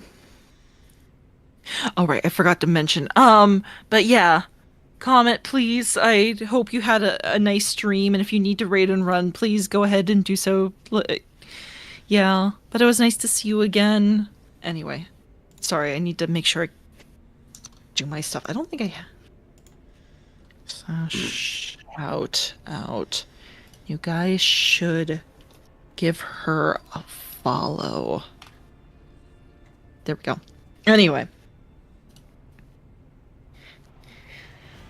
Okay, excellent. Let's see. Recording 502 alleged coded message irreverence question mark question mark question mark. Oh yeah, there. Before this is a woman's voice speaking, so you Oh, I get to can read get it. this But one. just a quick funny aside with D&D. So because the DM, who is my buddy that is DMing on Roll20 for us, on Roll20 you can't have certain things be secret. You either don't show your players at all, or you show them everything, essentially.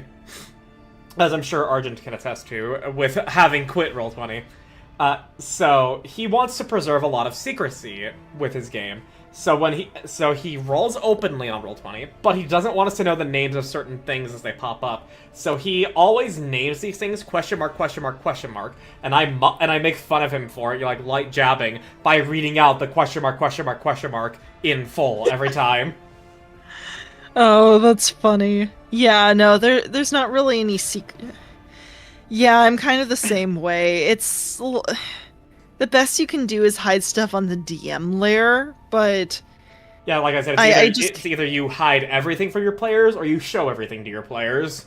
yeah, basically. I mean, if I ever roll something secretly, there is DM dice, so I do that, or I have my physical dice in front of me, so I tend to use that as well. Because I'm gonna just be honest, what's been pissing me off the most has been I don't know, it feels like, do you know how Pokemon like randomness works? Because No, it's like no, but I did see the formula for the shaky shaky in the old Pokemon games. that's hilarious. That's amazing. I'm glad you saw that meme too. Anyway, so they have a formula for determine because they can't do true randomness, so they have a formula to determine what set you end up on, and it depends on when you load up your game sometimes. And it feels like that's what Roll20 does. It's like, yes, if you load up the game during this time of day, you're gonna get mostly negative rolls. But if you load it up during this time of day, it's gonna be mostly positive. And it frustrates me so much.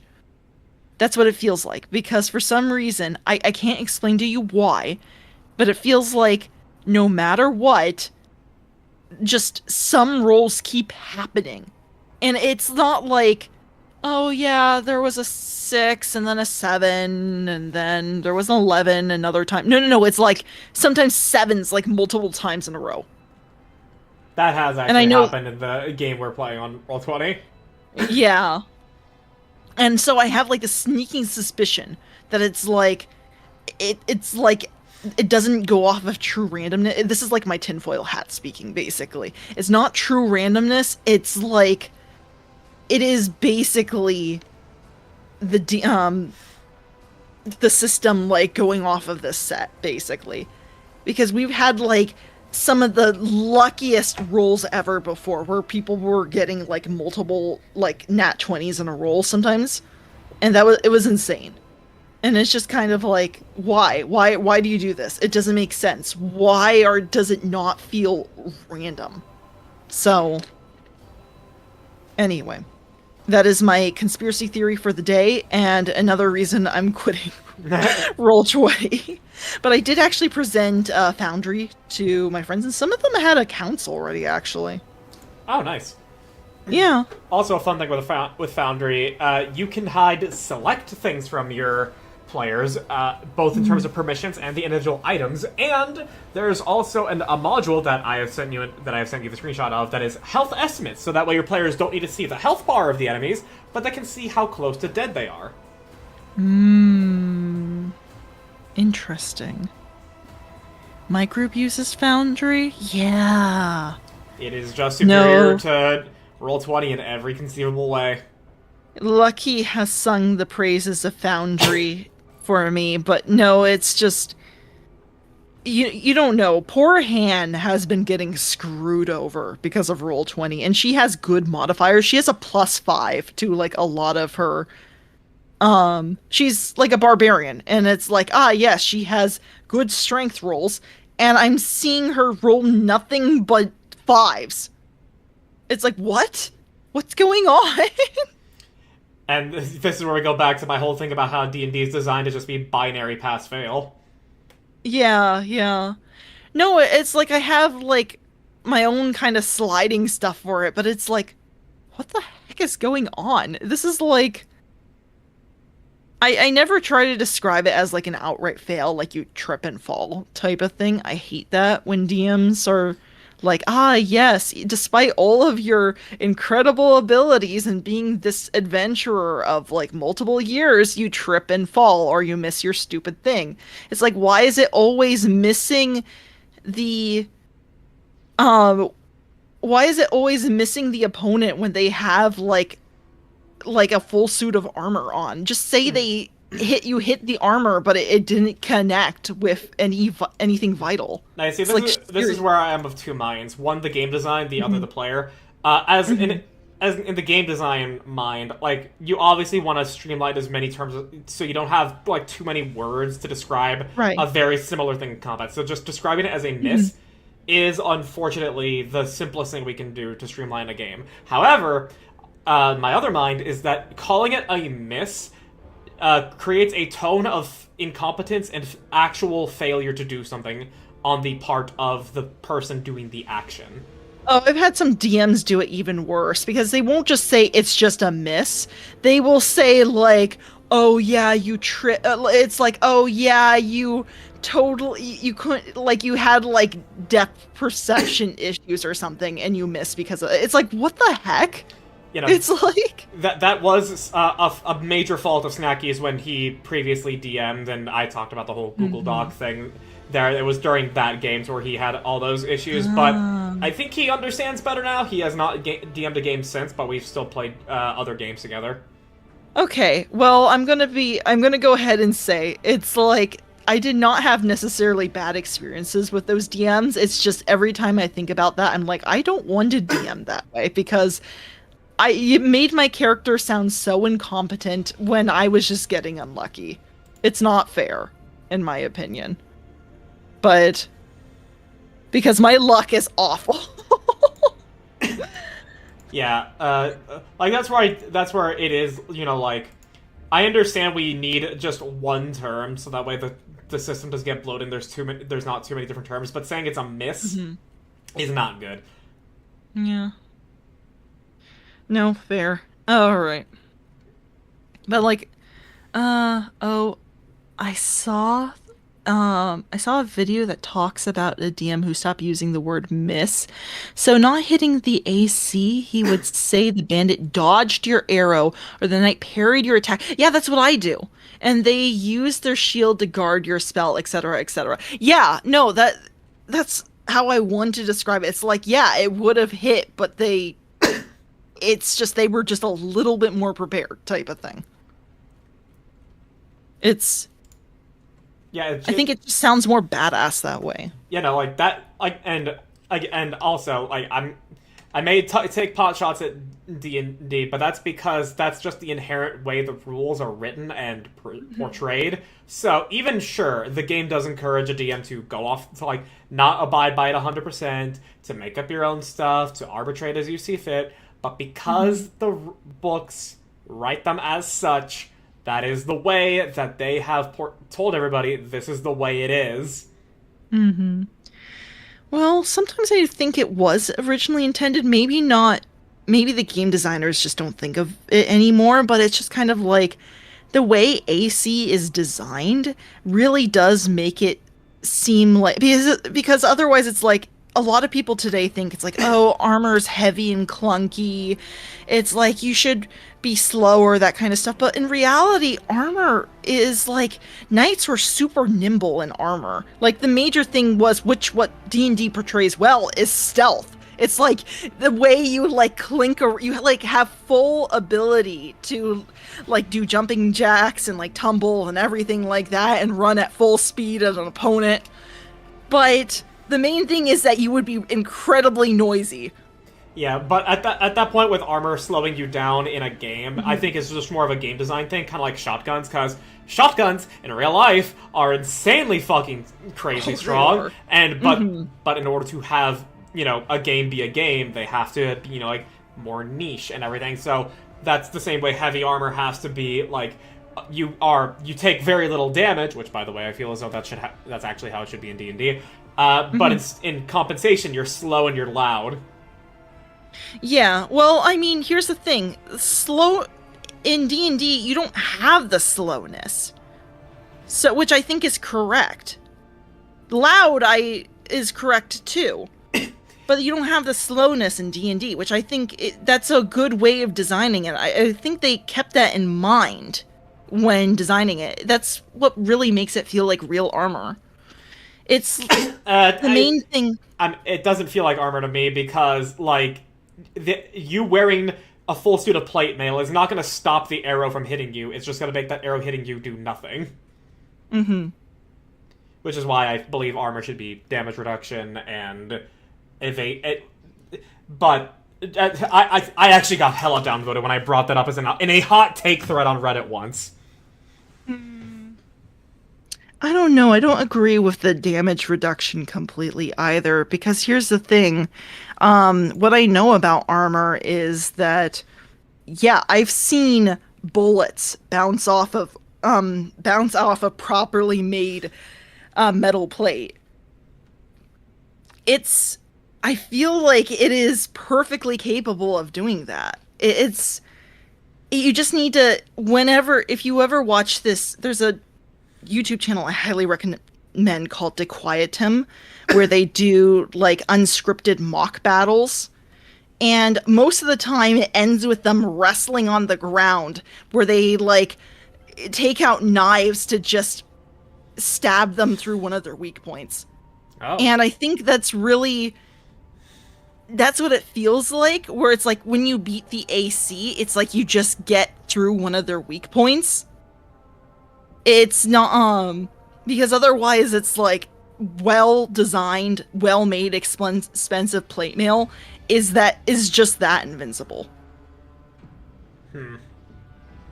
I mean, at least with the technology of the time. I mean, we can have, like, debates about modern technology today, but yeah, I mean, otherwise.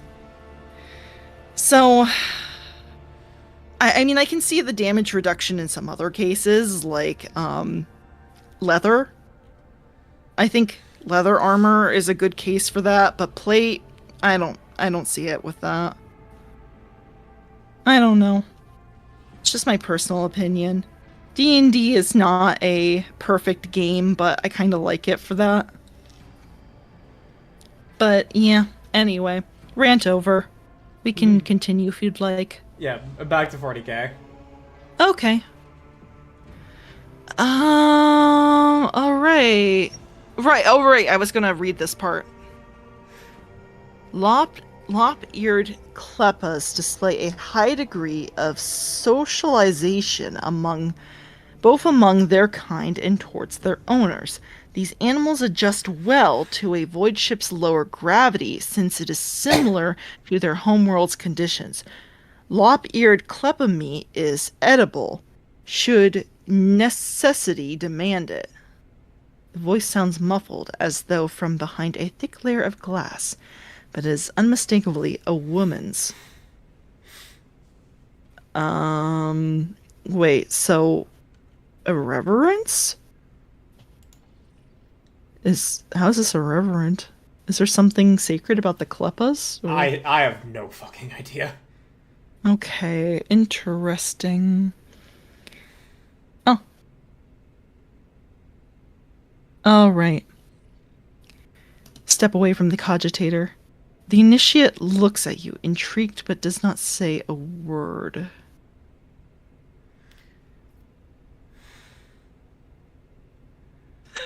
Do I just tell him that? Oh my gosh.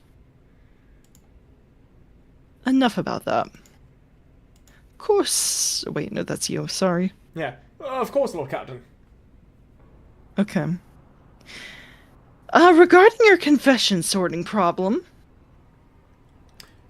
Yeah. Oh, yeah. Wait, sorry. this is the thing. Yeah. You read that as I just saw Nara's message. Oh, no, go... Okay. Yeah, Yeah. no, never mind. Need another way to... I will leave you to your concerns. There we go. Yeah. I labor for the glory of the Emperor and House von Valentius. Okay, so you needed to say, I will seek them out to start the quest. Oh, really? Shoot. Okay, I will go ahead and harass him again then. Regarding your confession, I'm curious to know who left these confessions. I will seek them out. I suppose those confessions truly are special if your ladyship has given them personal attention. He bows deeply. Never would I have imagined the rogue trader herself coming to my aid. I'll leave you to your concerns and end dialogue. There we go. Now we're doing it.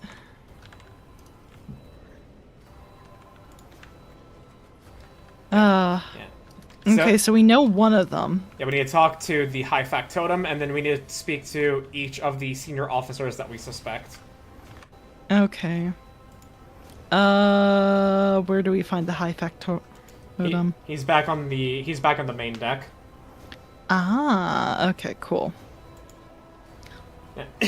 And now I will read Eleg's kit off stream because that is completely off kilter from what we're doing here. Not even tangentable.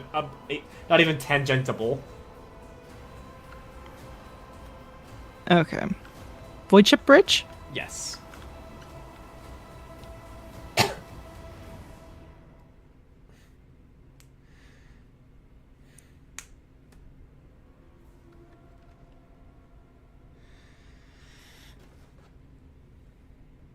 Just thought it would be funny. I mean, it would, but literally not a single fucking person here would get it. Yeah, I would be at a loss.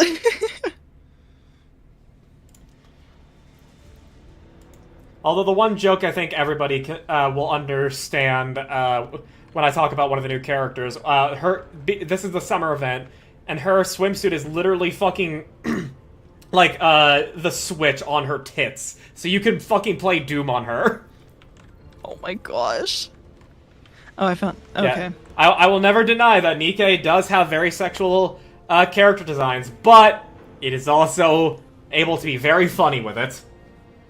Mm-hmm. Yeah. But anyways, the High Factotum Generous Dumnock greets you with a cool smile and an merest hint of a bow. Pleasure to meet you, Lord Captain. How may I be of assistance? Alright. Oh, this is gonna be so awful. Have you made a confession lately? Your ladyship, you are truly masterful at aspiring unexpected questions on a man. However, I must admit, I don't quite understand this one.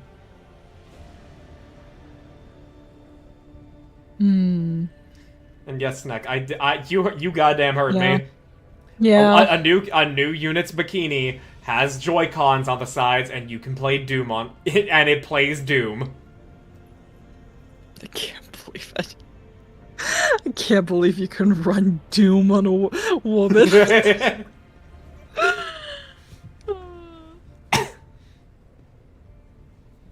Okay. Yeah, he's the one that has the orphans.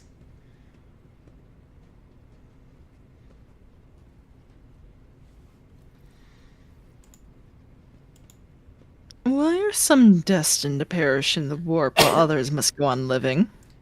A philosophical question. I imagine it is due to complicated mix of experience, luck, and most of all, the Emperor's favor. The orphans on the ship have already been provided with the bare essentials, have they not? The factotum fidgets nervously with the rings on his fingers until he mustered the courage to reply. I will not pry into how your ladyship found out about my confession. I suppose it raised some questions for you? It's just... This is so terrible. So wrong. It has a good heart, you seem. So I'm surprised you're not scheming to misappropriate funds for orphans' benefit, are you? Willing to allocate, help provide for the orphans. Lavish spending is out of order. Concentrate on your duties.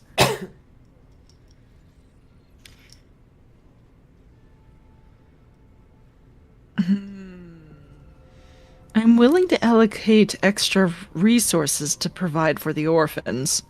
I marvel at your generosity. Well, will there be any specific instructions, your ladyship? Let's see. I will bring them little moments of joy, sweets, toys, they deserve it. Nothing extravagant, no spoiling to children.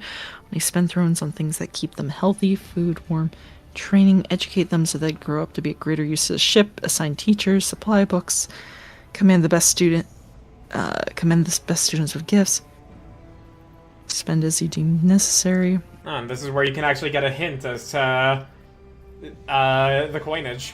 Only spend thrones. Ah, yeah. Yeah, that would have been useful. I can't believe that still. Oh my gosh, welcome back from the break, guys. I can't believe it. Only spend thrones. There we go. Man. I'm still upset about the blood part. Okay. I'm not so upset about, the coins being thrones. That's kind of like, oh, okay. Okay, that makes sense now. The blood part, I'm like, no! No! I refuse. That was a sacrilegious, riddle. You know it. It's not... Oh my gosh. Do you dare question the holy relic of the Emperor? Can't believe it. Blood. It's just... Just the... Yeah, of course. Laugh at my pain. Oh my gosh.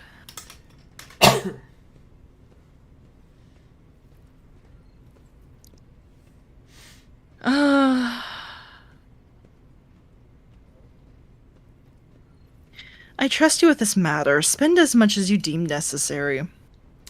The factotum's eyes glisten sentimentally.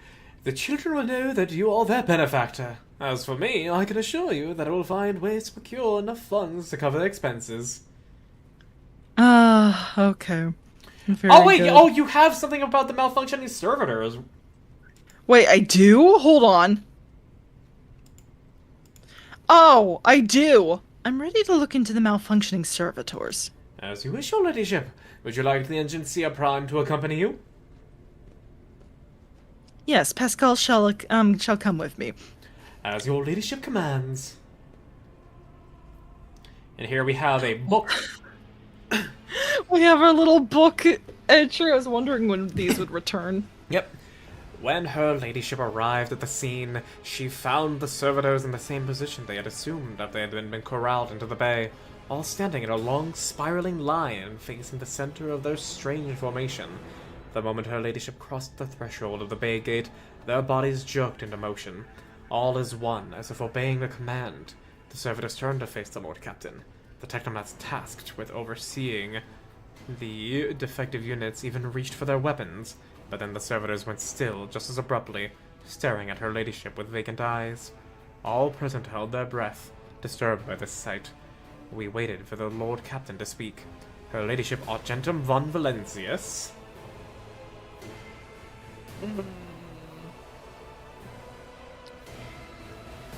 Let's see. Took several steps, gestured for the engines here. Report. Ordered that one to be assembled. Gestured for her engine seer Prime to study the servitors. The Engineer Prime slowly waded into the motionless ranks of the servitors, peering into their faces and checking the readings. There was no haste in Pascal's actions. With mesmerizing diligence, he inspected every single unit in his path, and by Narc prayers were his companions in the investigation. The examination confirmed the Technomat's initial hypothesis. The servitors' souls, or rather, the souls of the people they once were, had awakened. Not yet fully conscious of their past and present, these half-machines could nonetheless feel primitive emotions and sensations, such as fear and pain. This undesirable consequence of shoddily performed lobotomy is most rarely observed, and yet, for some unknown reason, it had occurred in every single one of the servitors gathered in the bay.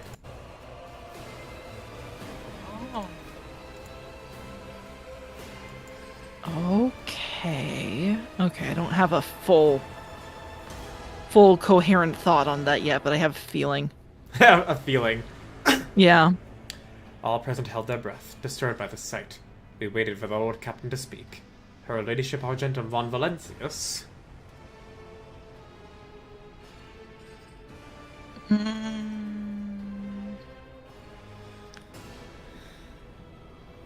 Demanded a report on the defective unit's status from the Technomats. The Technomat's long-winded and detailed report could have been surmised in a single key point in an email. Despite the servitors' abnormal behavior, they were still quite capable of carrying out tasks, and therefore the circumstances did not call for their termination. Okay. What did her ladyship do next? Ooh.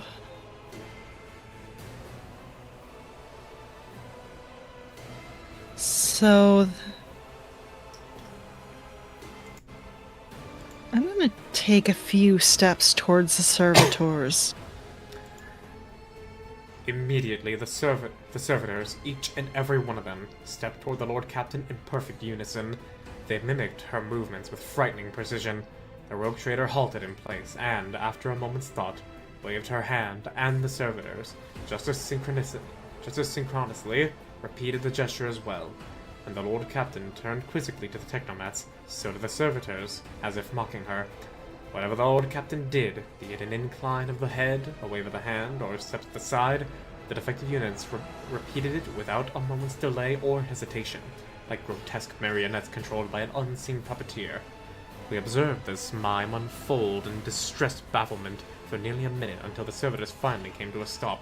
Not sensing any threat from them, the rogue trader approached with confidence. The Lord Captain Examine the servitors.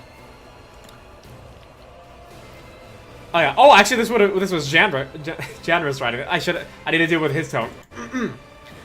As High Factotum, it is I who had prompted that entire inspection, and thus it was my duty to follow the Lord Captain. And as we stepped closer, we noticed a fascinating irregularity. The servitors' pupils, normally still, were shaking wildly. Their bulging veins were pulsating under their copper collars, inscribed with their past offenses. It was as if those mindless half-machines were locked in a perpetual state of extreme tension. A visibly shaken technomat behind us proposed that human souls had awakened within the servitors' bodies after a long slumber deep within their lobotomized brains. Formerly bereft of intelligence, they had attained awareness, feeling, and understanding. After a pause, the technomat added that the servitors used to function properly, and that no one had been able to explain the change in their behavior. Her gaze still strained on the motionless but animate half-machines and half-people. The Lord Captain Stepped away from the servitors.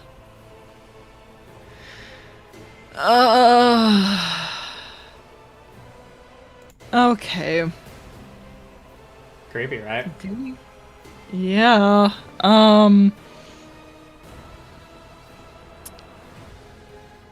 Oh, okay. Rereading this one again. Ordered that one of the servitors. I didn't want to disassemble all of them. All right, yeah. Mr. One Electric, of them. send the servitor to the principal's office and have him decommissioned. Oh my gosh.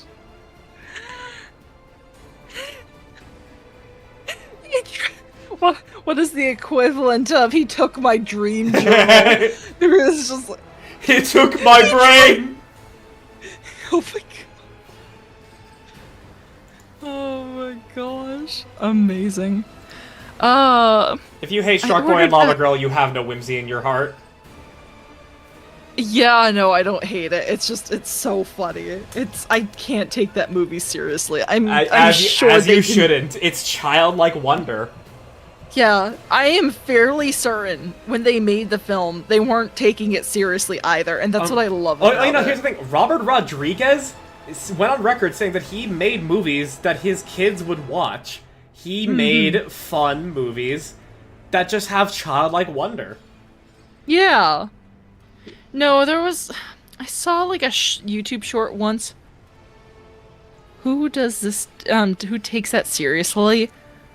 I think I remember it was like a nostalgia critic review that was like I think he was taking it too seriously, honestly, if I remember that review properly. But I mean, he takes a lot of things too seriously. So, yeah. Anyway. No, it's just, look, it's a good movie. It's like, why do you think the first Spy Kids had so many, like, big names acting in it? Yeah, it's because Robert Rodriguez called it a lot of favors and everybody thought it would be fun. Yeah, exactly. And it was a lot of fun. So, it's great. Oh, that's so good. Anyway. Ordered that one of the servitors be disassembled and its components investigated. A group of technomats hurried to act upon the Lord Captain's command. The servitor's mechanical parts separated with clicks, snaps, and hisses. The sutures between its wrinkled, pale flesh and its augments were laid disgustingly bare. We watched the technomats do their work and could see every centimeter of the servitor's stiff muscles abounding with the valves and cavities pierced by countless cords and tubes. The disassembly and analysis complete, the technomats concurred. The unit was working in order. Nothing in the dissected body that lay before us could provide any insight into the reason behind the defects.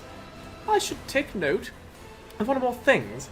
At that moment, all of us present discovered that not just the eyes, but the hands and heads of some of the servitors were now shaking too. It was as if the mechanized servants were overcome with some primordial terror. Oh. Interesting.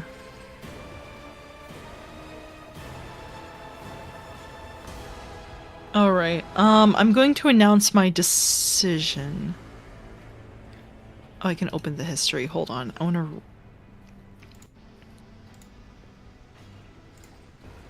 I just want to read this for time.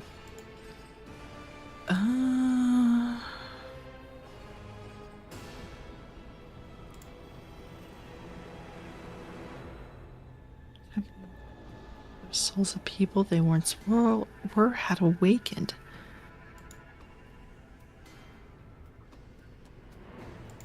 Okay. Yeah, that's everything we've done basically has... I'm going to announce my decision. Her ladyship looked at me with an unwavering resolve, and it was that confidence that wrenched me out of the nightmare stupor that had tensely been observing the scene unfolding before me. The Lord Captain gave the order. Dispose...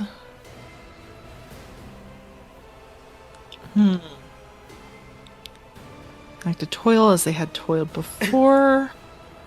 Pay the dues of the crimes of their past lives. To destroy the servitors for what was happening to them could spell horrific heresy. Leave the servitors to their work, for there was nothing in their behavior that the Lord Captain found alarming. I don't know, everything was alarming in that. Are you kidding me? So, I don't know why you don't have this, because you still have the blade fragments and the blade hilt, right? Yeah, I'm pretty sure I do. Then yeah, so I guess you need to be at least some level of heretic then, because the heretic option is that you literally stab the blade into one of the servitors. Oh. Interesting. Okay. What did that get you? More heretic. It really was just more heresy advancement. Nothing really changed. I see. The video mentioned about not using the word miss in D&D. I posted it in your D&D channel on Discord. Thank you, Snow. I would actually like to look at that later. That's very interesting. Iconoclast for life. I mean, yeah. I mean, Iconoclast is the best one because you were a good person. It's just that I specifically am doing a heresy playthrough to see what it's like. Although I'm not being, you know, like, murder, death, kill heresy. I'm more like, I don't care about your corpse, Emperor type heresy. Yeah, mine is just, I'm in it for myself type of heresy. And every once in a while I just happen to care about the people around me type of thing. Meanwhile, you have the most points in Iconoclast. Yeah. Look. Look, I like... I need people to do stuff for me, okay? Do you think I would have this position if I didn't have people to do my dirty work for me? I guess not. That's the way I thought, like, the crime lord stuff happened. It's like, yes, I just happen to be a good shot with a pistol, but I have no idea how to manage bookkeeping. Do you want to help me with that? Be it by strength or by charisma, you gather a following. Yeah.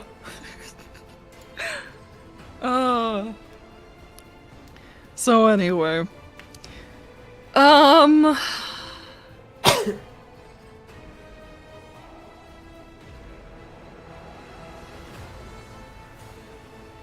I think...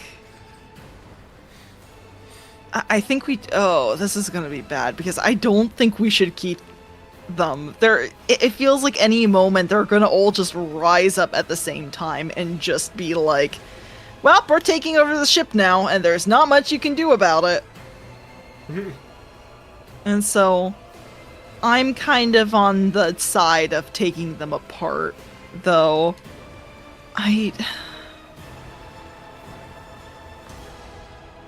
Yeah, I think we need to take them apart. I know... Where did it say the technomats? Quite capable of carrying out tasks, therefore their circumstances did not call for termination. But they were being really creepy. I mean, they were just mirroring every single movement you did with no delay whatsoever. Totally fine. Yeah, totally fine. Okay. We're going to...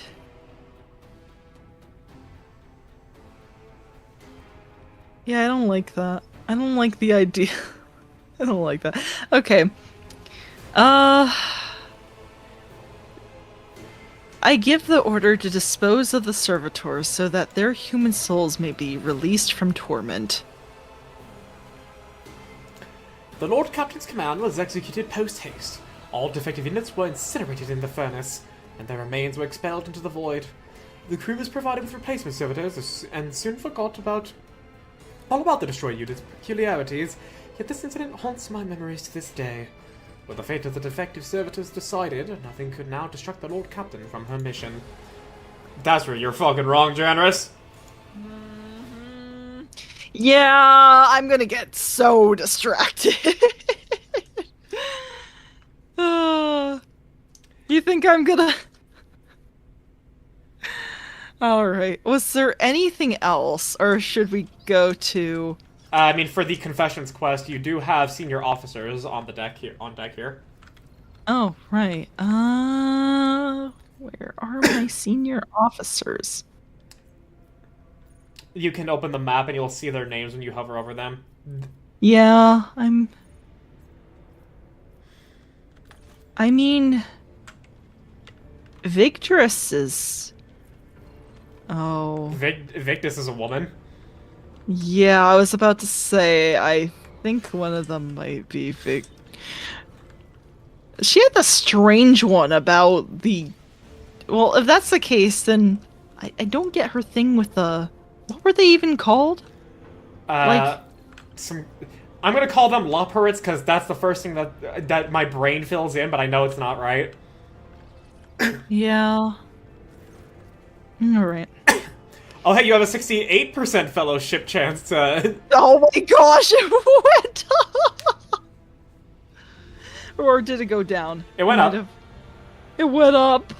I can't believe by it went 3% up. Because you're working... Yeah, it went up by 3%. I can't believe that. No! It's one off of the nice number. Damn! I can't believe it. I would go for it if it... You know what? I would actually do it if it was at 69%. Let's see. Oh my gosh. Yeah, it was her. The lop-eared Klepas. The confession. I'm playing Elden Ring right now with Jesus Christ. Wait. Is that the dude that is like famous for playing Master Yi in League of Legends? I don't know who that is. I mean, that sounds like the name of someone who would be famous for playing Master Yi in League of Legends. Fair enough, fair enough. Is it Sneck? All right. Just a green... Oh, that's Oh, way it's just a less green interesting. Yeah, fair enough. Hey, I mean, I made a green character that I didn't continue in Elden Ring, so I made... you know what? I made I a single ugly character in my entirety of playing Souls-likes, and it was tailored all around arcane, you know, like applying Scarlet Rot and using Frenzied Flame. And I had this really stupid spoonerism name for him of Shift Swits. Can you guess what that is? Can you guess that? That's a spoonerism of? No, what is it? It's just Shift Swit. Not Swift Shits. Oh, I see. And he actually looks like he does the fucking Jim Carrey Grinch face. He like the one where he does it on camera and he just leans in. Oh my gosh. Did you know that Jim Carrey had to get like CIA like torture training that for playing that role because he felt like he was it's like being buried under all of that makeup and cosmetics. And so it literally feels like you're buried alive. And so he was telling his director, it's like, I can't do this role anymore. I feel like I'm going insane. And they had the brilliant idea of like, yeah, let's go hire the psychiatrist who helps the CIA like decompress and like after they've been through horrendous torture while they were captured in other countries. Oh god. I know. It was the right move though. He was able to complete he didn't leave because of it, at least. But man, what a stupid thing. He said he was also like ridiculously hot in that costume. Like I wouldn't be surprised. yeah. Oh my gosh. No, I can send... If I can find the video later, I'll send it to you. It's like a short little thing of him being like, yeah, so this is what they did for him. Oh my gosh. But yeah. Oh my gosh. Alright, let's go ahead and continue. I assume you heard my confessional message, Victress replies without a hint of awkwardness. Do you wish to talk about it? A pair of clippers aboard the ship. Oh my gosh. Hold on, I need to look this up. Give me a moment. What does a clipper... I mean, honestly, yeah, I don't even know what they are. Okay. Un moment. Okay. Or... Hammer 40k. Klepas. Because I'm not sure what they are. And I want to know what they look like. I mean, when I look up Klepa 40k, you get the Great Clean One. or if I type out long-eared Klepa, you just get bunnies. So this is clearly something that only exists in Rogue Trader. Okay, I'm hoping it's the bunnies. I mean, it should be, because otherwise you get the Great Clean One. I saw that as one of the first images, and I was like, what the heck? Why? Oh my gosh. Oh my gosh. But anyway. Hold on. I want to... You know, I'm gonna ask anyway. The important question is, why? I was fault-checking the Vox devices in the ship's reliquary. Message recording works, but deletion does not. You have helped me establish that. Thank you. Oh my god. Oh, so she's... This is perfect. Oh my gosh. Wait, why lop-eared Kleppa specifically? At the time, I had nothing to repent of, so I dictated an excerpt from an old letter to my mother. As you heard, it contained arguments in favor of keeping lop-eared Kleppas on the ship. I can still recite it from memory.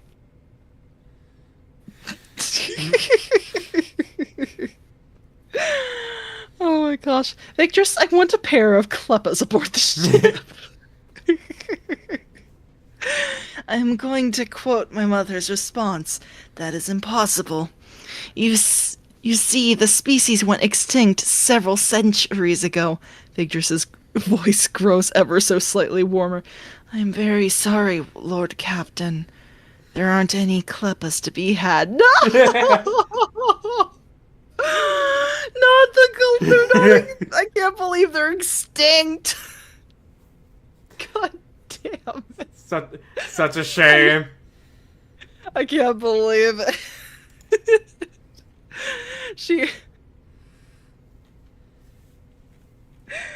I'm just, there's just tears rolling down my face. Your confession perplexed the initiate. Find a way to delete it and we shall forget about it. Will do, Lord Captain. Would you like to discuss other matters? No, that will be all for now. I live to serve, Lord Captain. I can't believe they're extinct. Not the camera buttons. Not the Kleppas. The lop-eared Kleppas. I'm sure they were adorable. Oh. Alright, we have... One more confession to find, as well as One going more to the Astropathic Chapel. Yeah, okay. That's true.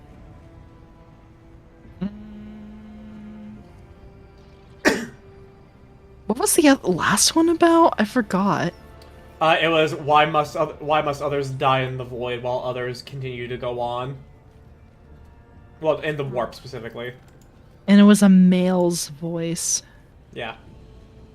Let's see, that's my cogitator.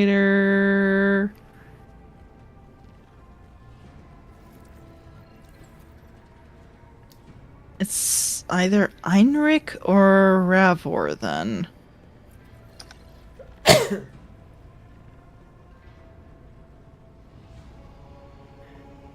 Well, Einrich's right over here. I guess we'll ask him first.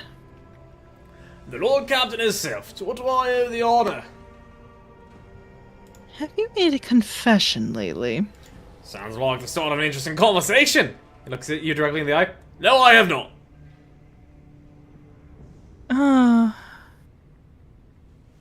Why are some destined to perish in war while others must go on living? Heinrich takes a long puff, burning up to half the glow stick in one go. I don't know, Lord Captain. I simply don't know. Too many good men have been devoured by the damn warp, and will never be sated. It's hard to think about it. Clearly you prefer private confessions. You're right. I'm used to talking about important things in a heart-to-heart conversations. Heinrich flashes you a genuine smile. Like the one we're having right now. Aw, okay. That's enough for now, Heinrich. Alright. Also, I now realize why you have this cherub. It's an item in your inventory. Oh, it is? The Herald Servo Skull. Oh my gosh. So that's why this thing's been following me around. Hold on, where is this stupid thing? Okay, fine, we'll keep it for a little bit, but I swear if it's like, ah yes, we know all about your your deeds, then I'm not gonna be happy. Oh, there's Revor. Okay. All right.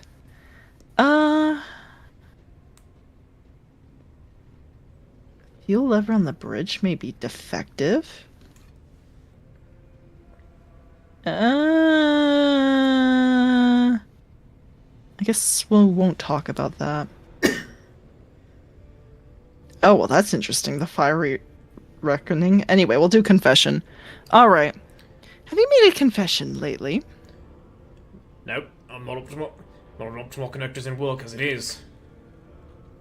Why are some destined to perish in the warp while others must go on living?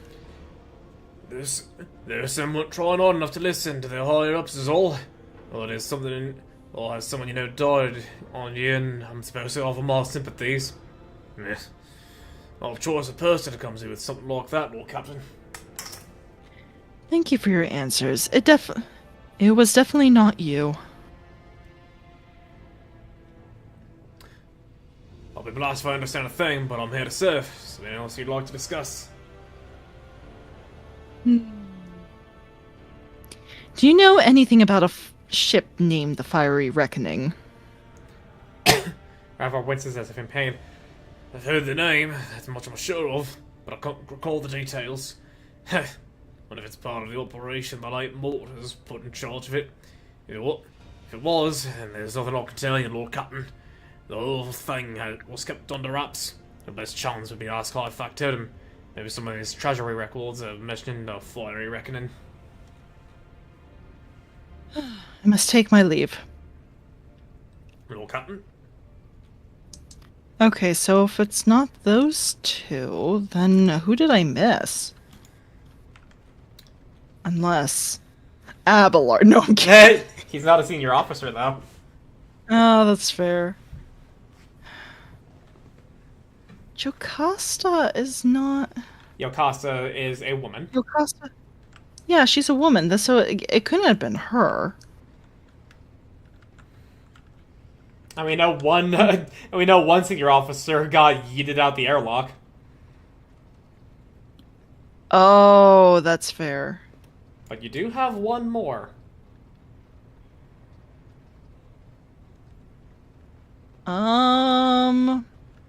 If I do, I'm not seeing it on the map. This is where you're gonna want to go to the Astropathic Chapel. This is why I said you go to the church first, so that way you didn't have to come back to it. I see. Okay, cool. All right. And just when you go there, the only person you should be bringing along is Pascal because of his tech use and logic. Oh, okay. Very good. I got myself turned around. Don't at me. Quick, somebody at her. No, don't at me. Okay, there we go. To another compartment. And Astropathic Chapel. And Pascal is here. Mm-hmm. Well, we'll just bring the full gang anyway. Look, I don't like to be alone.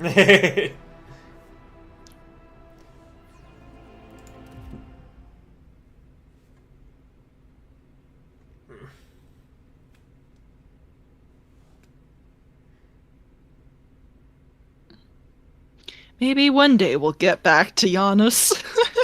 Maybe someday. Maybe someday. How fascinating. I mean, thankfully, you don't have to go back to anywhere when you finish this quest. But to the astropaths who dwell in this chapel, it is music. Cursed music. Why do the astropaths not fill this place with litanies in his name instead? That's some real tourist behavior there, Argenta. Yeah, that's kind of tourist behavior, if you're asking me. Interesting. Alright. Time to start getting free XP. Success is an irrefutable certainty. Oh, what should... Alright, excellent. Oh, there's so much here. Oh, there's a logic one over here. Yeah. The machine uses its many quills to commit the astropath's whisper to paper. Then sorts the resulting raw mental images based on their meaning. Ooh. There's an astropath, a chapel servant. There's a lot of stuff over here. Oh, there's another thing over here. Underneath the grill, you can see enormous outlines of formidable machines in a greenish haze. Oh. Look at this guy, like, jamming on the organ. Yeah. Oh, oh my gosh. Amazing. This is one of the coolest rooms in the game I have seen in the game so far. You know what? Fair. What the heck? They have, like, astropaths, like, hooked up to these. Oh my gosh. This is so metal. Oh my gosh. Damn straight. Yeah. Let's see. An endless stream of symbols fills the paper tapes. A deceased navigator's organ repurposed for the choir master's needs. Here, oh my gosh, wait, really? Here is where the processed messages converge from all over the chapel. This isn't... Cassia, don't look. Well, no, the organ as in a pipe organ. Oh, okay, never mind. Okay, cool. Alright. It's about to be like, what the heck is like their intestines like hooked up to the actual? Oh, it's the organ. Yeah. Oh, weren't you gonna talk to him? I probably should, but I also wanted to look around. Okay. So I'm getting horribly distracted. Is basically what's happening. In the words of Northern Lion, don't get distracted. Don't get distracted.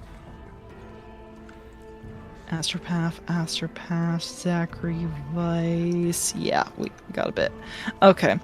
Alright, Zachary. Choirmaster Zachary Weiss, a tall old man in long green robe, stands motionless in front of a cogitator. The closer you approach, the clearer you can hear his continuous, unintelligible whisper. You're about to call his name when he falls silent sharply and turns towards you. Lord Captain. Hi, Lucifer. Please welcome in. He was really just... Oh, sorry, go ahead. A visit from the rogue trader is an honor for us. Like other astropaths at the chapel, the choirmaster's eyes are bandaged over with time-worn scrolls of sacred manuscripts. Nevertheless, you cannot shake the feeling that his otherworldly glowing gaze is studying you keenly. How can I be of use, your ladyship? Oh, we succeeded. Okay. Sanctioning is a brutal procedure, one which robs every astropath of the gift of sight, but in return they gain a new kind of vision that allows them to see what ordinary people cannot. Oh. It's very interesting. Okay. The light emanating from beneath the bandages flickers with strange hues as the choirmaster clutches his temple. His expression shifts in a way you are well familiar with. It is the look of someone who has glimpsed the grim signs that evil has left upon your soul. Oh. Yeah. About that. Oh, did my nightmare scald you? Oh my gosh.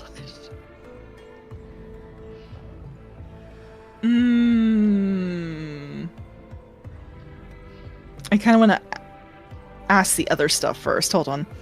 Oh, did my nightmares scald you? My apologies, your ladyship. I sensed a strangeness in you, and my mind reached out in its own accord. I did not see much, but what I did see was enough. It grieves me to know that this mark weighs on you so. Trust me, I am well acquainted with the oppressive burden of doom. Doom. Okay. Tell me about the astropathic choir. Of course, Lord Captain. Is there something specific you would like to know? What is this place? To us astropaths, this place is our cradle and our grave. Lord Captain, you are at the conflux of every secret missive, every order of prime importance, every scheme being plotted behind the scenes. You're at a place where each of your loyal astropaths is ready to lay down their life for crumbs of information, if that is your wish. Ooh. We receive and send messages, for hours turning into days we wander the dark depths of the Immaterium, carrying our voice through the warp's eternal night. bringing it to our comrades in some remote refuge, accepting the voices, signals, and missives of others into our own abode. Those are most often meant for you, your ladyship, and at times they are meant for no one. Excellent. I'm just going to ignore that. I'm going to point to the mechanical drum. What device is this? It is a sacred compiler that helps us record, store, and to an extent, unriddle messages. The astropaths first receive these messages in the form of muddled images, dictating what they see to the machine, which logs their every word.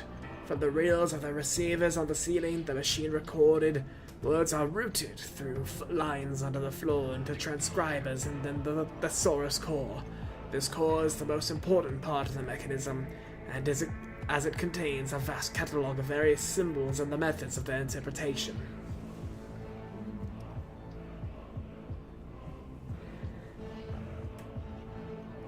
Oh, I thought I hit continue. Here we go. The compiler matches the images to the messages against its data and forwards the results to the central cogitator and myself, so that I begin the ritual of decoding.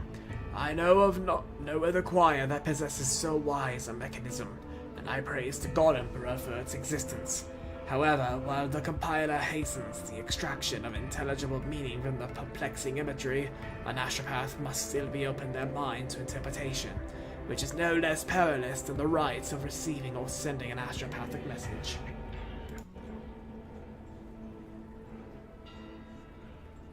That's so neat. Oh my goodness. I'm sorry, I'm just watching this thing work right now. Anyway. If your machine knows the meaning of the symbols, why can't it decode the messages itself? Regrettably for us all, your ladyship, astropathic messages are not cipher dispatches, but rather psychic imprints containing information. Only an astropath can read the entirety of something created through the medium of the warp. Furthermore, as messages pass through the immaterium, they might become distorted by malevolent intent. It falls to your servants alone to shield their mind with faith and to separate the true meaning from the influence of the ruinous powers. Ooh. Okay. So if you wanted to hide certain information from me, you could. Vice's face twists into a bitter grimace. My duty is to shield you from the monstrous communications that filter through the warp. The screams of the Emperor's loyal servants, centuries dead by now. The nightmarish, maddening images of the Sea of Souls. The cursed symbols that cause astropaths to convulse in violent fits of frenzy. The message from abominations in search of weak minds to devour. Concealing all of that from you is my duty. Alright, very good. How does one become an astropath? We are all part of the Imperial Tithe once. Psychers delivered to terror on the black ships. But only a few of the candidates had what it took to study astropathy. Fewer still successfully completed the grueling training to be eligible for soul binding, and almost none survived the initiation. It feels like all of these factions have grueling initiations. Oh, you don't even know the half of it. Yeah, I probably don't. He throws his head back. We were given the privilege to behold the Emperor's light. A light flawless and searing. A pious smile visits his lips. That changes you. It wounds you irreparably. It takes your eyesight, but in exchange, you commune with greatness. His presence in our souls fortifies them as we stand against malicious powers. Oh yeah, okay, yeah, he's absolutely the one who confessed. After the ritual, an astropath is assigned their position. At this or the Adeptus, an astropath relay or a ship. More often than not, our first place of service is also our last. Yeah, no, it just feels rather obvious now, just with the, like, oh, it's like we hear the long dead servants of the Emperor. It's just, yeah. Mm-hmm. That can... shield you from the horrors. Yeah, that sounds about right. Okay. If something happens to your choir, where can I find new astropaths? The expression on his wrinkled face grows ever more serious. It would be more on point to say when something happens. The Emperor's blessing protects us from the warp's various influences. However, there are horrors dwelling in the void for which even the defense would be no obstacle, especially if one spends as much time in their company as we do. Sheesh. I guess they just know the full dangers going in, and just any moment, Chaos could just snap its fingers and they'd all be gone. Mm-hmm. Uh... That's the dangers of being a psyker. Yeah. Have you at this point? Have you watched the Astartes videos? No, not yet. I feel like you'll get a good grasp of what happens with warp fuckery when you watch it. Okay. Yeah, I should probably start that. It's about, like, I think 20 minutes for all the animations. Oh, okay. Yeah. Astartes, then. Alright, give me a moment. Yeah. There's only one way to procure astropaths, and that is through the Adeptus Administratum. Luck permitting, unattached astropaths from the sector will be posted to the ship, ones who, for whatever reason, have lost their place of service. Failing that, the request will go to Terra, and we will have to wait a long time. That said, there are other options. Blasphemous, forbidden options. Choirmaster grimaces. Unsanctioned psychers, unprotected and broken souls who seldom live past their first few seances. But even those would do, should the God Emperor put our souls through severe trials. And judging by how rabid the warp has been of late, by the number of dead astropaths, those trials would be upon us sooner than our prayers could reach Terra.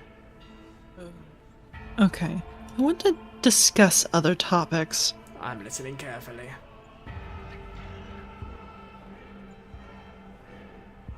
That odd noise inside the chapel, does it bother you? On the contrary, Lord Captain, it is a mental focusing technique used by our flagship's choir, one that I invented myself. This music was written by an astropath, but my charges and I hear is not what ordinary people hear. Its true depth and beauty cannot be fathomed without the Emperor's blessing.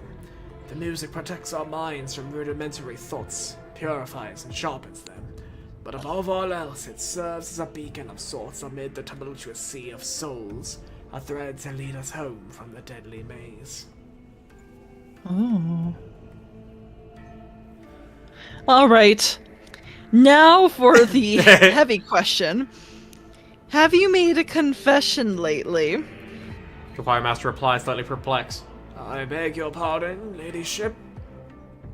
Why are some destined to perish in the warp while others must go on living? How odd. He grimaces as though with pain. Odd that you should have listened to my confession, and odd that you should choose to approach me afterward. Why?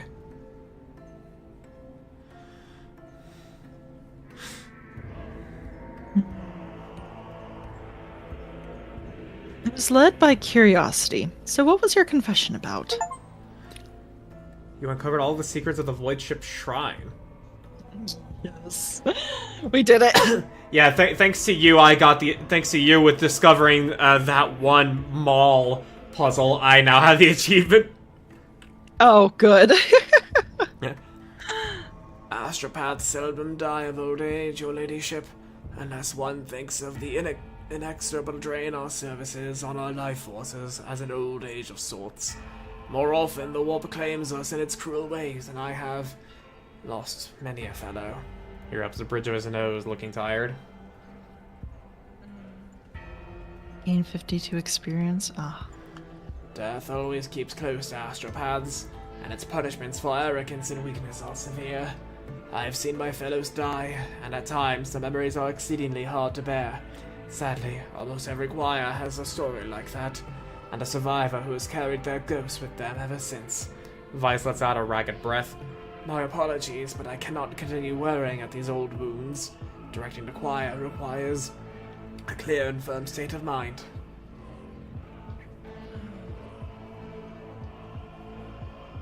Okay.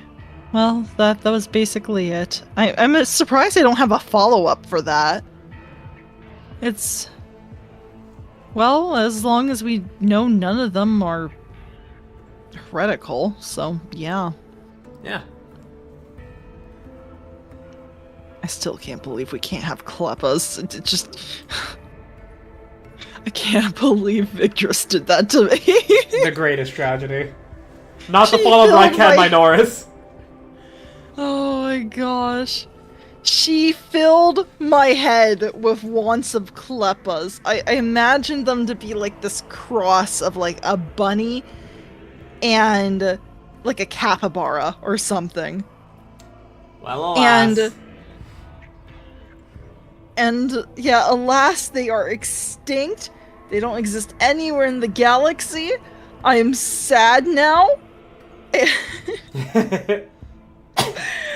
I can't believe it. Oh, I wanted those Kleppas so badly. Okay. We will speak later, Choir Master. I have business to attend to. Goodbye, your ladyship.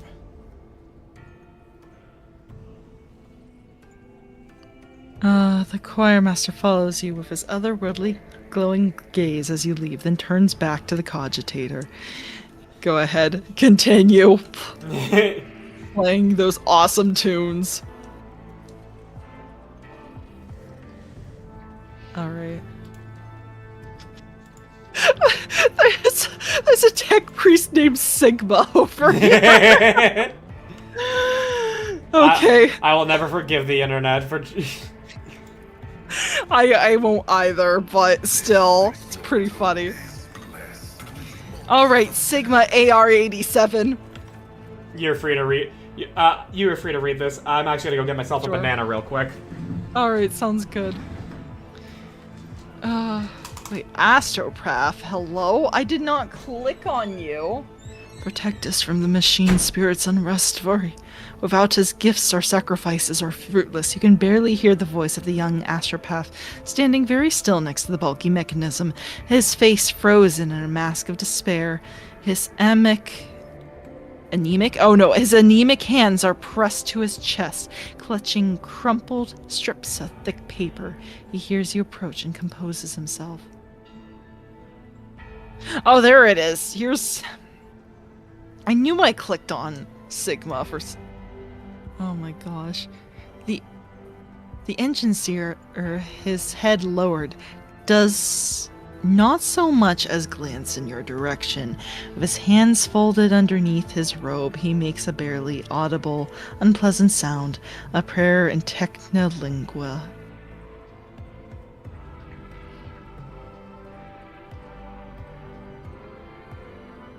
What's going on here? The sacred compiler is ailing, your ladyship. A gloom has come over the machine spirits. They are disrupting the mechanism's operation. The 12th row of the drum is now adding incorrect symbols. The man shows you a stack of papers, and you notice at once that the rows of squiggles on each line all end with the same glyph.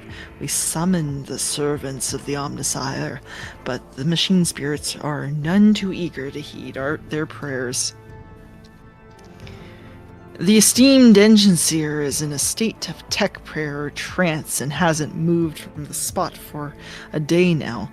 He shirks his head into the shoulders timidly. I had the audacity to think the sacred compiler could be better helped by examining its parts, but who am I to question the secret knowledge of the Adeptus Mechanicus? Oh, heck yeah, the goat is speaking. Hold on, I don't think I can do a good Pascal impression, but I'll try. Unit Sigma, AR-87 is currently in a tech trance of shared comprehension with the spirit of the archaeotech device cataloged under the name Stream Spindle. Disturbing the unit is not recommended. Pascal falls silent for a few seconds. However, a preliminary diagnostic has revealed several oh my gosh, I cannot speak. Algorithmic faults that are in conflict with the sacred mechanism's processes. A practical this is like my worst. Oh, voice, yeah. Okay, hold on. Practical invention to certain cycles will likely aid the release of accumulated burden. How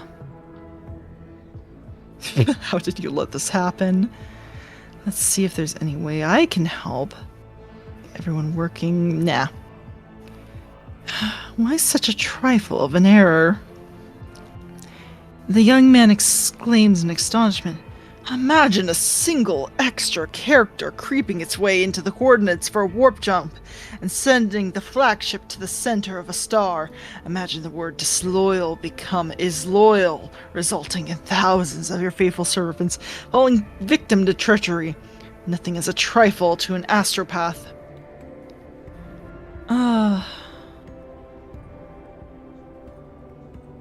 Well, how did you let this happen? Forgive me, your ladyship, but I do not have the answer. The astropath lowers his voice to a whisper, glancing at the praying engineer. I'm afraid even if the Adeptus Mechanicus don't fully comprehend the workings of this mechanism, we're only knowledgeable on the surface-level machines. The receivers commit the message to prayer. The transcribers sort the mental imagery by semantic category and feed it to the source core. And then the sacred compiler supplements the messages with a list of symbols and their interpretations. However, the mechanism extends far deeper into the bowels of the ship. Therefore, I wouldn't even venture a guess at the possible source of this trouble. Let us see if there's any way I can help. Oh, wait. Oh, shoot. What does... The compiler at the astropath is malfunctioning. Let's see. Every issue and problem must be identified. Cool. Wait. Oh, the mechanism rotates steadily, adding dry clicking noises to Chapel's melody.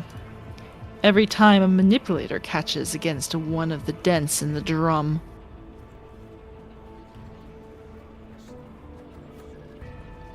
I feel like I think I see the problem. One of them is going past the click. Do you see this? Do you see that animation? That is past the indent. It's crawling. No, I'm kidding. The dents are probably... It's doing this Sorry, one. That took Anyway. me so long. I had the genius idea to have a peanut butter and banana sandwich using only spoons. That's fine. Why did I have this idea? Because we have no clean spoons in the house. Fair enough. Well, no clean knives, and we only have plastic spoons. I should clarify. Oh, okay, that makes sense. Oh, right. So yeah, you talk to the guy, and I assume you have the quest now to fix this place. Yep. This is why you bring Pascal. Yay! And this is all just free XP. Oh, excellent. Direct. Oh, I was thinking that maybe we can end soon, because I had a friend asking to play Warframe tonight, so... Yeah, no problem. Okay. Let's see here. Hi, Mendrith. Boop. Welcome, welcome. Quills and paper... remove the leaky device's casing, something. Was there anything else? I think that's everything fixed. Oh, excellent. We did it! We did it, Patrick! We saved the city!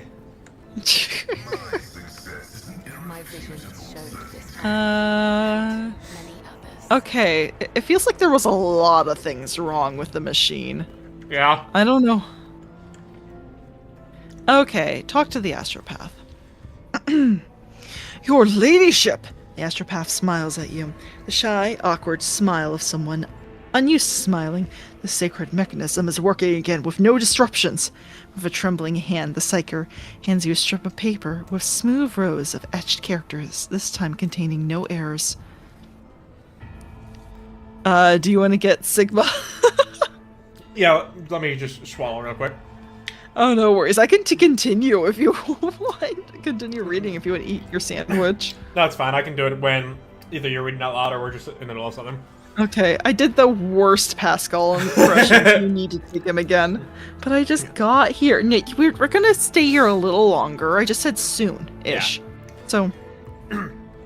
The engineer rises proudly to his feet and says in low Gothic, a language he clearly has not had much practice in. With much sacred words and virtuous thoughts turned toward the machine god, I have been able to pacify the mechanism's wayward spirits. The Omnissiah blesses. Oh, Mendra, thank you for the 5-stream watch streak. Boop squared. Excellent. Okay. I should rather say it was my efforts. You know what? No, I'm gonna. We're gonna. It was spelled Pascal, I think. It was all Pascal. It was just all Pascal. How lucky we are that the venerable tech priest is so pious and wise. This statement is true. I want to keep. I'm going to keep my tech priest happy. That's just how it works, okay? One second. Food in mouth. Yeah, sorry about that as well. It's just that ever since I had that sugar addiction in June, I've had just the most serious brain fog and inability to function unless I eat something. Oh, fair enough. Which I'm hoping will soon go away with the less sugar I eat. Right. I recommend installing 2 incense burning units in this compartment to prevent the spirit's continued anger. The unit's Zachary Weiss will be provided with a list of minor recommendations, 142 in total, for improvements to this compartment's maintenance. Failure to implement will result in sanctions on the part of the Adeptus Mechanicus priesthood. You know what? I like the Russian accent for this guy. It makes sense. Anyway, end dialogue. There he goes. Now you go speak to Zachary. Yay. Okay.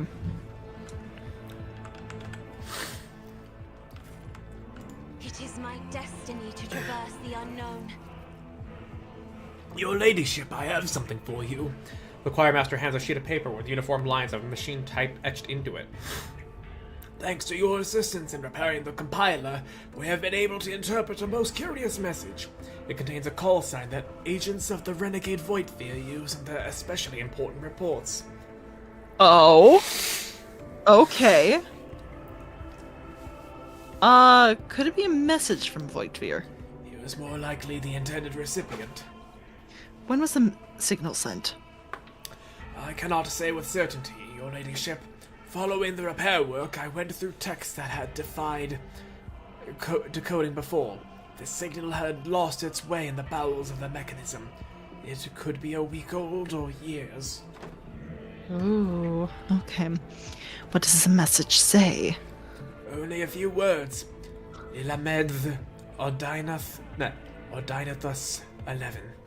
The winds have ceased. It is done. Now, Lilamed is Voidsphere's call sign for special reports, but the rest of the code we are unfamiliar with. That said, we know where to look for the truth. The Odinathus 11 system. Oh, heck yeah. I'm gonna go there and beat him up after I'm done securing all of my... all of my planets and stuff like that. Anyway, we'll get to the bottom of the message. How about I stab you in the gut, huh, Voidveer? How about that? Yeah, that's right! I have no doubt of that, your ladyship. Aw, heck yeah. We're gonna go stab Void Fear in the back. Oh my gosh. Alright, that was great. And I do Cool. believe that that this was also a part of the Void Shadows DLC. Oh, okay. Oh, hold on. There we go. And now we can go back. And now we can go back to Janus. Yay! Finally. The whole stream was on the ship. I know.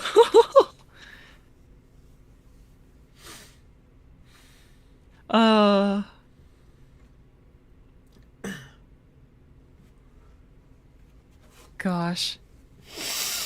A tech priest and the Sororitas and a rogue trader walk into a bar. Planet time, I know. Alright, here we go. Let us go to the Coronis Expanse map.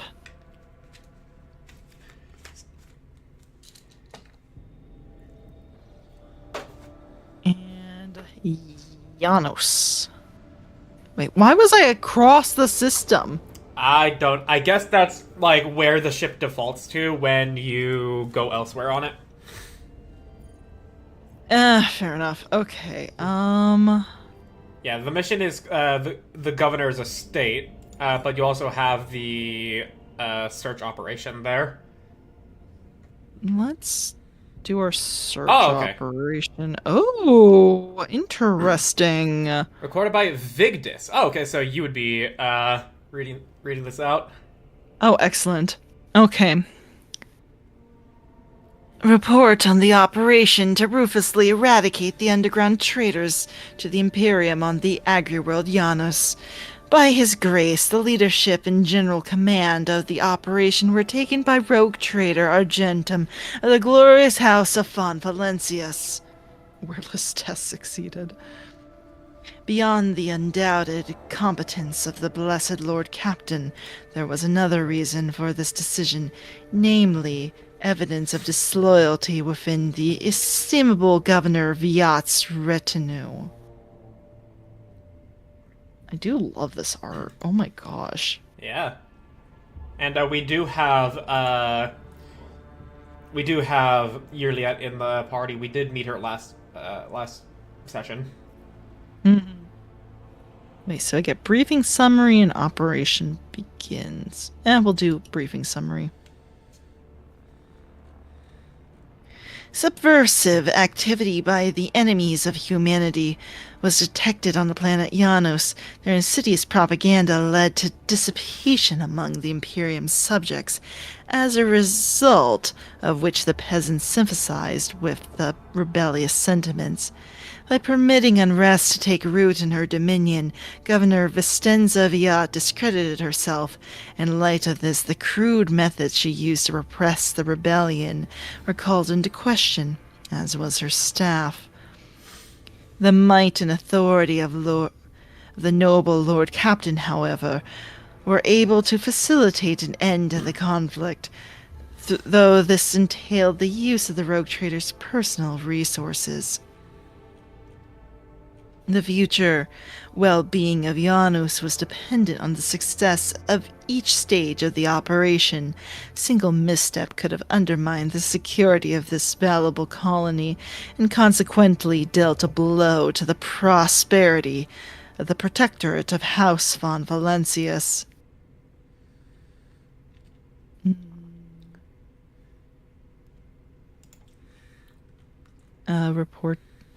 Report on the operation to ruthlessly eradicate the underground traitors to the Imperium on the agri-world Janus. By his grace, the leadership and the general command of the operation were taken by rogue traitor. I think I've read this already. Yeah, but yes, Argentum. It's just the base stuff there.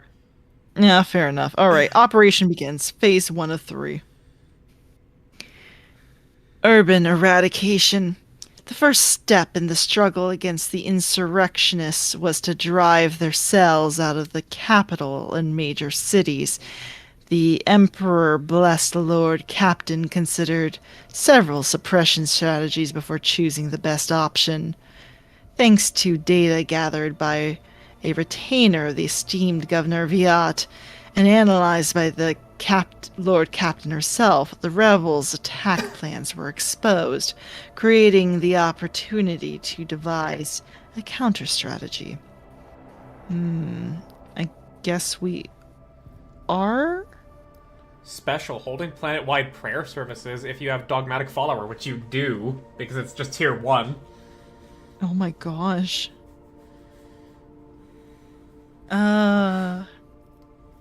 Punitive raids. Propaganda. Coercion. Thank you for the coercion.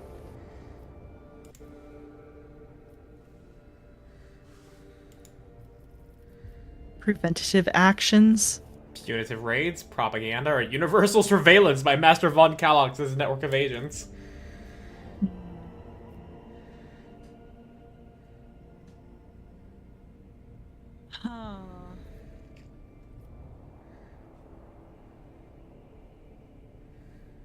Or, of course, also holding planet-wide prayer services. That's true. I could.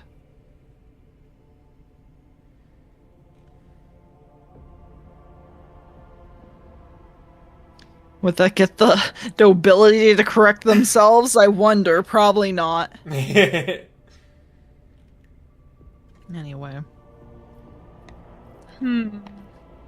Sorry, I'm just thinking through it. Coercion.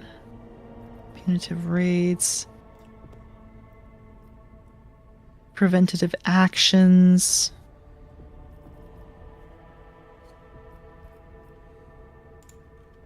Master Calyx's network of agents. Do we want to try preventative actions? You're the Lord Captain here. We'll do preventative actions. Based on the data supplied by the esteemed Governor Viat's secretary, the Blessed Lord Captain compiled an outline of the rebels' future attacks in cities. This outline was the basis for a series of arrests and raids that forced the insurrectionists to abandon cities and fall back to the planet's hinterland. Okay. Phase 2 of 3, jungle operations. The rebels' main forces were scattered throughout the planet's wild jungle areas. The Lord Captain was offered several strategies for dealing with them. Medicaid tests succeeded. In choosing a strategy, the Lord Captain had considered the limited trustworthiness of the planet's population, which was uncovered by the ship's medics deployed on the planet's support. To support the offensive, the reports indicated the widespread genetic anomalies in the colony's inhabitants for which there was no logical explanation. Oh. And now you don't have a guarantee on any of these. No, I see that. So we have guerrilla attacks. We have large-scale attack by militia troops, inspired by Sister Argenta. Deployment of the Lord Captain's personal guard and landing shuttles. Raids by the planetary garrison.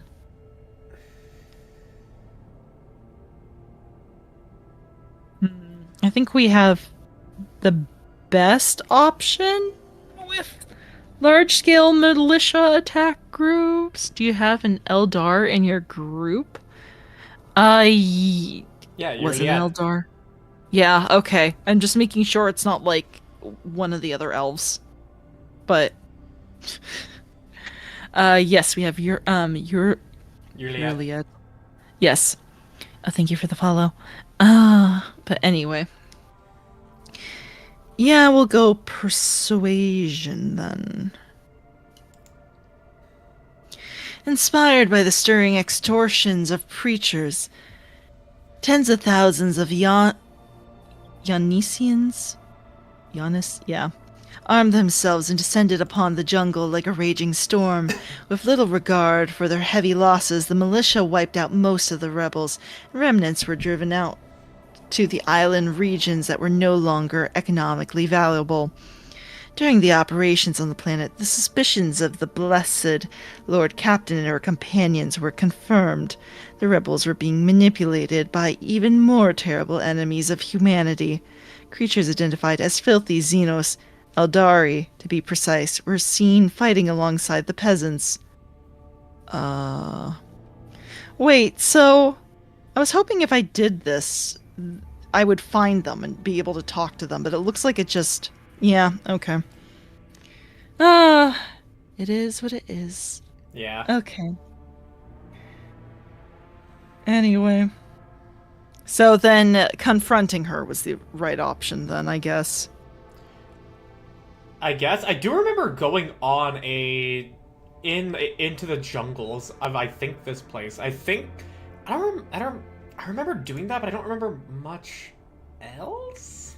That's what I'm wondering. I figured there was like a jungle map that we were going to explore and just be like, I don't know, we were gonna fight some peeps and then maybe get captured and we'd have to negotiate. I don't know. I'm just going off of tropes at this point. But yeah. Greetings. This is Arbiter Compelled 2375. I am doing an inspection today to ensure you have met your beating quota for this week.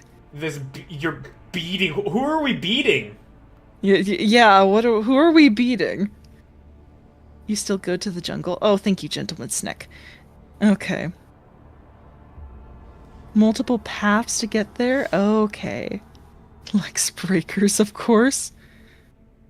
Lucky, do you know what the Lex breakers are? I'm not sure what they are. I am very new to Warhammer. Those who break the Lex Imperialis, which is where we, would have met the Arbites if we were on Rykad Minoris 1 week, 1 week later than we were. Fair enough. Thank you for the follow. Okay. And actually, like those fights that you get all the way up until you get to Aurora? Mm-hmm. They actually get harder because the Arbites are there to make it easier. Like, there is a screamer of Zinch that spawns. You don't need to know what that is to know that it's bad news. But here, as opposed to just all those guys with the explosives. But here's the funny thing. Cabela just literally killed that thing with her ult. It didn't get to do anything. Okay, I see. I can't believe it. Arbiters, Judge Dredd, basically Lex Law. Yeah, no. Yes. Okay, that makes sense. No, I just thought Lex Breakers were a specific term, and I was wondering if I should know this. But anyway. But no matter. Anyway. Timing was funny enough. Alright, let's go. Let's see. During the operations on the planet, the suspicions of the Blessed Lord Captain and her companions were confirmed. The rebels were being manipulated by even more terrible enemies of humanity, creatures identified as filthy Xenos, Aldari, to be precise. Eldari. Were seen fighting along... Aldari. You basically said all dairy. All dairy. It's all... You've heard of... You've heard of foods without any dairy. This one is all dairy. Cheese! For everyone! Yeah, exactly. Oh my gosh. Our biters are basically armed IRS agents proving the age-old truth. 2 guarantees in life, death, and taxes. Ah, yes. Yeah, actually, no, like, when you meet the Arbites during the insurrection on Rykad Minoris, the leader is literally like, I'm looking for a tide ship that somehow went missing, and the governor's gonna help me find it. Oh, okay.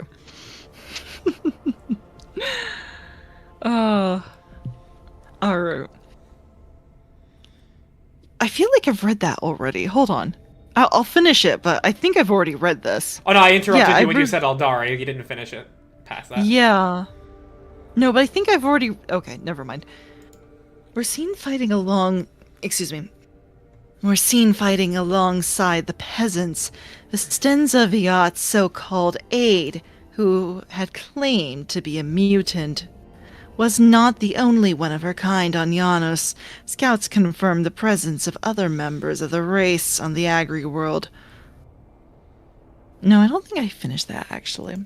Okay. When you get the chance, since you missed it, recommend you watch the Arbites intro you missed. It's freaking awesome. Ah, okay. No, okay. Wait, where did I miss that? On Raikai Minoris, we were at that point where they show up 1 week before the DLC came out. Oh, so the DLC added them in and we missed them that way. Okay, that makes sense. Yeah. Darn. Okay, yeah. No, I definitely will watch that later. All right. All right. Operation continues. Phase 3 of... Oh my gosh, I cannot speak. Excuse me. Phase 3 of 3, destroying the training camps.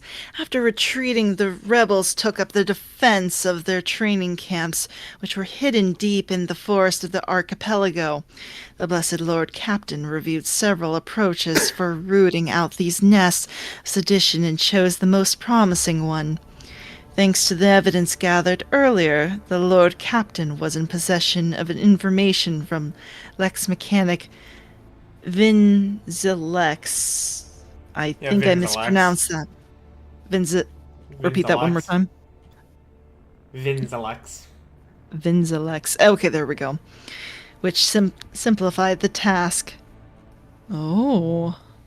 We have 2 tech uses. Alright, let's see. Search using gathered evidence. Demolition. Destruction of the forest. Cassia. Ship's auger sweep. Wow, wait. Only a 65% chance? Yeah, if you hover over the skill, it shows the difficulty of the skill. And instead of a +5, which is the Psychic Divination, it is -20. But the harder the skill, the more XP. Ah, I see. Okay. Okay, I get it. Adeptus Mechanicus sweep thanks to Magus Hanuman's contact. Ooh.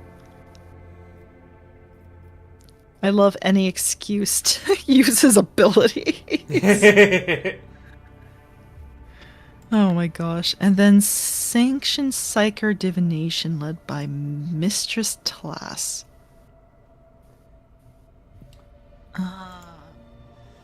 Alright. I think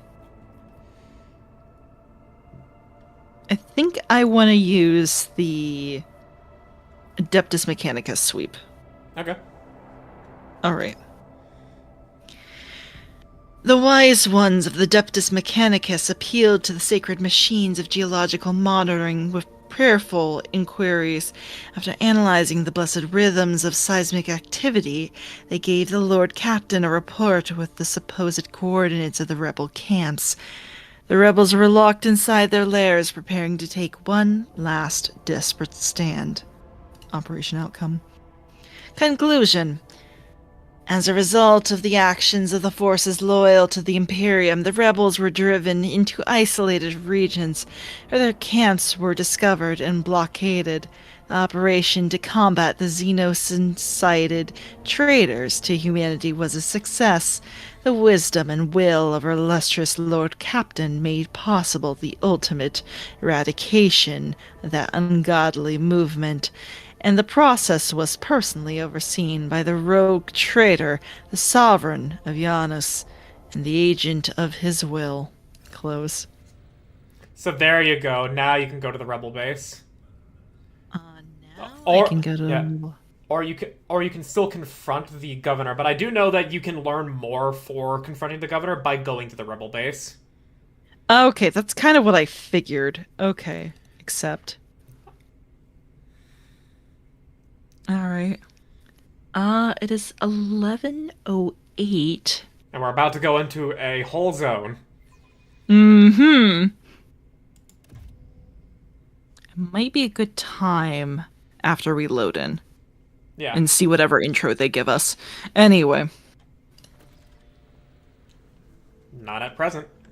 Oh, never mind. There's no intro. I was expecting, yes, there's a landing and then someone to go meet us and maybe an ambush and never mind. We get ambushed very often. Yeah, we do get ambushed really often. It seems to happen on every single planet. Oh my gosh.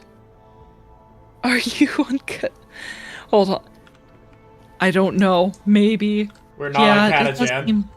We're not on Catachan? No. Because the planet. Yeah, this is an agri world, not a death world. That's fair, that's fair. I want... You know what? Okay, I don't want ambush, but I almost want to fight just for an excuse to click on more heads. Is that wrong?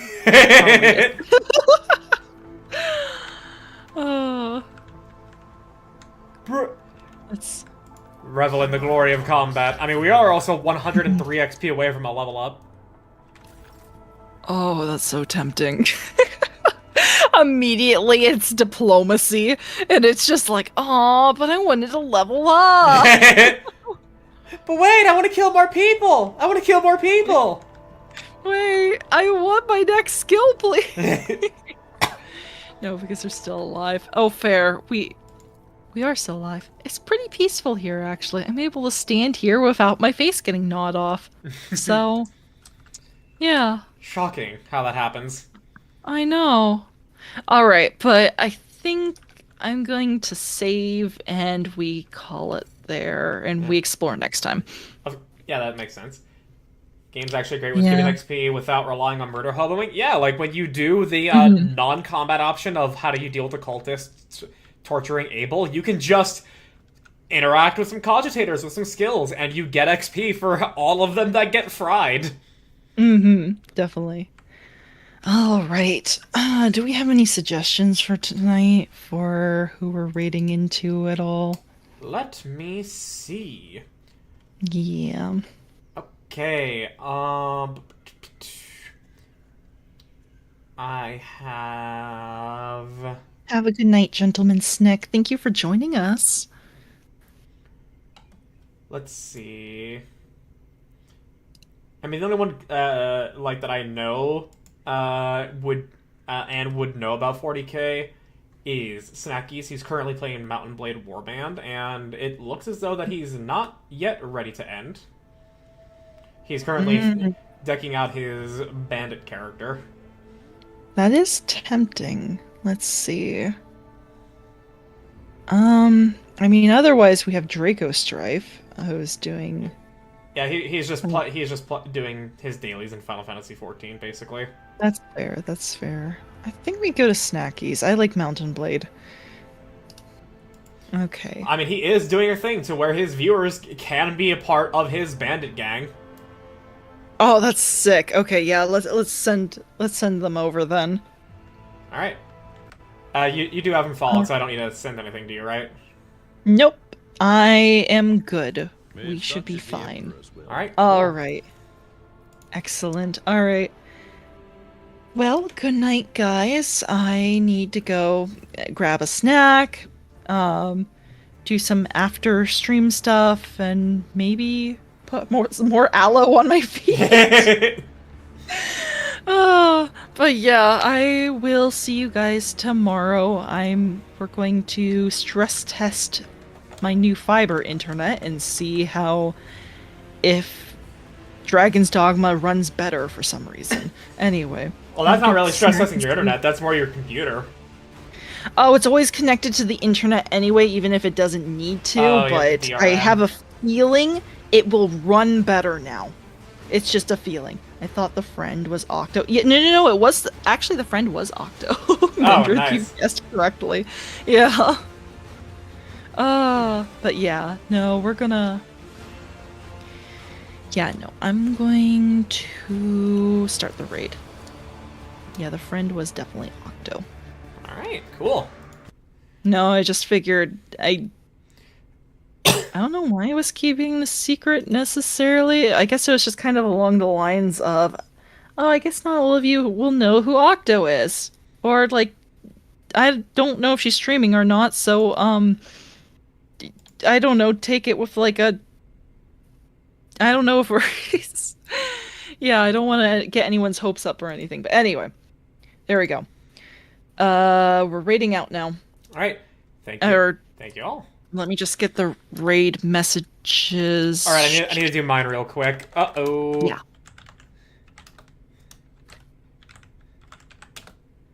Yeah, my raid's about to initialize. 8. Do it. 8 seconds. Alright, thank you Go, for being be here. I free. appreciate you. I'll be playing more Umamusume tomorrow. Stay tuned for that. Bye! Yeah, I'll see you guys later. Bye-bye.